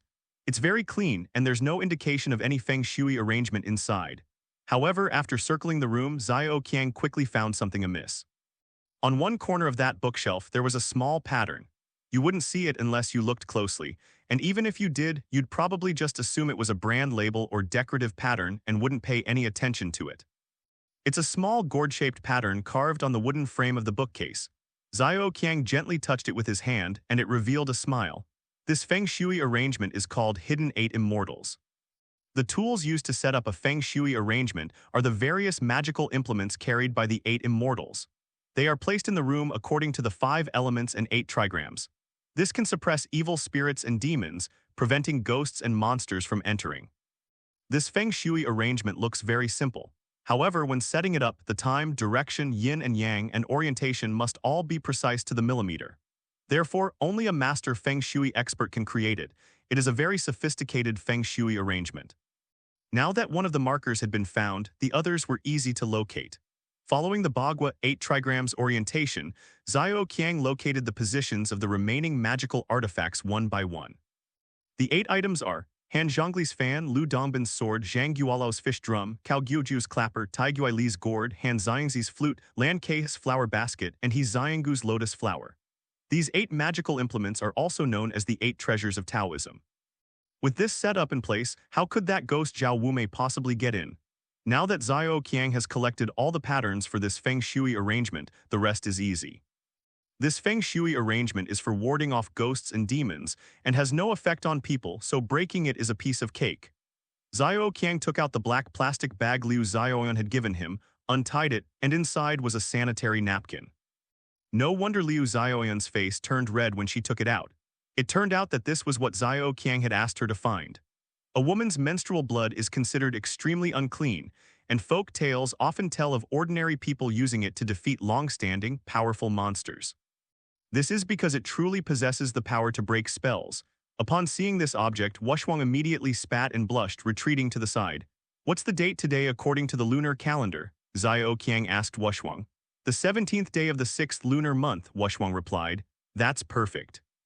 Xiao Qiang held the plastic bag under his hand, revealing a sanitary napkin, and wiped each pattern on the 8 immortals design. Then he retied the bag. That's fine, Xiao Qiang said. That's all. Wushwang was extremely surprised. Such a powerful feng shui arrangement was broken so easily. Until the full moon on the 15th of next month's lunar calendar, when the moonlight cleanses away the filth and restores the dark 8 immortals formation to its original function, Zhao Wumei will have 28 days to take revenge, which should be enough. Xiao Qiang said, taking out the locust wood plaque from his Kaiyankun bag. Now that the feng shui arrangement of the house has been broken, there's no problem for Zhao Wumei to reappear in the house. After taking out the wooden plaque, Zhao Wumei immediately revealed himself. To everyone's surprise, the spiritual energy inside the Kaiyankun bag was so abundant that Zhao Wumei's spirit body recovered to an extremely refined state in the short half-hour she remained standing. Zhao Wumei, standing before them, could see not only their own inner circle, but also Wushwang and Shen Mo. The summer heat was intense, and even though no one was in the room, the curtains were drawn to block the dazzling sunlight. As soon as Zhao Wumei appeared, she knelt down in the shadows of the room facing the wall. Now everyone can clearly see Zhao Wumei's complete body. It's just like a real person. Zhao Wumei had a beautiful face and a graceful figure, but tears streamed down her face. She had been trespassing through this house for over 40 years, suffering countless injuries in the process. Today she had finally entered. Zhao Wumei bowed gracefully inside the house and said to Xiao Qiang, "Immortal Master, your kindness to me is like giving me a second life. In my next life, I will surely repay your great kindness with the utmost gratitude." Zhao Wumei spoke these words with utmost solemnity, each word carefully chosen. Clearly, he was extremely grateful for the kindness shown to him by his neighbor. Good and evil will ultimately be rewarded. This is the way of heaven, and it is not my doing alone, Xiao Qiang said. Now that you have taken your revenge, do not harm the innocent. Quickly reincarnate. Zhao Wumei knelt on the ground and repeatedly agreed. As Zhao Wumei's figure disappeared into the bookshelf, Xiao Qiang and the other two also left Wang Guiman's office. After leaving the university campus, Xiao Qiang, Wushwang, and Shen Mo got into the car but remained silent. In this world of mortals and demons, such people and such ghosts leave one speechless. After a long while, Xiao Qiang suddenly smiled and asked Shen Mo, "How are you feeling today?" Shen Mo was silent for a moment before speaking. "If you acted like this every day, I wouldn't mind being your assistant forever." Xiao Qiang laughed. "Today I stole someone's file, broke into their house, and disrupted their feng shui. You have no objection to what I did." Shenmo sighed deeply, not answering Xiao Qiang's question but muttering to himself, "It's a pity I can't witness Zhao Wumei's revenge." Wushwang didn't speak, but simply placed her two delicate pink hands in Xiao Qiang's palms, letting him hold them. Xiao Qiang felt a warmth in his heart and his mood improved a little. The group returned home and the night passed without incident. The next day, Liu Xiaoyan, along with her 5 roommates, arrived at Xiao Qiang's house in a large group to thank him. Each of the 6 girls carried a large pile of gifts and food, which filled a large area of Xiao Qiang's living room, creating a spectacular sight. Liu Xiaoyan knew part of the truth, but she didn't tell her roommates everything. She only told them that Xiao Qiang had driven the ghost away. From the part where Xiao Qiang and the others went to the hospital to look for 616, she never told her roommates anything more. The fortune teller was especially embarrassed, because this whole thing started because of her, so she repeatedly thanked Xiao Qiang. Xiao Qiang then took the opportunity to explain the dangers of haphazardly invoking spirits. He also kindly told the sorceress that if she really liked this, she should pray to the gods more often and do more good deeds. It was better not to get involved in these messy things. A group of girls made a ruckus at Xiao Qiang's house for half a day, and then they all dispersed. The following day at noon, Liu Xiaoyan received a news report on her phone. It said that the previous night, Wang Guiman, the vice president of XXX Medical University, had gone mad in his office. This morning, security personnel discovered that the vice principal had been in his office, biting off his own hands and feet piece by piece and swallowing them. Wang Guiman was subsequently taken to a mental hospital for treatment by the arriving police. Liu Xiaoyan didn't say anything else. It turns out that Zhao Wumei didn't kill Wang Guiman, he only crippled him and drove him insane. It seems Zhao Wumei is now content and ready to be reincarnated. It seems this matter has been resolved satisfactorily and everyone is happy.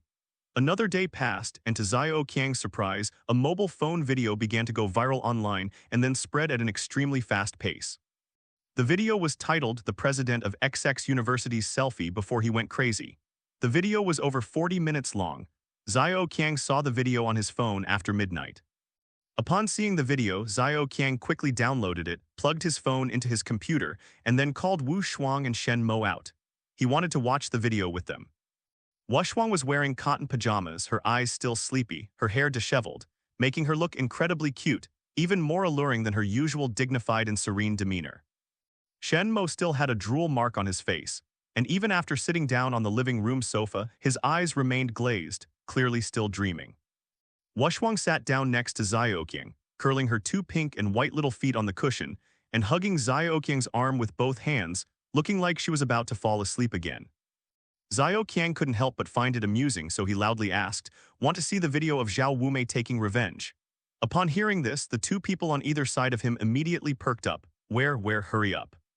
Especially Shen Mo, this usually quiet and tough guy, is actually quite sensitive and emotional. After learning about Zhao Wumei's ordeal, he was always bothered by not being able to witness Zhao Wumei's revenge. Now that he heard there was a video to watch, he was overjoyed. Xiao Qiang pressed the play button on his computer and a video started playing. First, the screen was completely white, then gradually the brightness returned to normal. On the screen was a table. The initial white light was actually from a desk lamp. The lamp was on, clearly indicating it was nighttime. The screen also showed items like a pen holder, keyboard, and ashtray, things Xiao Qiang and his two companions were very familiar with. This desk was in Wang Weiman's office, the one decorated with the Dark Eight Immortals, a reference to a set of hidden desks. This is it, Shen Mo whispered, as if afraid of disturbing the person filming the video. Then the screen shook, and the phone was flipped 180 degrees. On the screen was an old, square face, impeccably groomed, with his hair neatly combed back, exuding an air of official authority. This must be the utterly depraved Wang Weiman. At this moment, Wang Weiman looked extremely panicked, his expression as he looked at the camera as if he had seen a ghost. Although it was clear from the screen that he was holding the phone used for filming, his fear at that moment made it seem as if the person holding the phone was a vengeful ghost. Then the screen suddenly stabilized, presumably Wang Weiman's hand, which positioned the phone at a suitable angle for taking a picture, resting it against something on the desk. Then, Wang Weiman picked up a pen holder from behind the screen and started rummaging through it. Throughout this process, Wang Weiman kept muttering something, the content of which was unclear, but it was clearly a woman's voice. Wang Weiman's eyes were filled with utter terror. It seemed that the only thing he could control now was his own eyes. Then Wang Weiman finally took a pen out of the pen holder, a fountain pen with a steel nib. Wang Weiman stopped his incoherent muttering, looked at the pen in his hand, and a knowing smile appeared on his lips. But at this moment, his eyes were filled with terror and despair. These two features with such drastically different expressions appeared on one face, making it look incredibly eerie. Then, amidst Wang Weiman's muttered, chuckling words and the endless fear in his eyes, he took a pen and began to write on his forehead. Yes, it was drawing, not writing. Because at that moment, the pen in his hand was being held like a dagger, not a pen. Moreover, the owner of that hand wasn't content with simply writing words in ink on Wang Weiman's forehead. She wanted to carve the words she wanted to write onto Wang Weiman's forehead. With relentless, forceful strokes of his right hand, Wang Weiman's forehead was sliced open like a pie under a knife. Blood flowed down like water. Those were a few simple numbers. The moment Wang Weiman wrote the first character, Xiao Qiang and the others knew what Zhao Wumei was going to write on Wang Weiman's forehead. 616. Blood had already flowed into Wang Weiman's eyes, making them look so full of terror and despair. Wu Shuang clung tightly to Xiao Qiang's arm, her soft body beneath her pajamas causing Xiao Qiang's breath to quicken. But Wu Shuang's eyes were glued to the screen, completely oblivious. Just for this intimate contact, saving Zhao Wumei is worth it. Xiao Qiang thought happily to himself. Life is like this, I could die without regrets. Shen Mo craned his neck, his eyes glued to the screen, his fists clenched so tightly they cracked. His expression was a mixture of smug satisfaction and savagery. It was incredibly cathartic to watch. Then, under Wang Weiman's watchful gaze, tears and blood streaming down his face, he placed one of his fingers into his smiling mouth and slowly bit down. The fragile finger bone crunched and cracked under his teeth, like chewing a piece of celery. At this moment, Wang Weiman was tormented by pain and fear, tears streaming down his face. His silvery white hair was soaked with sweat, completely unlike his former upright and refined demeanor. He looked as weak and pitiful as a stray dog. Then from that mouth uttered the only sentence that everyone could understand so far. The voice that came from that mouth was Zhao Wumei's. The night is still long, let's take our time and enjoy ourselves. Then another finger was shoved into the mouth full of blood, flesh, and bone fragments. At this moment in Wang Guiman's heart, he must have been cursing this long night in agony. This damned, endless, dark, and endless night. Xiao Qiang, Wushwang, and Shen Mo watched the entire video that night.